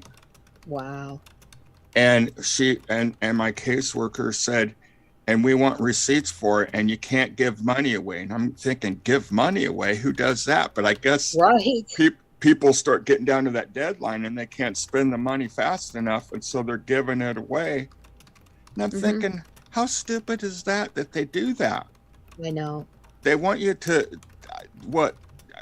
You would think that they would want you to use that money to sustain yourself rather That's than right. just going and blowing it all. Mm-hmm. And the thing is we had all those receipts, and I'm waiting for them to check me, and they never did. And Why? I'm thinking, I don't know. I don't know why they never checked me, but I'm thinking, I could, because they told me, I couldn't like buy a house or anything because that would be charged with I'd be charged for it. It would be money. However they explained it to me. Right. How many years ago was that, Doug? Wait 1 second, Doug. Sorry. 2000. I'm I sorry will, to Jade. interrupt. I will. I'll call them tomorrow. I know the company and everything that was going to work on it. Lisa, Yes? I had just had to interrupt because Jade said this a bunch of times. Jade, famous artist. She says, I suggest pursuing the grant your mom was going for since your SSI application is in the process. And she said she's retired from doing that as a living, like for people okay. with disability and stuff. Yeah, I cut and pasted her message there about what she suggested. That's great. And I'll look into it because I can Oh, call so you them. already saw I that. called them and they said that we were still on the list, but I have to explain to them that my mom has passed. So it was for her, benefit as well as mine, but she was the one who would have to have the name and sign it and everything. But I'll look into that. How many years has it been, Doug? I was like 2008 when this all happened. I mean, when I finally got my back. I got injured November of 2003 is when I got injured. I think things have changed because when I got mine, I didn't have to spend all my money. It figures. Mm-hmm. Yeah, I still have the box with all the receipts because Oh yeah, I would too. But I think to myself, I'd gone 3 years without things though, so it did get spent pretty quick. because I had to get it down below $2,000 or something like that. And, Wow. you know, and you figure 5 years, I had a decent amount of money. Mm-hmm. I mean, that was a good down payment on a house. Doug, can I ask you a question? Yeah. Now, when you first apply and say you were denied, and you go back, probably, I have a lawyer if I have to use him. I'm using an advocate right now for senior citizens, you know, for older people. And what happens? Does you don't get probably back pay? No, you Because still, it's not- it'll still be do it. determined. Lisa, It'll in be New York determined State, yeah, on, you're gonna need on an your attorney. on your final one, and the judge will determine how far your back pay will go. Well, your Okay. back Sometimes pay- it goes your back all the pay- way. Sometimes they may not give it all to you, but it depends on the judge at that time. Okay. But your what- back pay. Hold on a second, because I went through all this too. Your back pay goes back to when you applied for the disability. Okay. All right. That was in August So- of last year. And what my attorney told me, she said that most people get denied the first time In New York State, yeah, that's what I'm telling you, Lisa. In New York State, you because Mm. they figure New that York State, what, Karen? if you are denied the You'll first go time, away. you'll you go get away. denied. Yeah. Oh, I'm not going away ever. She says the people that get it are the ones that don't give up. I'm not Yep. gonna not stop it because, because I can't. Yeah, well, I just can't do it. I can't The go to thing is work. that, I can't though, go. Lisa, it can take many, many years because it can take many years, and you have to get an attorney. Took the Yeah, me work- three. and they said I could get an attorney if it was denied, but if you think it's a good idea to call my advocate and say I would like one, they will let me have one without paying them. Right, Yeah, because they well- take they take a percentage of what you get. Percentage. Your back Right. pay starts when you're injured, but a judge can rule that you may not right, get so we- all of your back pay. Right, They right. can Yeah. rule that. You know can't what? get all of it. I'd be grateful for anything at this point. I Yeah. really would. Yeah, Most people get it all. So Lisa, it's okay. it What? took me 3 years, Hmm. and I had to get an attorney, and I had to go before a judge, Okay. and that's when I finally got it. did you Okay. get it your first time? Yeah. Oh, right on. But it still Okay. took 3 years to get before the judge. Yeah. Okay. I'll look into that probably tomorrow then and see what I have to do to And get if you want an attorney, I have one that works. The one I use works all over the United States. You're kidding. No, that's all they do is disability. Oh, wow. Yeah. And And they they won't can take- only take, I don't know if that's, I mean, at the time they could only take up to $5,000 of your Yeah. back Yeah. pay. Yeah. Yeah. Mhm. Really, like I said, if I didn't even get back pay, which would be nice, I'd be perfectly happy with just month to month or whatever they do. Yeah. Mhm. You know, when you're that desperate, You'll get back pay, yeah. and you'll won't- get your month to month. This attorney won't take your case unless they think they can win it. Yeah. Okay. That's Can the you give problem me that because they'd information only maybe get in Slack? Again, $5,000. Patty? Yes, I will. Okay. I can even send you my number and anything you need. No, I'll send you his Oh. phone number and Slack. Wonderful. And But yeah, Yeah. that's the problem because the attorneys really don't make a whole lot of money off of your cases. So they only want cases that they can win, that they don't Right. have to spend a lot of time. The Mhm. attorney that I had, she was kind of like an Aaron Brockovich type attorney. Her main thing was going after companies like Aaron Brockovich. And she'd kind of do on the side, she said it was her way to try to help people like in my situation that nobody was wanting to take my case on. So she didn't take everybody's case. She'd take the ones that were kind of hard.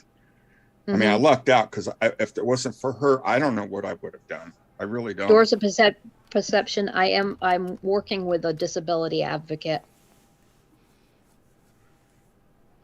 Hi, Larky. That's all they do. It's for seniors or older ones for like that want to be independent on their own. It's that type of place. They give everything. They, not beds. They don't do that anymore. I have my mom's, so that's good. It's the one that goes up and down and does all that. But they give you walkers and everything you can think of. Lisa, I don't know your Yes. history or anything, and don't answer this question. I'm Okay. just going to tell you, if you were ever married and you were married more than 2 Never. years. Okay. Never married. All right. Yeah, you said I don't have to answer, but I'm fine with answering that. I've never Okay. been married. I don't have children of my own. I raised one, but I do not have any blood relation like that. Okay. Yeah. I was going I to know tell it's you that- harder when you're married. No, I was going to tell you that you can get your spouse's their Social Security. Yeah. So it Right. can help you to get your help make your disability payment more money. Well, Right. No. and it's Bink. She's correct. You will not have to pay any money until your case is settled. And if they say no for some odd reason, Don't get them. you don't have to pay anything. I mean, Right. they only get money when you win. Yeah. Mm-hmm. Yeah, Lisa, and if you get someone like Nana Patty said that specializes in that, and That's all they do. You just get proactive there, then you won't Mhm. feel so alone, and Oh, I know, Deborah. you'll know where you stand, and I think you'll feel a lot better once you get someone like Nana Patty was talking I about, think so. you Thank know? Nana Yeah. Patty. Yes, Yeah, absolutely. for sure. I didn't know where to look. I mean, they would have helped me probably, but they said, I don't know why she said that she just works on this. This is what she does. She said it wasn't necessary to get a lawyer. You can appeal it, and then you could start the lawyer process or whatever. They always But I'm- tell you that. They always tell you Okay. Yeah. that. Yeah. Now, Nana Patty, can I give them like all my, like the lawyer or whoever you have, would you give them all your medical records? Because I have many doctors and No, what they'll do is they'll get you to sign releases and they'll get all your records. Oh, great. Okay. That's what they're doing right now. Social Security is, I did all Mhm. that. So yeah. No, yeah, you won't have to give them. All you'll have to do is sign papers. Oh, They'll that's mail them wonderful. to you. They mail them to you. You fill them out, sign them, and send them back. Okay. Or actually, they're already filled out for you. You just sign them Mm-hmm. and Do send you them have back. Snap and stuff, Lisa? I have Snap. I have Heap. I have Leap to take me places. I have EMS or something, emergency, like medical service, where the cabs will pick me up to go to my doctor's appointments. Yeah, it seems I'm with going all shopping that Thursday. help Leap's taking me. should open up avenues for you, Lisa, to get other things. Mm-hmm. And especially for like your home, what's going on. Absolutely. I'm going to look into everything tomorrow. I mean, I'll do it first thing at 8 o'clock. And whatever state you live in, because I know state to state, it's a little different on their Social Security stuff. But whoever you're getting help from and what Nana Patty's talking about, just go by what they're telling you and follow what they say. I'm very It's my prompt best with all advice. the I'm very prompt with everything they ask me. I had to send my work thing from 2006 until 2017 when I stopped working. I had to send them all like 4 or 5 different sheets from each year of my tax, but I have them all. I had every one of them. I saved receipts. I saved that kind of stuff for years. I'm never going to throw them away. Yeah. Yeah. And maybe you could get in touch with who Nana Patty's talking about if they. Yeah, definitely I will. They got my sister within 4 months. I will do it. I will do it. This attorney did. It took me 3 years, but she got it within 4 months. Yeah. Hi, Lisa. This is Lark. Hi, Lark. How are you? I'm doing okay. I don't think I've spoken to you before, but I also went through the whole SSDI process, but that's not actually why I called. But and I had an attorney. I went through it. I think I applied 2 or 3 times without an attorney and was denied. And then I got the attorney, went to court, and was approved immediately. I got a letter a week later. Oh, wow. Yeah, they told me it might take like up to 90 days to get a decision, and I got a letter a week later. And I've never had any problems since then. But that's, so if you had any, but I'm in a different state than you. So I know things probably might be different, but that's actually not why I called. I was just going to tell you there's a resource. It's called Love Inc.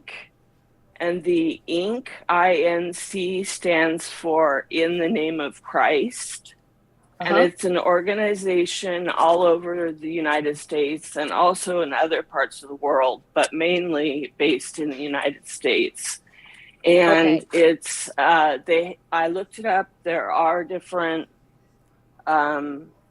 chapters of it in New York City, and you just have to contact the one that's closest to you. But they provide, what they do is they network with all the churches and businesses that are people of faith that want to be connected with them in that area, that want to provide services, anything from dental work to home repair to anything that you can think of. And you would just contact. Yeah, I put that down on the, And I'll put the link in Slack. Okay.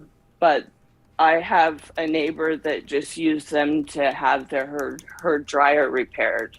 So. Oh, wow. See, I have a washer that won't do the spin cycle at the end. And I've had that for a couple of years now, but it does sometimes do it if I work at it, but that would be great to get that repaired. It's a beautiful washer. It's a huge one, it's a good size one. Yeah. Yeah. So I'll drop the link in the Slack. I mean, that's the least of my problems. I just bring them out. But, it would be nice. Right. Yeah. Thank you so much. I wrote that down. It was Love Inc., you said? Yeah, I'll put the link in Slack. That way, in case anybody else wants it either. Yeah. Oh, Lisa, I have Thanks, a suggestion as well to help you out. Have you ever considered getting a roommate? I have, yes, I have, but I don't know how I'd go about that. Is there, like, in your town, can you put up like a message like in the stores or something, like on a bulletin? I don't know. I'd have to interview them, and all that. I kind of dread it, but I would do it, I guess. Yeah. I mean, it's Just always check with your attorney. Just check with your attorney and make sure that's okay. Yeah, I know, right? I don't want to do that right now, really, but yeah. If they say it's okay, then go for it. Okay.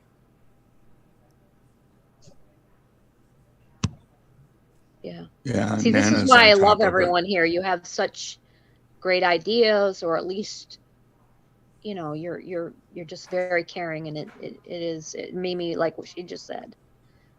Very loving. You just need to get the right people that know and on your case, and you'll be fine, Lisa. Yes, Kobe's moving in. I know, Deborah. It'll get figured out, I'm sure. And I will look into the lawyer tomorrow. I will definitely. If I get the information, I will definitely. I'm kind of excited for you to do that. I am so too. That you can, I am too. You can get the ball rolling and get some professional support. Yeah, instead of just waiting, I just keep waiting, and I call them to update them on new doctors that I've been seeing, and the eye doctor, because my eyes have been terrible and not being able to see that well, and it's and you don't have insurance for your eyes, correct? Yes, I do. Oh yeah. I'm going to specialists. Yeah, I've got to go to a specialist outside of Albany. And that's going to be fun, especially since I have agoraphobia. It's just, yeah. Do you have an attorney, Lisa? We have an attorney. My great grandmother had him, but he doesn't deal really a lot in that. I'd rather have the one Nana Patty does, because that's what they deal in, and it's good. Oh, I see. Okay, right. Yeah, definitely. Right. Yeah. Yeah, I must have missed that. Yeah. I just sent it to you, Lisa. Oh, good, Nana Patty. Thank you. Now, I do know, Lisa, because a friend of mine, he was going through a hard time, and his house, the roof needed to be, I mean, the roof was in bad shape, and I don't know how, I don't know how you do it, I'm sure you can find it, but like when you get, it's basically kind of like when you go to get grants for going to school, there's grants apparently for like emergencies for for houses, for repairs and stuff. Right.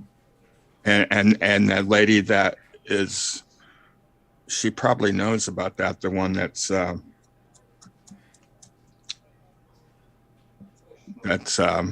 she said she was going to help you, so she probably has access to that kind of stuff too.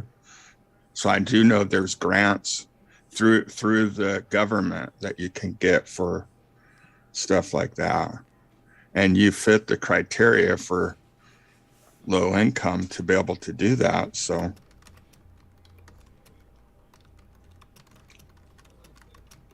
there's a way. We just got to find it, Lisa. That's the problem, and it's not really that big of a problem.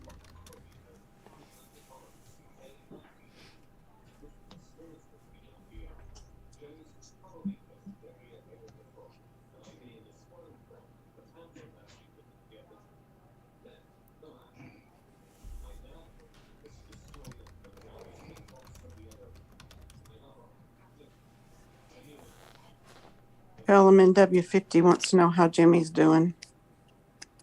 Well, he was on here before. I'm not going to call him out again because I think he's moving stuff again. I don't know. I hear him clicking around with stuff, but he's okay. Yeah. He's doing acrobatics and things in the kitchen. Wind a little bit and see it, but yeah, he's carrying around a lot of breakable stuff at times. He's being like a typical man under those situations. I'll say that. Being a pain and then you know what? Because that's what us guys do, right? Mm-hmm. Yep. Everyone's kind of afraid to say, that's right. Well, I know it. I'm not afraid to admit it.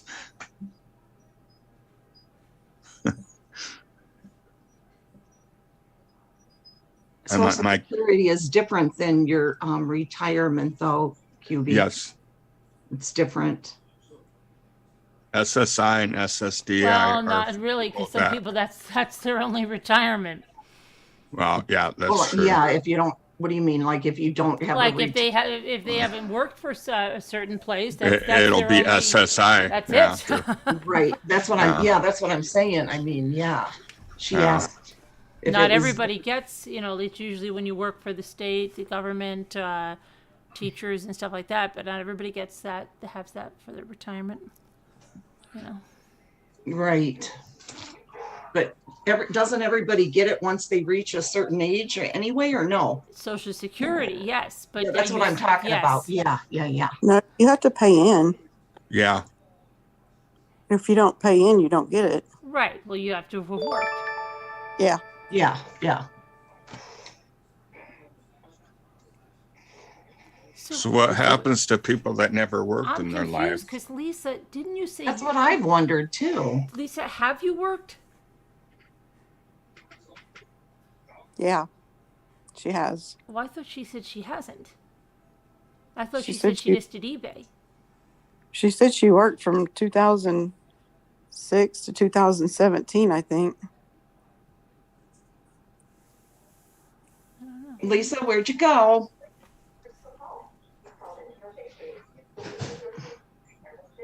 But it's bad because like a lot of hairdressers, they don't pay into it.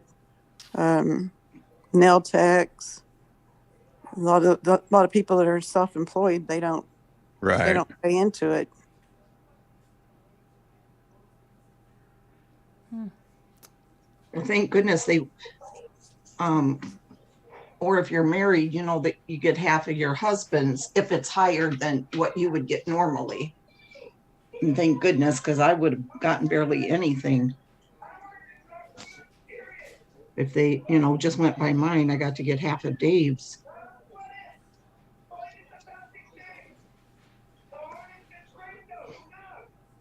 Now, how does that work when you get half of your husband's?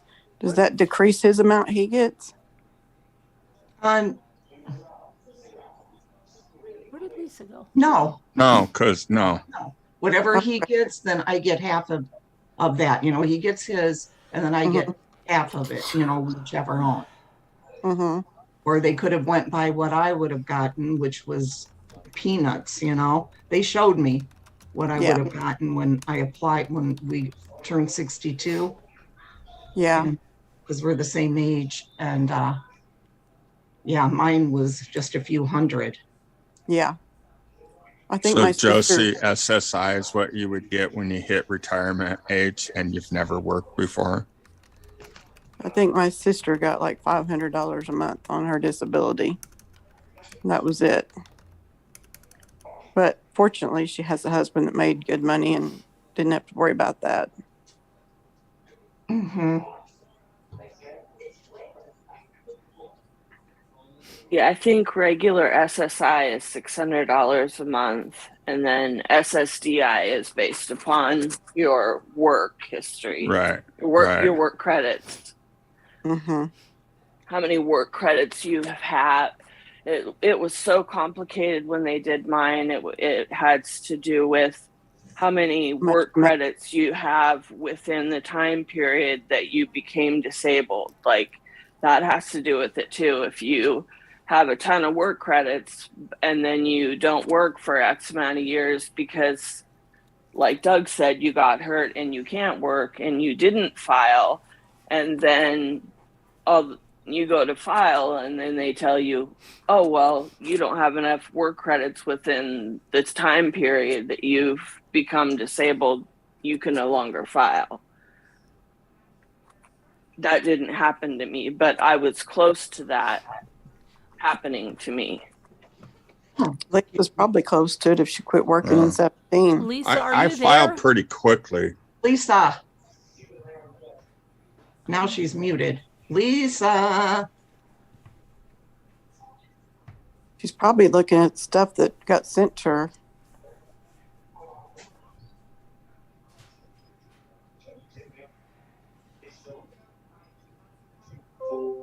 Uh-oh. What was that? She left. She's gone. Lisa's gone? Yeah. A better connection cut her off.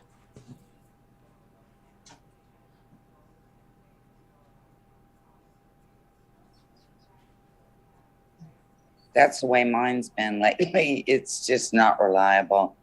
I keep having to contact the internet wait a minute. provider. Thank you, Taco. Let me see. Thank you. You have a nice group of folks here in the community. Thank you, Taco. Appreciate that. I don't know, Nicole. She fell off. Yeah, I'm sure she'll call back. She probably just lost her connection. Maybe she's sending pictures or getting pictures or.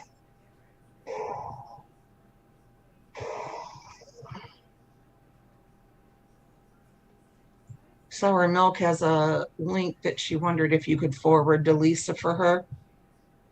Yeah, did you send it to me? Yeah.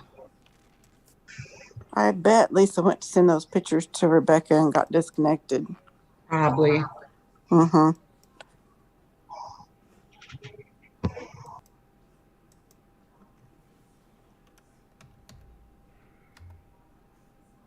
Did you say the auction was starting at 4 tomorrow? 3. Oh, 2 o'clock my time. I thought you said the oxygen. I'm like, what? What about the oxygen? Is the oxygen starting at 4 tomorrow? Yeah. You holding your breath, Nana? I lose my breath when I'm trying to talk sometimes. And I have something that's called Sjogren's, and it affects my voice. Can you hear how my voice sounds? Yeah. The longer I talk, the worse it can get. and it's autoimmune disease, and there's nothing they can do for it. I'm sorry. Yeah, No problem, sour milk. I'm used to it. The things we deal with getting old, huh? Yeah. I spent time with my grandkids this evening, so I talked a lot. So, so that's probably why my voice is trying to go. You must have had fun. I did. I took my grandson that Joe DiMaggio plate that I bought from Lisa D. Oh my gosh, he was so excited. He loved it. Loved it. Cool. And my granddaughter, she turned a year on the 28th of last month, or the 27th of last month, her first year. She was sitting in her high chair with all the party stuff around her. And she just the look on her face was like, what's going on? What is this? Why is everybody looking at me? Why are you acting weird? And then when the cake was put in front of her, she just looked at the cake, stuck her hands in it, and then just kind of moved her fingers like, wow, this feels cool, but I don't, but she never knew that she was supposed to eat it. And it was just funny because my daughter, she had it all over her, but my granddaughter, she just kind of like, what's going on here? It was funny. I just had to laugh. It was like Alice in Wonderland. Like she'd gone down the rabbit hole and was looking at all the weird stuff. One of our granddaughters did that. I took her hand, stuck it in the cake, and then stuck it up to her face to taste it. Yeah. So then she got into it after that. Well, her dad put some in her mouth and she ate it, but it's like, I don't know. It was weird. She enjoyed looking at the candle burning more than anything. She just sat there looking at that like, wow, that's... I remember my son's first birthday cake, and he was in his high chair, and I put it on the tray, and he just opened his mouth as wide as he could, and he didn't use his hands at all, and just took a head dive into that cake.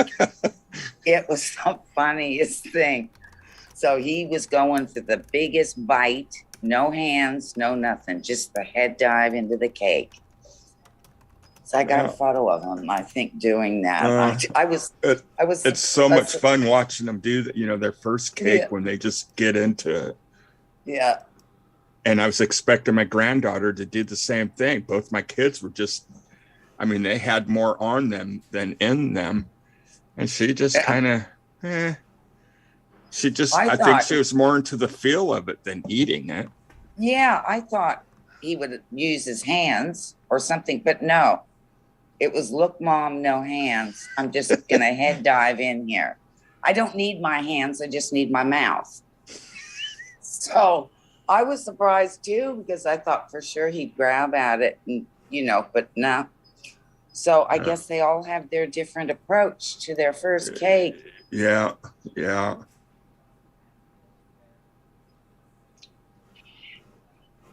Yeah, and then when they're done, they got hit the bath because yeah. They got cake in places you don't even want to think about. Yeah. They become one with the cake. Exactly. Okay, so got that. So yeah.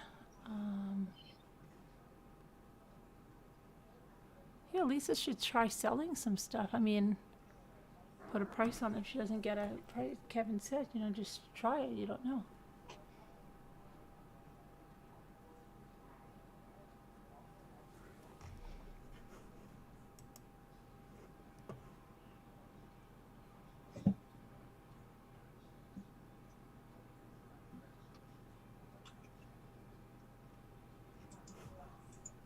Right? Oh yeah, because didn't she say she was getting stuff ready? Yeah, but then when I asked her, she said, well, she wants to do it on eBay or something. I don't know. It was too expensive. It was too expensive, and she didn't want to try to do it on here. But really, to sell stuff. Yeah, people pay a lot of money for stuff on here Yeah. if it's the right thing. Mm-hmm. Well, that she'd be selling stuff, so why would that be expensive? I don't understand. No. She said, no, that her stuff would be too expensive. Oh, I see. Wasn't she going to do it on eBay? Is what she said. Yeah, but she should try it here. Yeah. Worst that can happen is nobody bids on it. Mm-hmm.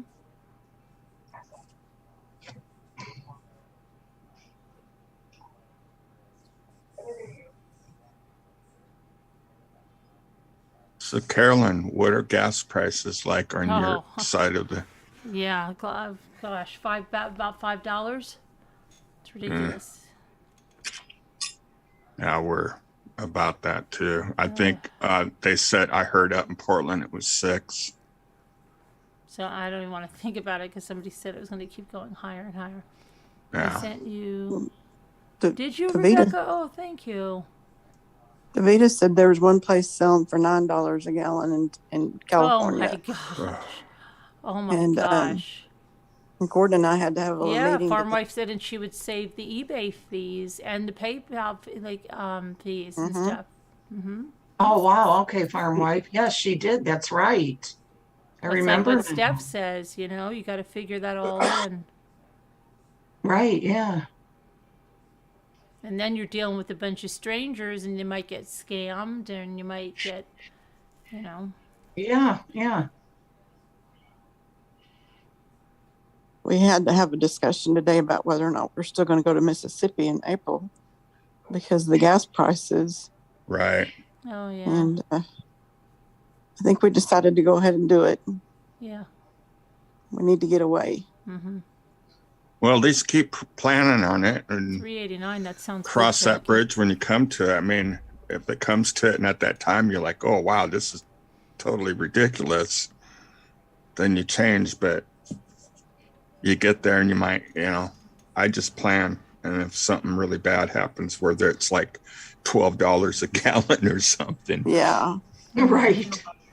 That's crazy. Oh my gosh. I'll take 1 gallon. I'm sorry, my internet went down. I said, yeah, remember when you used to go, give me $10 worth?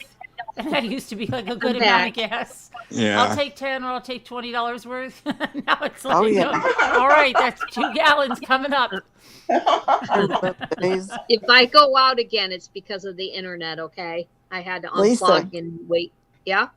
Lisa, we think that you should try to sell some stuff at the auction because sometimes people will pay the price if it's something that they want. And Lisa D opened up some auction stuff for $100.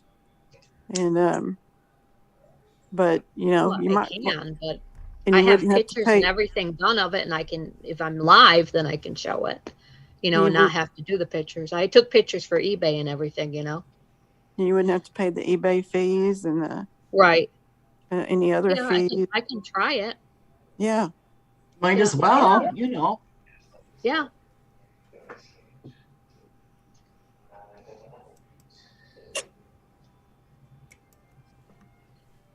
Your internet went out, Lisa? Yes, I was about to tell somebody in chat had said Lifeline. I have Lifeline, and I have the internet stimulus thing going on with the internet right now. My phone, I pay $3 and something a month, $3.94 maybe for Lifeline. Yeah, so I do have that. Yeah. Oh, Lisa, you said something about your job too, where you worked and stuff. Mm-hmm. Yeah. So you did have a job then, right? Yeah. Oh, yes. I sold online mostly, and Mom had an antique store that I put stuff in. She had one here in town, and also we did garage sales, flea markets, auctions, that kind of stuff. So they would count that as part of your.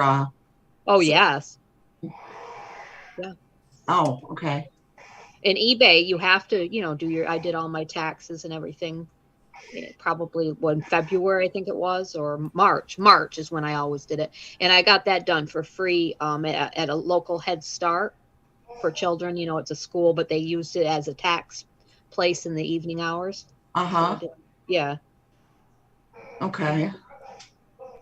Yep. Yeah.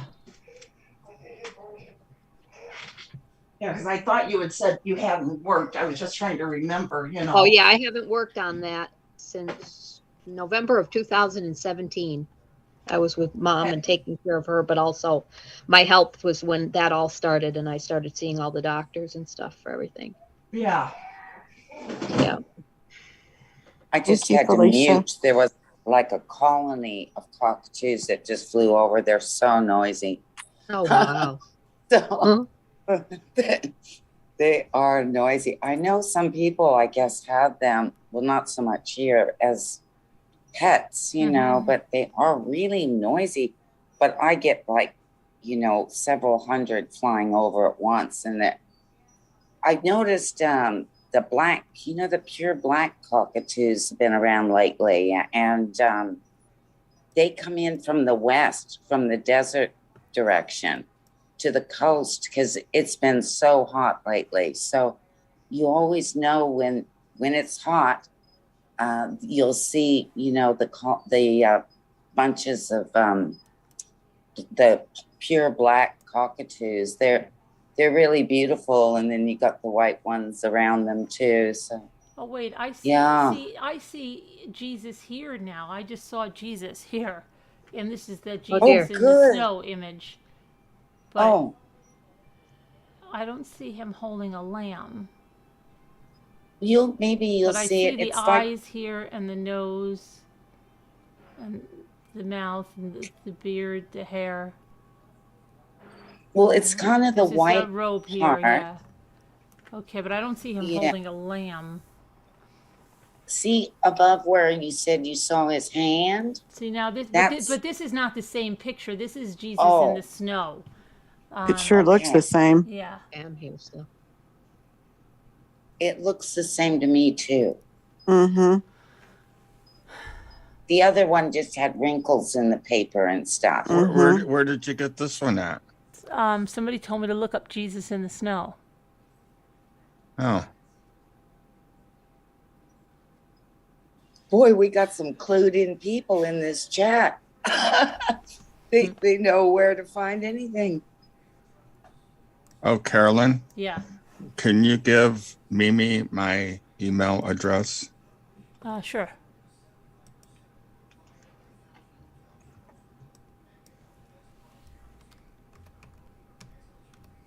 Yeah, this one looks better. You can see it better.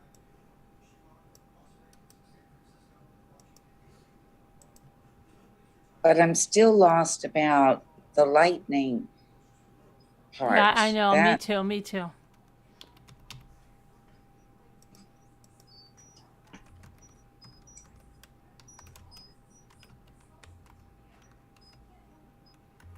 I hear the wind chimes. I love them. I can't believe you can hear them. Well, they are going, but they're kind of far away. I can't believe you can hear that. Yeah, I can hear them. Wow, my mic must pick up a lot louder, or whatever you call it, than Right. I thought. It's almost dark now, so those cockatoos were just getting settled in for the night, I guess, you know? Yeah. There's so many of them, they will destroy a gum tree in one season. I mean, the gum trees get huge here. And one street up from me, there was a colony, and they covered 2 of the most ginormous gum trees. And Where's this at?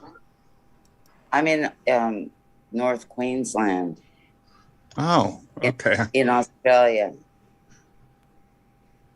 Yeah, we don't have anything like that here. Yeah. Anyway, Well, the original one? Yeah, I can show it to you. they stripped those trees. Hang on. Every once in a while, you'll see where somebody's pet got loose or something, and they'll be flying around. Yeah. And I guess they must be just native, I'm sure, here, I guess, you know? yeah.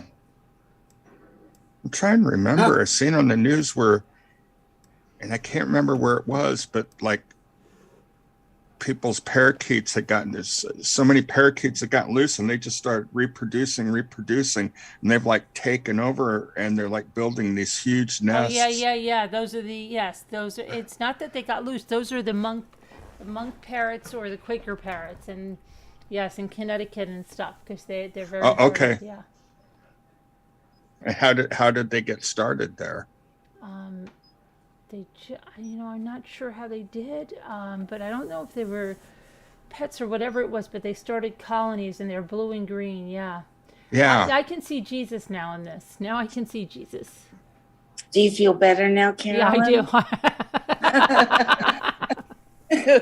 You were getting a little worried about your. Yeah, praise the Lord. Hallelujah. Yeah, I can see Jesus now. Yeah. I can see the look of relief on your face. Okay. Oh, I can see Jesus now. She saw Jesus. That's what they're going to say. Yeah. Yep. MRB saw Jesus last night on her live. That'll be the Can you tag. imagine that? Yeah. Maybe I shouldn't have said it quite like that. Oh my God. Yes, Taco. I see a cat eating out of a bag, that white bag. There. Yeah. It will be. I feel the anyway is coming.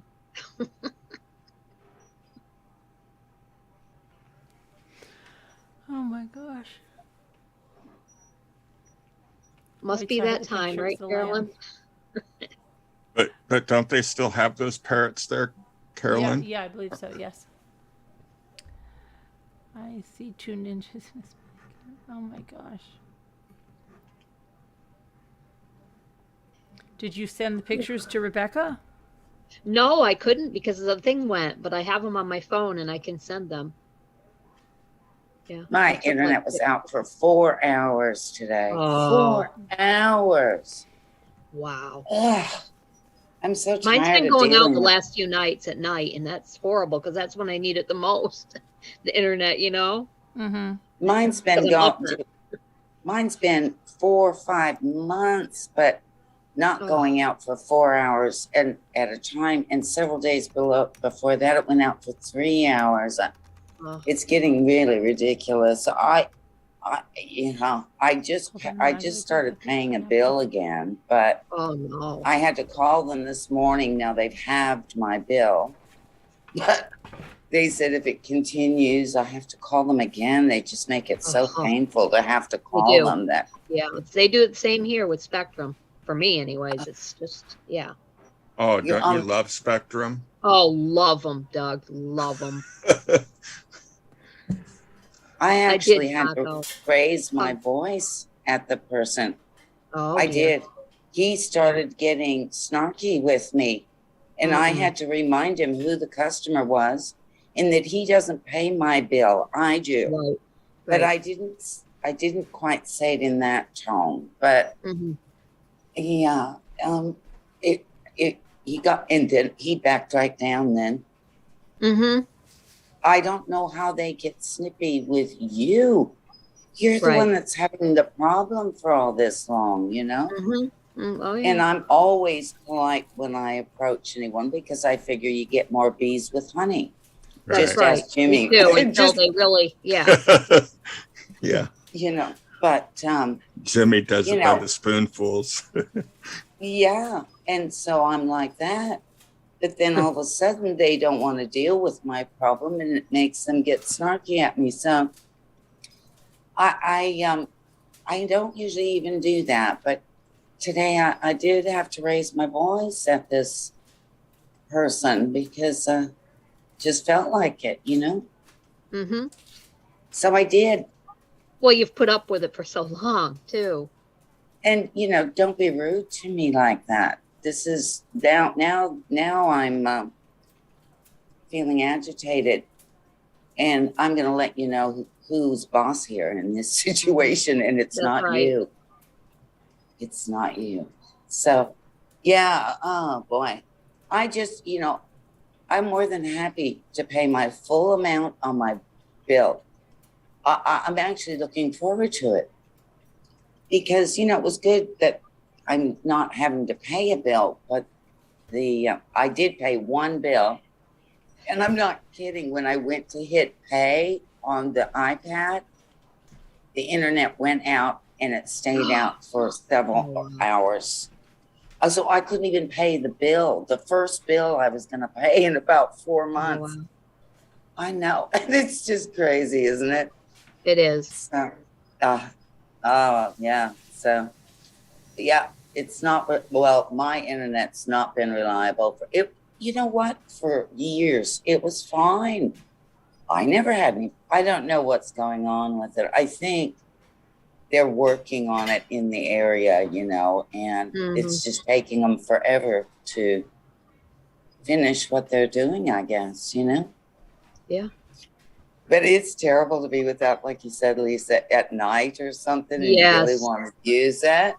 Yeah, and my phones depend on the internet, both of it, the Lifeline and you know, everything is with Spectrum or through Spectrum. My same here, like, yeah, it's the whole package deal is with this one. Right, and if they plan. mess up, I can't use anything. And I'm here Well, just sitting here thinking, what in the heck? I guess See, I'm lucky.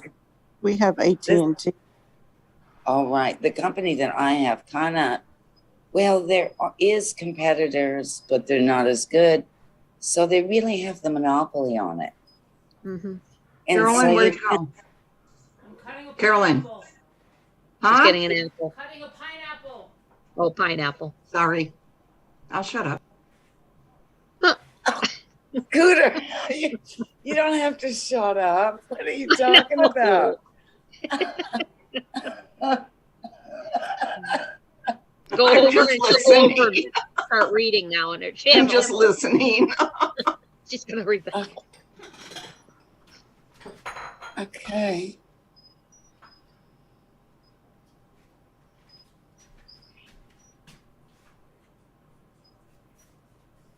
Didn't you? Guys, Please. just What happened? continue. I'm listening. Scooter, you crack me up. What did First she it's- do? I think my thing paused or something. What happened? First it's, okay, I'll shut up now. And then nobody says anything. No. It's just crickets. And then she goes, you can talk. No. What did you, oh, Scooter. I'm just you made saying, me laugh. I'll shut up now. Yeah, come on. Keep No, but talking. then she came in and gave us a prompt.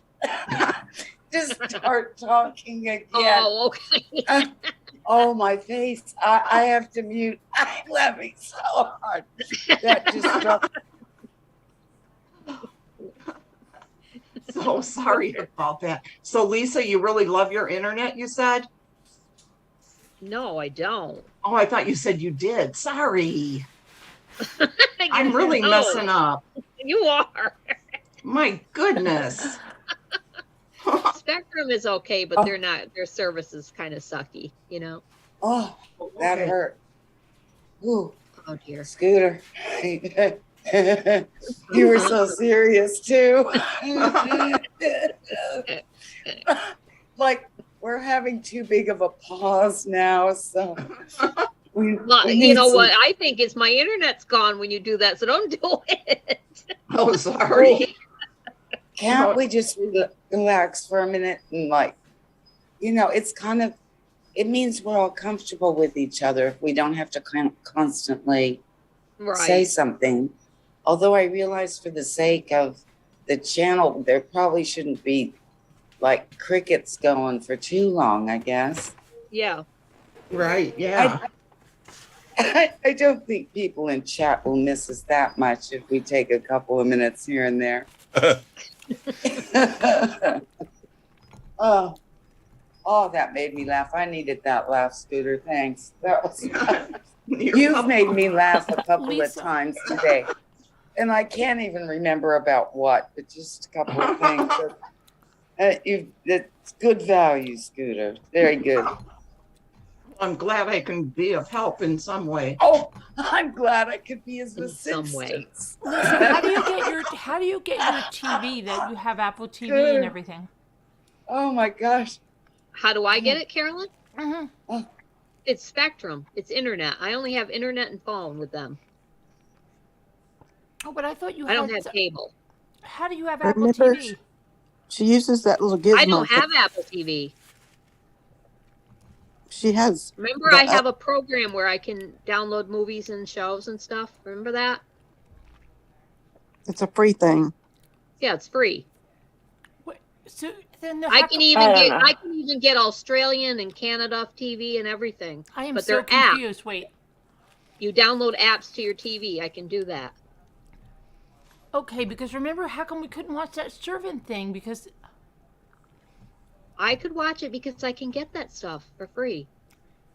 how? If you could It's figure not- out, Carolyn, if you could figure out how to connect with me, we could watch the servant on. I have Apple TV. Yeah, I have Apple TV too. Oh, okay. You're Hi, kind of like Leslie. you and Scooter did that one night. You used Scooter's computer. Mm-hmm. If there's a way to do that, I don't know. Oh, okay. I don't have it on my computer. I've got it on my iPad, but Kevin, I don't know how to do that with the password. Hopefully, I never lose mine. All I use is Roku on my TV. I have a Fire. I have a Fire TV, but I also have a Fire Stick and a Roku. A Roku. Fire too. TV? Fire TV, yes, it's called. Yeah, you light it on fire.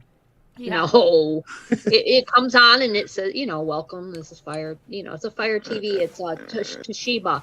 I got it when they had one of those Black Friday sales in 2018, I believe it was. And they were having them for like $129 for a 40-something inch. And it's got the, Amazon Fire. It's the Amazon Fire thing.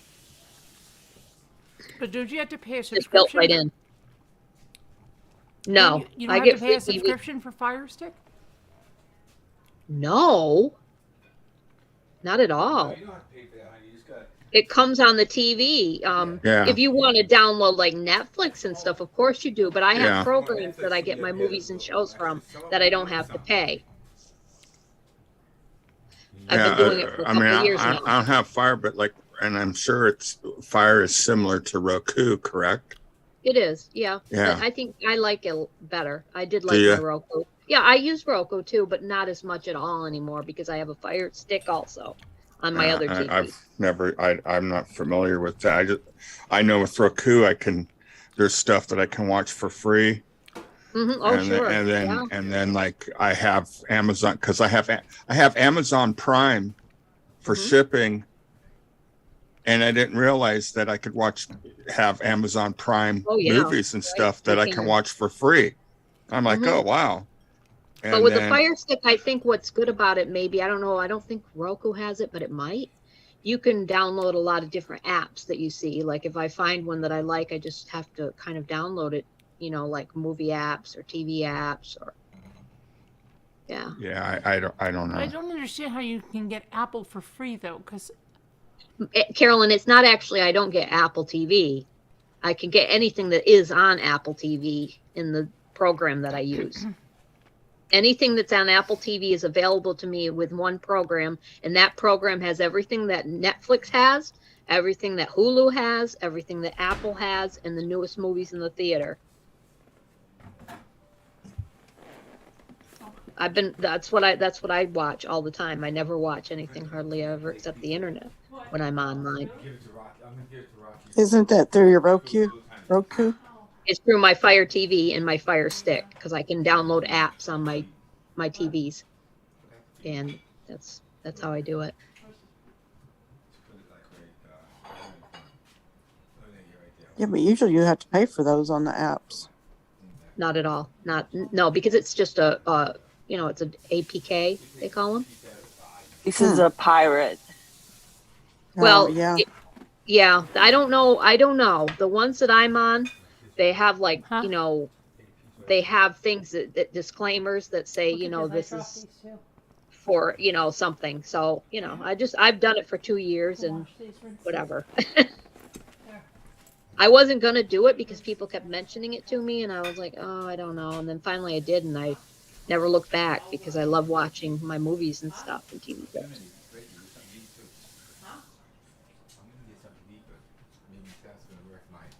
We used to have something like that, and it, for some reason or another, quit working, and we didn't replace it. Yeah, you can get like Heart Maze Wise, like BTV, BEE. There's one called BTV, I believe, and there's Cinema, and you look for APK, BTV, APK Cinema, I think it's called. If you have like something you can download the apps to if you want it on your TV. Now you probably could do it to your computer too. I just never happened to do it to my computer. Download them. I'm sure you could if you have a laptop or something.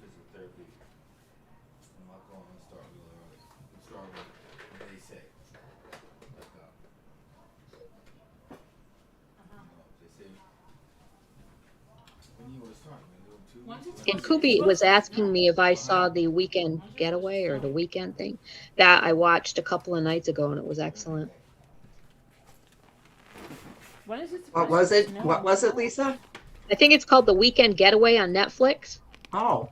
Yeah, we should Yeah. a new door behind you or something like that, and just get rid of the specs.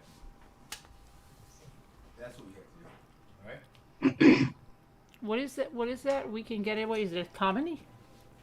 No. No. It's more like a thriller type movie. Who's in it? Leighton Meister, if you know her. Mm-mm. Leighton Me. No. Leighton Meester. Meester, yeah, that's it. Yeah. She's from Gossip Girl. Yeah, Mimi, those are good ones too. Yes, Gossip Girl. Okay, I didn't really watch that, so I didn't.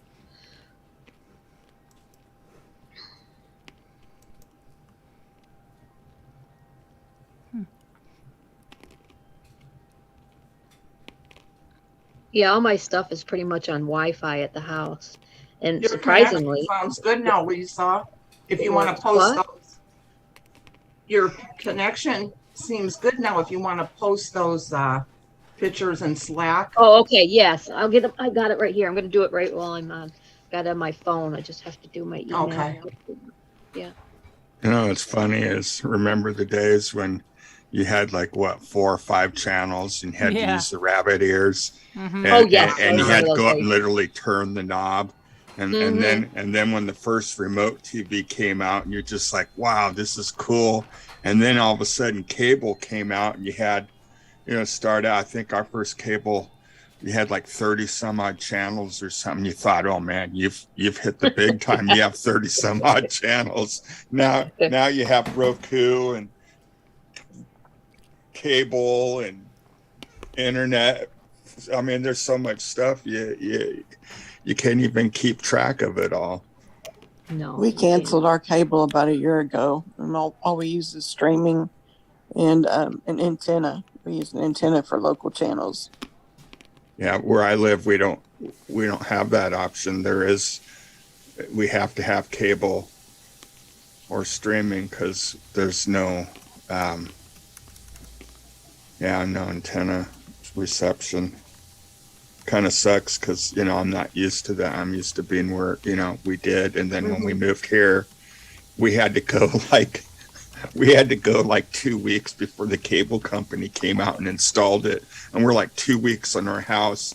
We had no TV, and the radio station, there was one radio station, they played really old country music like Conway Twitty and that kind of stuff. And not saying that Conway Twitty's bad, but it's just not really my thing.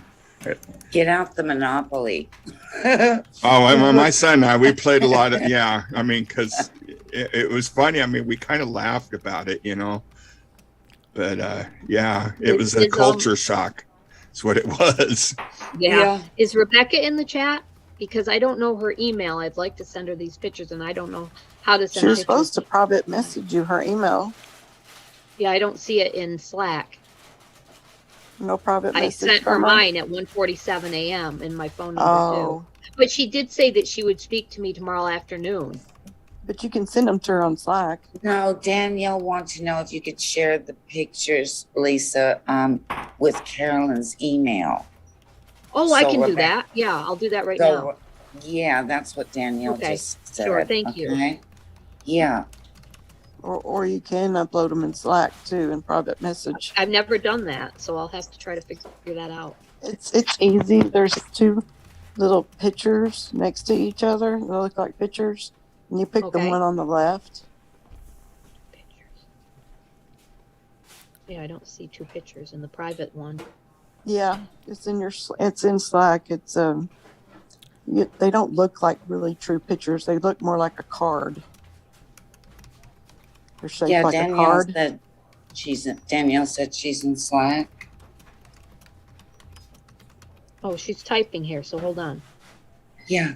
Okay, good. She gave me your email. Okay, Rebecca, thank you. I will send them. Oh my God, I'm getting it on my phone. I get notifications on my phone too. Let me see. All right.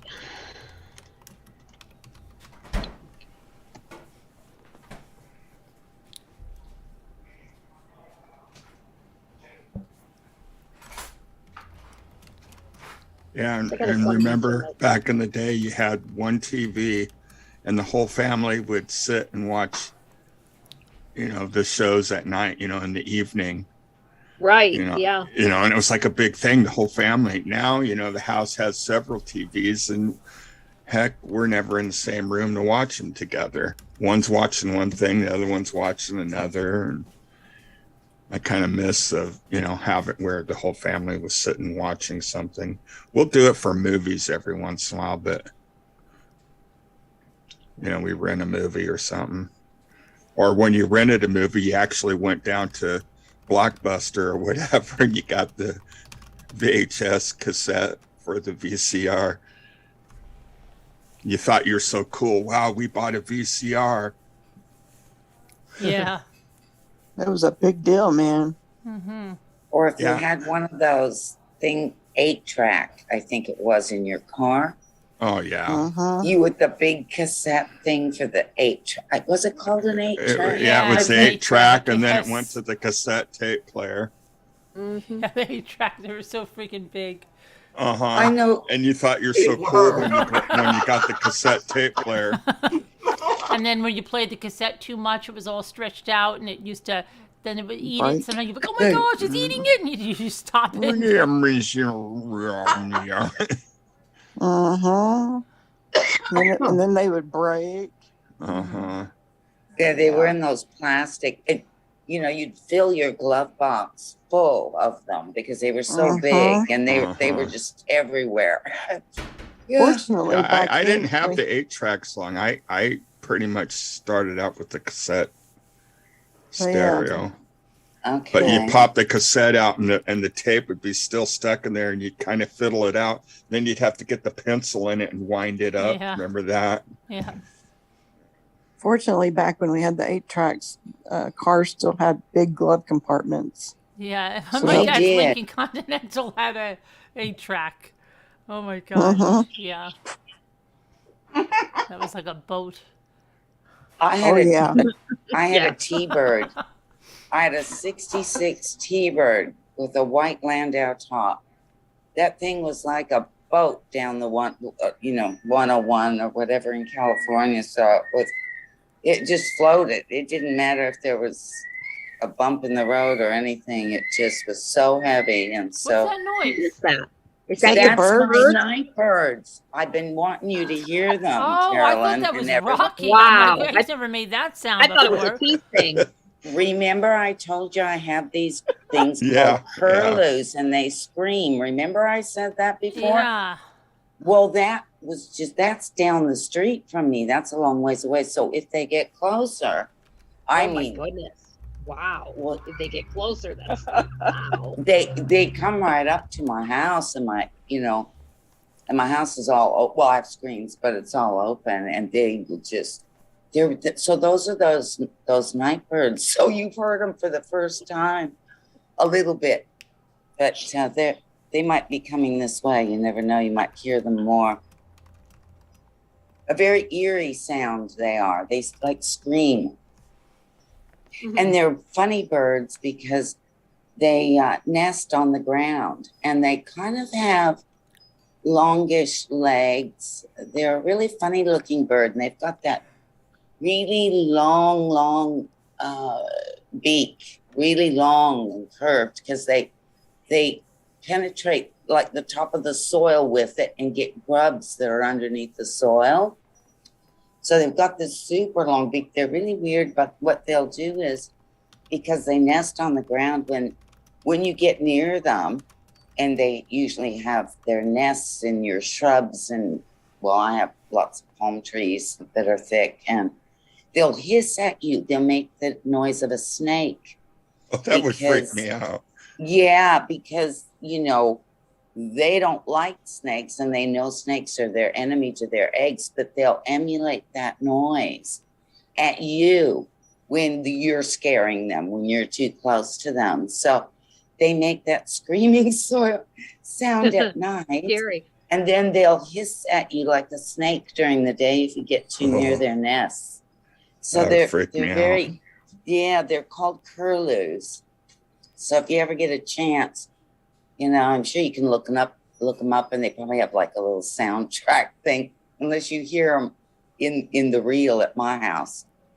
Because it's about, what time is it? It's about 7 o'clock here, 7 p.m. It's dark already because it was cloudy today. So, yeah, they're out. Did they make noise all night? Yeah. Well, I don't hear them all night. You know, they move around a lot. Right. So they don't stay, you know, if they have eggs near well, they're not going anywhere.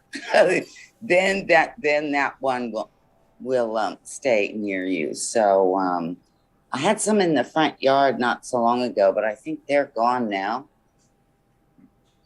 So yeah, they're strange birds. We have as I've said before, we have every kind of bird here. You can just all kinds of birds. And we have so many birds that we have these spiders. I think they're actually called bird-eating spiders.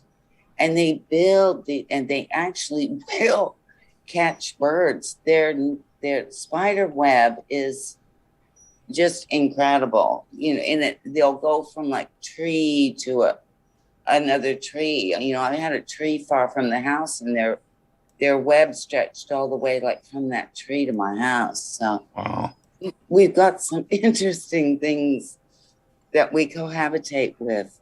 How big are the spiders? Well, we have what they call huntsmen here. Now, in California, I lived where there were tarantulas, and those are quite large, but they're also poisonous. But we have huntsmen, and unless you die from a heart attack because one crawls on you, they're harmless. So I would just freak because they are, well, with their legs and their bodies big too, they have like a face. The spider's so big, you actually see its face. Oh, wow. They're bigger than your whole face.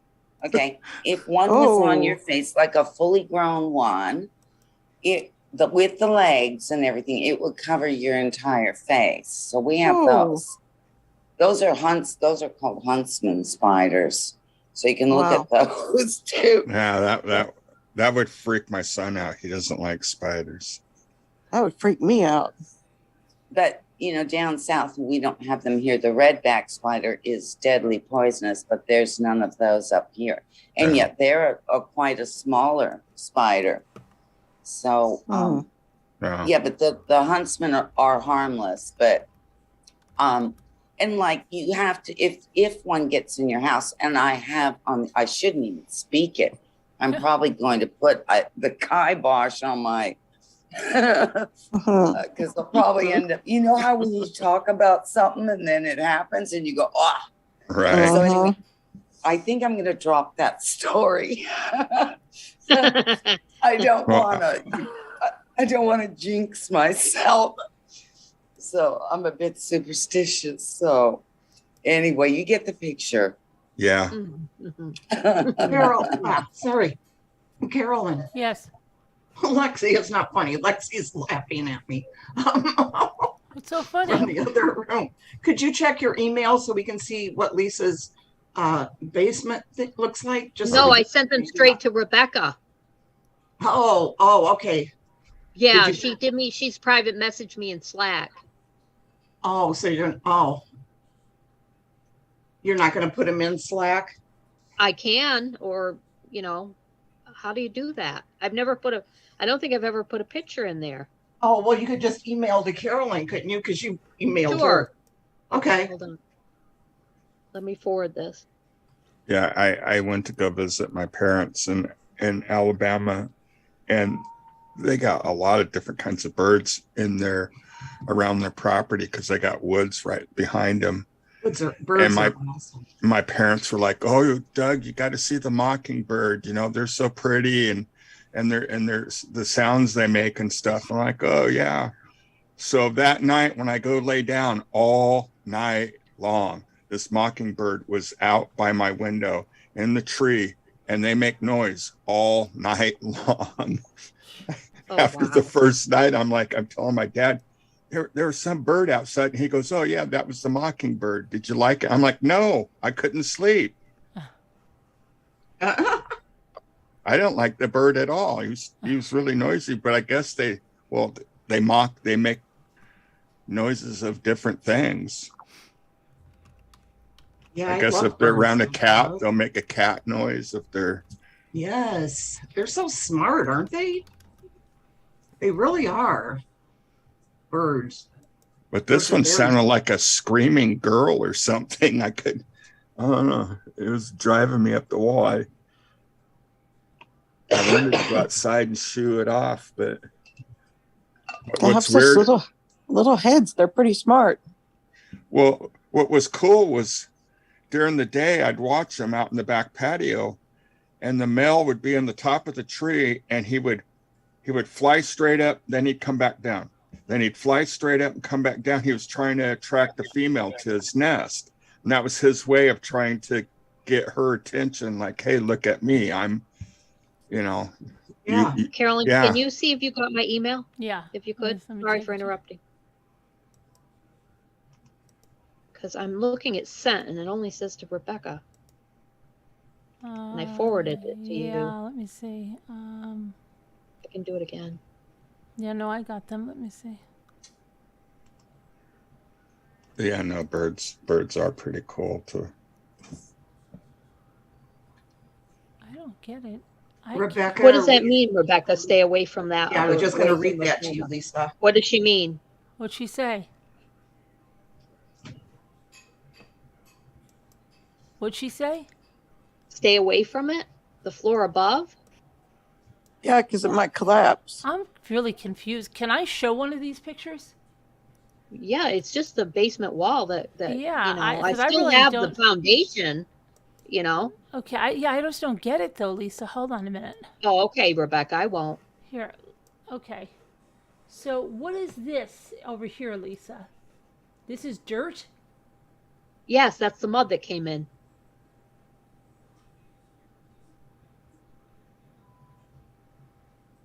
Lisa, Am I still here? I'm so Oh, okay. confused. Okay, I have a poured concrete foundation. You have blocks, but that's Yes. your foundation. Oh, would you mind? Yes, it's part of the wall there. There's more in the back.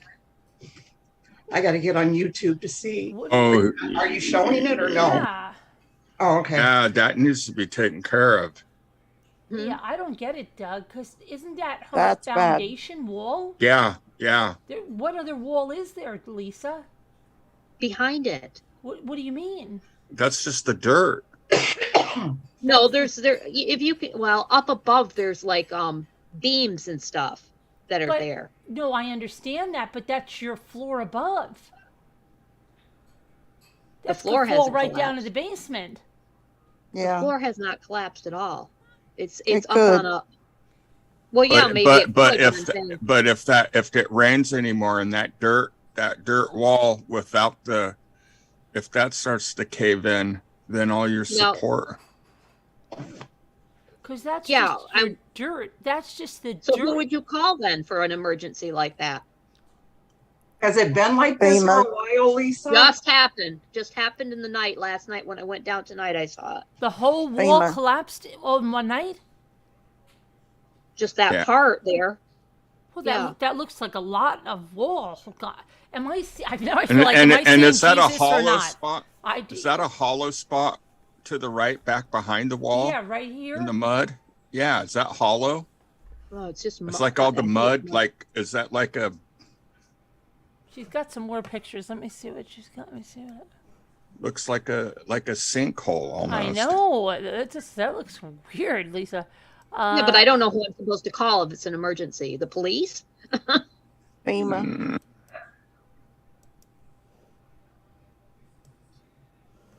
Now, what is this of? yeah, don't you wanna- know, they could come in your house and tell you it's not Livable. Livable. livable. They could condemn your house. Wow.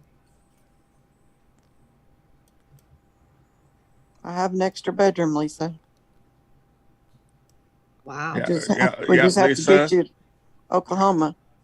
I would have somebody look at. I mean, you can have somebody come look at that. They won't charge you to like just have somebody that deals with foundation work and stuff, and just have them come look at it. You don't have to pay them to Okay. do the work, but they can look at it and they can tell you like, oh, hey, yeah, this is.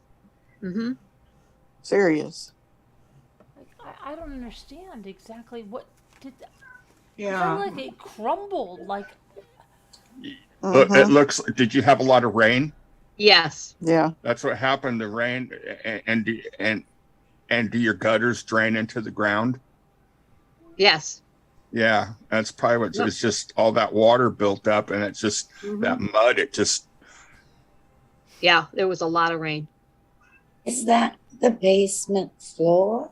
yeah. Or, okay. Now, wait, do you have dirt walls there in the basement or what? She has concrete blocks, but the blocks caved in and the dirt came in behind it. That's right, Doug. Yeah. Oh, I see. So they're cinder blocks, is what they are. It looks like my granny's old basement, they had like, you see where it looks hollow behind those blocks? Yeah, I remember hers having that under their house. There was like that hollow opening there. The blocks are what's holding the house up. I Yeah. know. I'm just saying, Yeah. their house was still up. I mean, there was nothing wrong with Yeah, it. it's like I an know inner wall cabinet. Yeah. there was a hollow area back there. I remember seeing. well, they may not have backfilled it. Right. Yeah. Maybe. In the days they may not have Yeah. backfilled it, but Well, can't they just put, like, I've seen them lift houses with these big braces. yeah, it can be can. fixed. It's expensive. Very Mm. expensive. But It's I mean, usually about that's three- that's it's an usually- extensive damage, and I'm afraid that they might see that and say that You can't live it's there. yeah until it's There- fixed. They're about $3,000 to $4,000 a pier.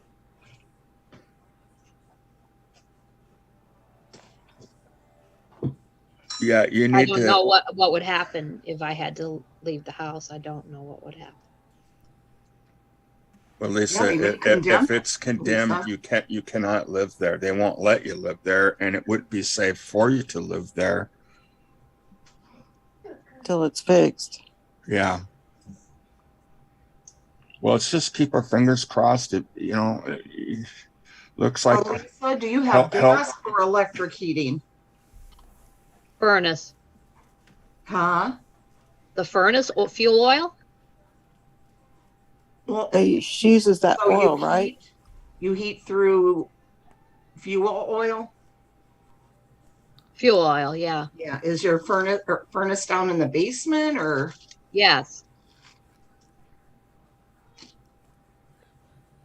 but isn't it freezing down there? Down the basement? No, not really. Danielle says you can't stay there, Lisa. You see her in the chat. Yeah, well, you tell me that and it's not going to be a pretty thing. What do you mean? I don't go outside of my house and I'm panicking now. I don't like going out. So if I had to leave my house, I don't even want to stay on it. Lisa, I can't do it. I can't go to a stranger's house or anything. Lisa, I won't do it. Let's just don't go there, okay? We won't go there right now. I won't. Was her name Rebecca? Is that the one that you gave the information to? Yes. Yeah. See what she can do for you. Yeah, we'll just cross those bridges when we come to it. You know, we're jumping to conclusions. We're only going off of pictures, and it may not be as bad as what we're saying. That's true. Yeah, try not to panic, Lisa. I'm not too good at not panicking. Huh? I'm not good at not panicking when it comes to, you know, my safe place.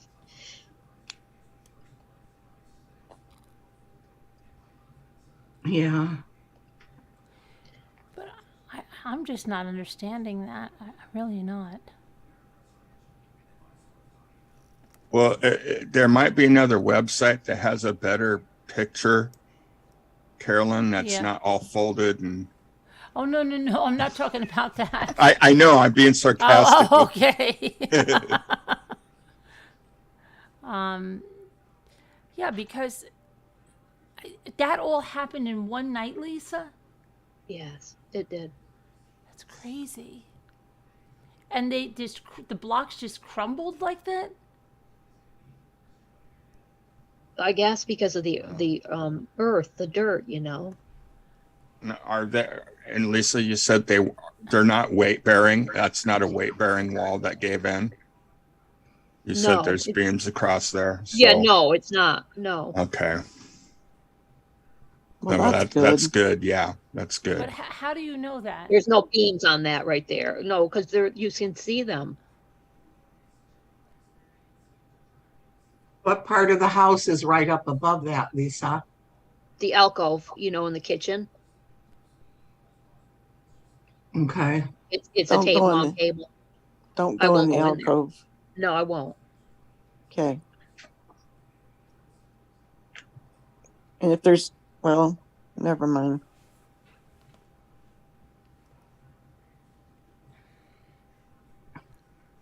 Just wait and see what Rebecca can do for you, and then start looking for peer companies. Yeah, and when I am in my back part, there's no basement underneath, so maybe they would let me stay there. It's attached to the house, but it's not anywhere near the basement because there's no basement underneath. I have a extra part apartment building out back. They can put temporary bracing in there while they're doing what they have to do and stuff. So, but you do need to have somebody look at it just in case.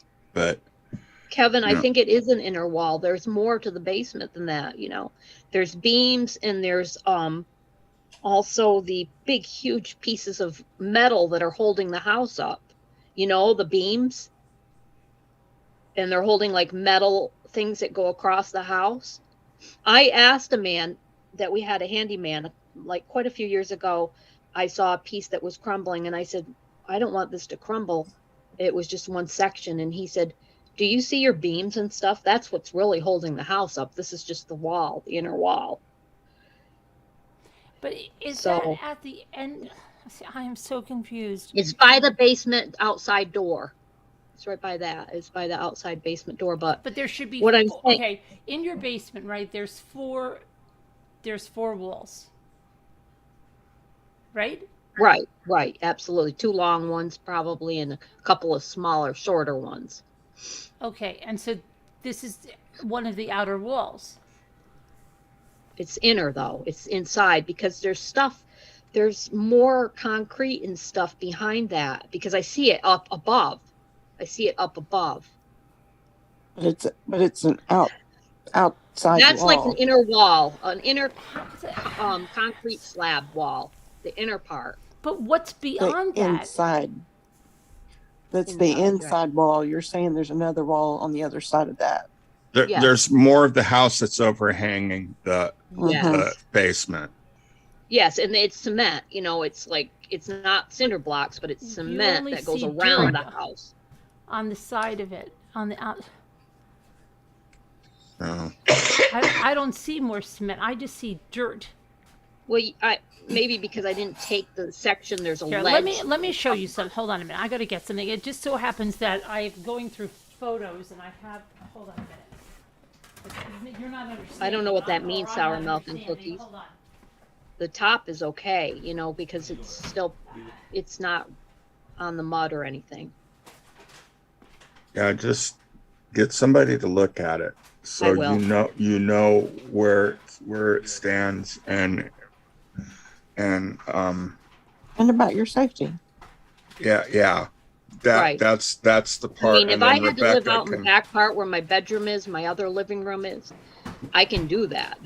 I have a small refrigerator that I've used out there that's beautiful, and I can live out there, believe me, and the microwave can come right with me.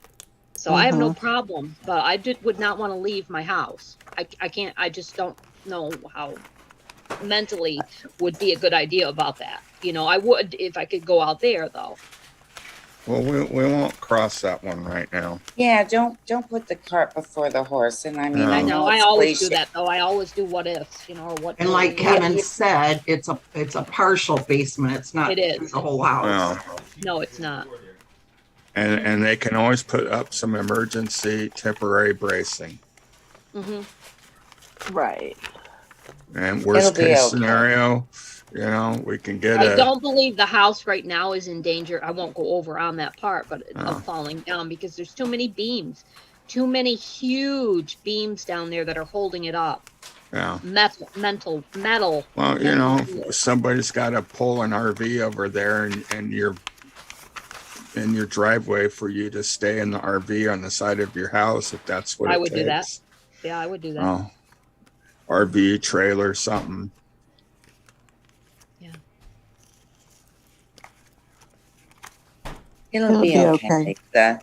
Yeah, It will I mean, be. most of what we worry about, we exaggerate in our Yeah. minds, and we go for the worst Oh, I do case it all the scenario. time. So when other people do it too, it's just like, oh my God, you're. All right, now you here's know, what I want you to see, okay?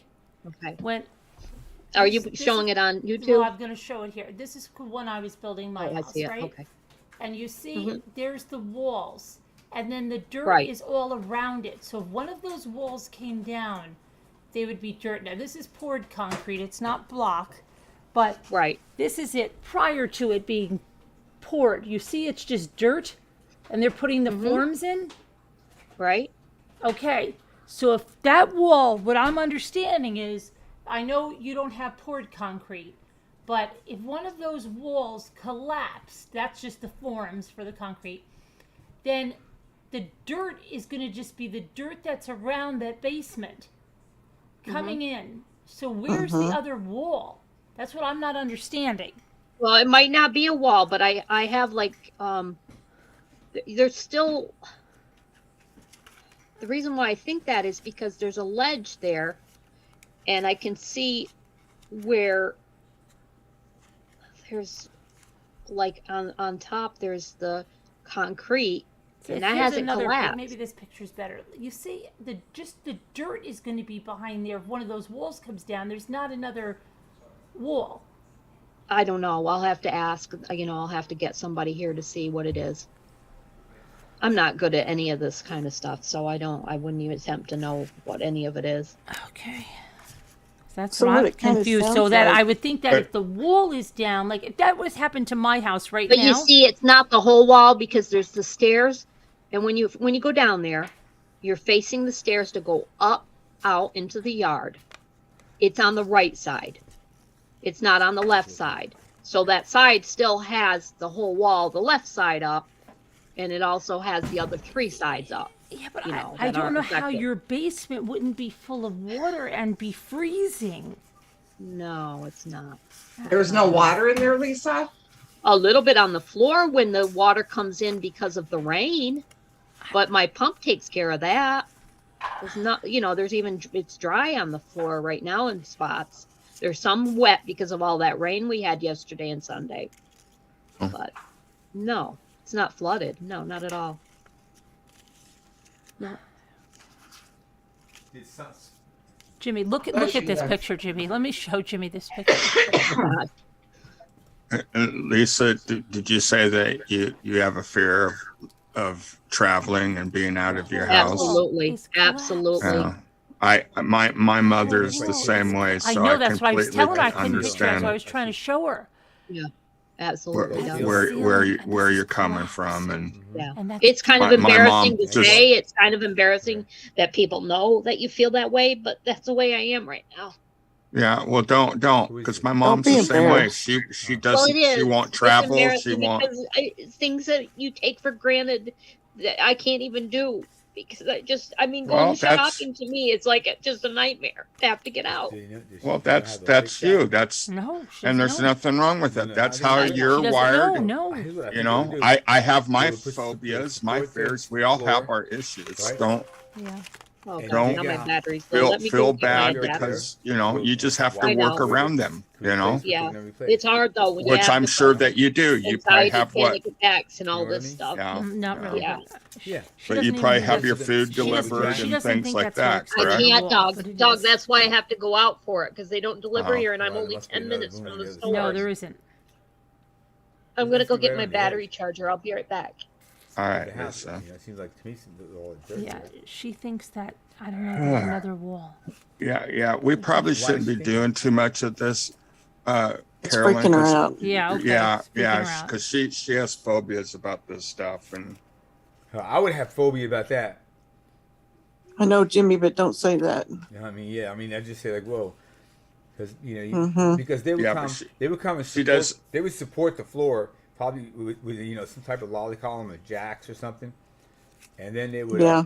where they'll support the floor to where it cannot come down, and then they would go out on the other side where that dirt is and dig all that dirt out of there, and walk to a wide enough spot to where they can replace the wall. yeah. Build Yeah, that. they can and then, fix it, but she suffers from panic attacks and stuff from Yeah. from being out of her house and stuff. My mom has the same thing, and you just I've have been to through shut that it down. too, yeah, I've been Yeah. through that myself. I believe Yeah. she'd be Me stressed. too. A woman with that problem, with having that, I'd be, there's got to be serious stress But, on her. but she doesn't, I don't know, she just doesn't think it's the exterior wall. I don't How know. could it not be the? I don't know. Right, there's dirt on the other side of it. I know. Well, she'll have to call somebody and get this figured out. Fire department, Yeah. got a father, she has family. Well, she can call a contractor. They could come out and back. look at it. It won't cost her. They come out to look at it and tell her how much it's going to cost to fix it. She can go, okay, and leave, and she'll know where she's at. They'll tell her, yeah, this is bad, or this is, she'll Yeah, find yeah. out where she stands. Right. Yeah. And then hopefully Rebecca Oh no, has that's some. Lisa D. Taco. She has some help. What'd she say? She said, "Is this the cute Lisa that looks like your sister?" Oh. This is the other cute Lisa. Yeah. We don't know what Lisa looks Right. like. You know what I look like. We don't know what you look like. I have my picture in Slack. Oh, you do? Yeah. I've seen it by her name. Yeah, I was with my friend Augie. Okay. We worked at Walmart together, but I don't. Did I put? No, I think I cut her out of the picture. But yeah. I was Yeah. at her wedding. When I did think. you work at Walmart? Oh God, quite a few years ago. Maybe about 8 years ago. But I don't have any recent. I could take a recent one, but I don't. No, Yeah. I'm just saying because I didn't think. 10 years ago, maybe. Oh, okay. Carolyn Yeah. didn't know that you worked besides doing eBay.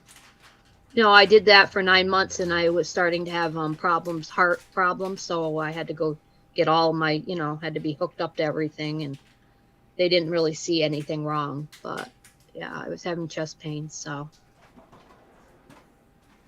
Maybe because I was panic doing the attacks. lifting of stuff, What? Could have been a little bit of panic attack. Well, maybe, I don't know. I have no idea. That can make you feel like you're having a heart attack. Right, but I don't remember really having a panic attack. I mean, I've had them all my life, but who knows? I really don't know. I'm so tired of myself, and my pain and, everything. It's just overwhelming. Way too much pain. No, Lisa D's husband, well, I mean, he does construction, but he doesn't work. That's not his job. He's an engineer, I believe, something like that. What is Gary? You don't remember what Gary does? Lisa, just make sure that you when Yeah, you he get doesn't a work in chance or construction. He just whatever, does it on his house. When I He walk, likes Deborah? just spend a bit of time, even if you can't sleep, consciously kind of trying to empty your mind of all thoughts. And Yeah, that I helps me, do that for a little while. Everything, honey, everything will be fine. I know, it's just the initialness of it, when anything's new, I don't do things well when they're fresh. It's okay. You'll be fine. Just call someone about it. Maybe like the fire department, just call a couple people and it'll be okay. You'll do it. But just allow yourself a little bit of time to empty your mind and try to think of nothing. And then when you make your phone calls, you'll deal with it then, and it'll be fine.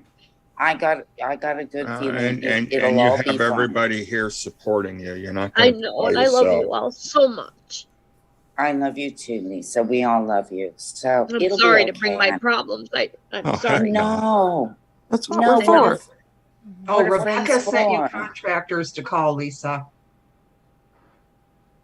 Okay, are they in the chat? No, she sent them to you. She sent you a list. Probably Let me email. look.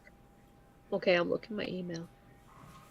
Just so you know you have them for you to call when No, I you don't see want anything to. in my email. Maybe she meant Slack. Probably, yeah.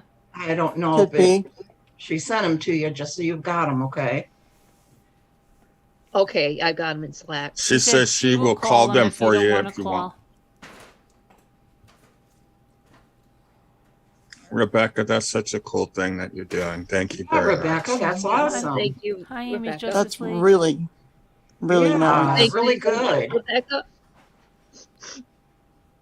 That's really, really nice that she'll call for you. I know, because I don't do calls well. I do them, but I don't do everything well anymore. It's Well, okay. see, it's a good thing that you brought it up. And I know I was thinking about not, but I'm glad that you did, and we're Yeah. all glad. So anybody I that know. has good advice, and I mean, this is the most awesome chat on YouTube. So It is. if anybody needs anything, someone is always here to help out. I know. And Thank so God. you did the right thing. We love you a lot. And we're gonna somebody, obviously was it Rebecca that said she would help Yeah. you out? Yeah. So Yeah. that's fabulous. And so Yeah, see, that's it's so nice, Rebecca. It yes, is. Rebecca, It is. very It's- nice. It's wonderful. Yes. And Lisa, Okay, Rebecca. our house was completely sliding down the hill. Oh We no. had to have our complete foundation rebuilt, and it took 3 months, and they did brace the entire house, and we lived in it the entire time. So Oh really? Who is this No. that's saying that? I'm Larky. not Lark. Mark. Oh, Lark. Okay, because I was on Yeah. YouTube and I couldn't tell. So, And- there is hope that Okay, Rebecca. I'll go Yeah. along with that. Yeah. Anything. Yeah, you seen where Rebecca says you have to be her aunt? Right. Yeah, Absolutely. yeah. Okay. Yeah, we all have our problems and issues. Don't be afraid of, You know calling what in mine and- is? talking about them. Mine is I have a fear of driving over bridges. Do Really? you, Oh. Doug? I freak out when I used to drive have- over bridges. Can you Doug, go that's as a funny. When I was passenger? little, I used to. When I had to walk over them, my feet were so little, I was afraid they were going to go in the holes because we have holes in our Yeah. bridges. The metal. Yeah, our bridges are like falling apart here in my state. And so I freak out about it. And I also freak out when I go to the carnival rides because I think when I'm in the ride, I'm thinking, did they put all the screws in or all the nuts Oh, tightened right. up? Because then I start freaking out because I know just one mistake and I can be dead, and I know. So I They start scare me. I don't freaking want out. to. Are you So- okay if you go over a bridge as a passenger? that's even worse because I have no control of the car. Thank you, everyone. I love you so much. Is it to the point that you have to avoid them, or you can just do it? It depends. Sometimes I do have to avoid them. You know, if Right. I'm in heavy traffic and I'm sitting there stopped on the bridge and the bridge is bouncing because of vehicles coming the other way and the semis and stuff. Oh, I get, and I start white knuckling it and stuff. I got better when I moved away from the big city. And you know, we have one big bridge that we have to cross here, and that one bothers me at times. I mean, it bothers me all the times, but most of the time I can kind of keep it under control somewhat, you know. But I don't like it. Mm-hmm. And it seems like the older I get, the worse it gets. Mm-hmm. You know. Oh yeah. And I have a big fear of bees. Oh my gosh, 'Cause Jimmy's sister does too, it impacts her life. Oh, I can't handle being in a room with one flying around. Well, no. Do you know what she used Well, to yeah, do? I wouldn't want to either. Not in a room with one. Don't hang out. She Don't lived hang in out Florida with Jimmy until then. she just moved, right? And she was like, we went down and we rented our own condo to stay in with the kids, but they were right in that town, and every time we would go out with her, she'd be like, Carolyn, don't touch that, could have bees in that. Carolyn, that could have a bee in there. There could be a bee in there. And that, you want to know about that house that I told you we were going to buy? The realtor said, I think there might be bees in there. Okay, but it was a foreclosure. She flipped out. She wasn't even buying the house, and she was like, "Oh no, I can't. There might be bees in there." And I think that was half the reason we couldn't do this. But she would go into her shed, right? When she opened her shed, this is what she did. I'm not joking. She would open the door of the shed and go like, as she's walking in. And I said, what? And she said, just in case there's bees in there. That was just in case that there were bees in there. What? When she went in, she went in like that. And I said, I think this might be impacting your life a little bit. You know what I mean? Because everything was about bees. And then you would say, well, wait, does she have a really bad bee sting allergy or something that, no. Mm-mm. So, yeah. Oh, wow. Yeah, I was jacking up the camper. It impacts her whole life. Bees. It freaks me out. I was jacking up the camper, and I got the truck underneath of it. I let the camper down on the truck. I pulled the truck up onto the driveway, and I was filling the water tank up. And I looked up, and I seen this wasp paper nest hanging off of the aluminum luggage rack thing that's on top of the camper. And I'm like, oh, and I like backed off real slow, and then went in the house. And I told my son, I said, there's a bee nest on the camper. And he goes, what do you want me to do? And I sat there and thought about it. And I thought, well, we're not going to do nothing. We'll just jump in the truck and we'll take off. Because I figured we'll drive down the road. The wind will blow them off. We'll blow the nest off, and we won't have to deal with it. Carolyn, we make it all the way to the campsite, 30 miles. And guess what? Those bees are still in the nest, hanging on. I don't know how they made it, but they made it. And I'm like, oh, heck no, I'm not going to go into the campsite and park my camper there with these bees that are now mad, because you know they're going to be mad. They've been moved. They've had a windstorm for 30 miles. And so my son opened the back of the camper, got the camper door, opened it, got the broom out. And so he swatted the nest down with the broom, and he took off running one direction, and I drove the truck the other direction, and we met up at the campsite. If there wasn't for my son, I'd probably be still in the cab of the truck, and that camping trip probably would have never came out much because of the bees. Yeah, I don't know. It was like, no, she didn't have that. She just was like bees. I go, oh, these are nice. Oh, careful, Carolyn, there could be bees in there. And Jimmy was getting that way with he likes spiders, but then everything was about spiders. Like, well, I'm like, oh, please don't be getting like your sister with bees. Yeah. See, I'm allergic to them, so that's kind of why I'm like that. But I don't like them. Yeah, smoke them out. That's what you're supposed to do with the old rag tied to a long stick. Or you get them at night. That's what Jimmy would do. You get them at night. Yeah. Well, it's like we have a bee nest on that camper every summer. And this last summer, we had one inside of the air conditioning. It was inside the back, in the vents. And my son said it was about the size of your fist. And we're like, well, how in the heck are we going to get rid of that one? And I thought about it, and I had this bug spray stuff, the fogger. Mm-hmm. And so I kept it on a stick, and I told my son, just climb the ladder at night, push the button, stick it over there, and just fog them out. And I took care of them. And then another time, because would leave the vent open on the top of the camper during the summer to, cracked about an inch to give it some air. Mm-hmm. And they built a nest inside of there. Mm.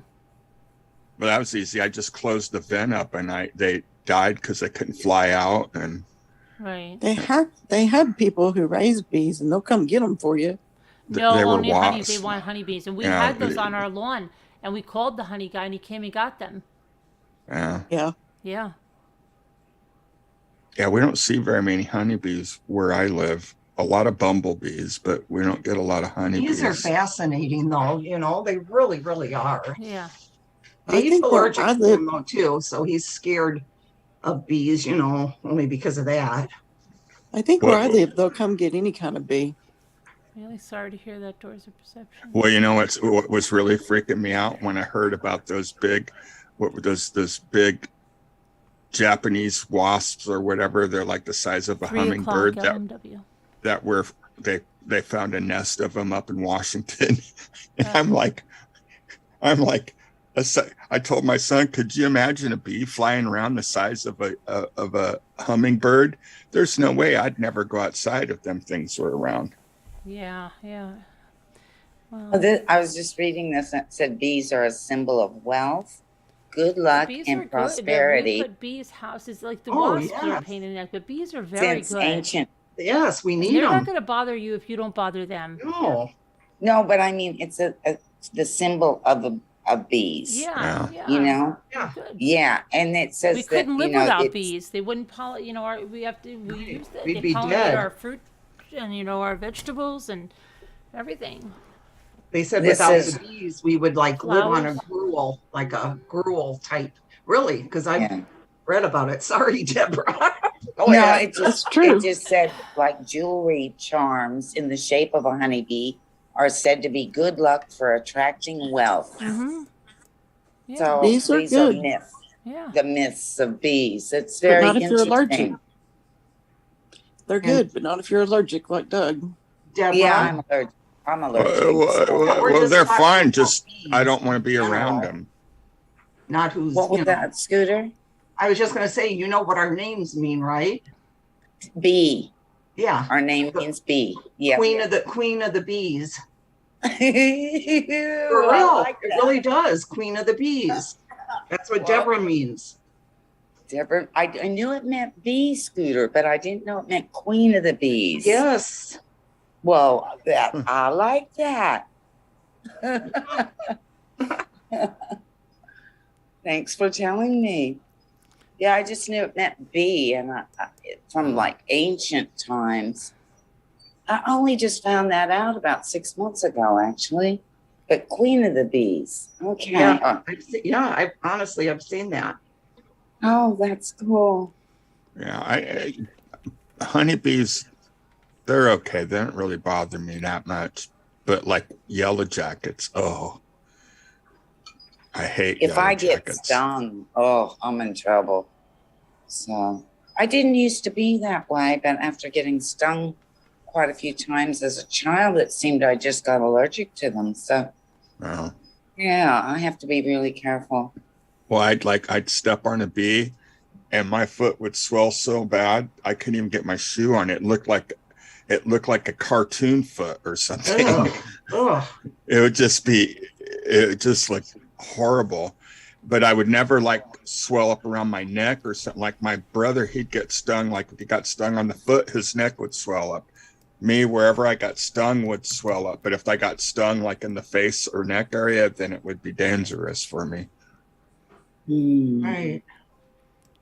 Okay. Well, we better go because we got an auction at 3:00. Wait. Oh, we're Right. Caroline. Yeah, and you got me talking about bees. I'll be checking underneath Don't my forget covers and tomorrow. everything before I go to Don't bed. forget tomorrow what? Remember that person we're having that call with? Oh, I missed that. Okay. Wait. Okay. All right. All right. All right. All right. So everybody, see you tomorrow. Much love and prayers, Thanks everyone. for Thank coming. you. Yeah, Thank you Lisa. so take much. care. Bye, everyone. Deborah, Good night, thank you, Rebecca, everyone. Ryan, Lisa, Good Lord, night. Love you, everybody, Lisa H. Love you Scooter, guys. everybody. Love you, Good Doug. night. Prayers for everybody in the chat. Scooter, We'll see Mark, you tomorrow. Deborah. Bye. Got Nana All Patty. of you. Bye, everybody. Love you. I love you. Nana God Love Patty. bless. you. See you later.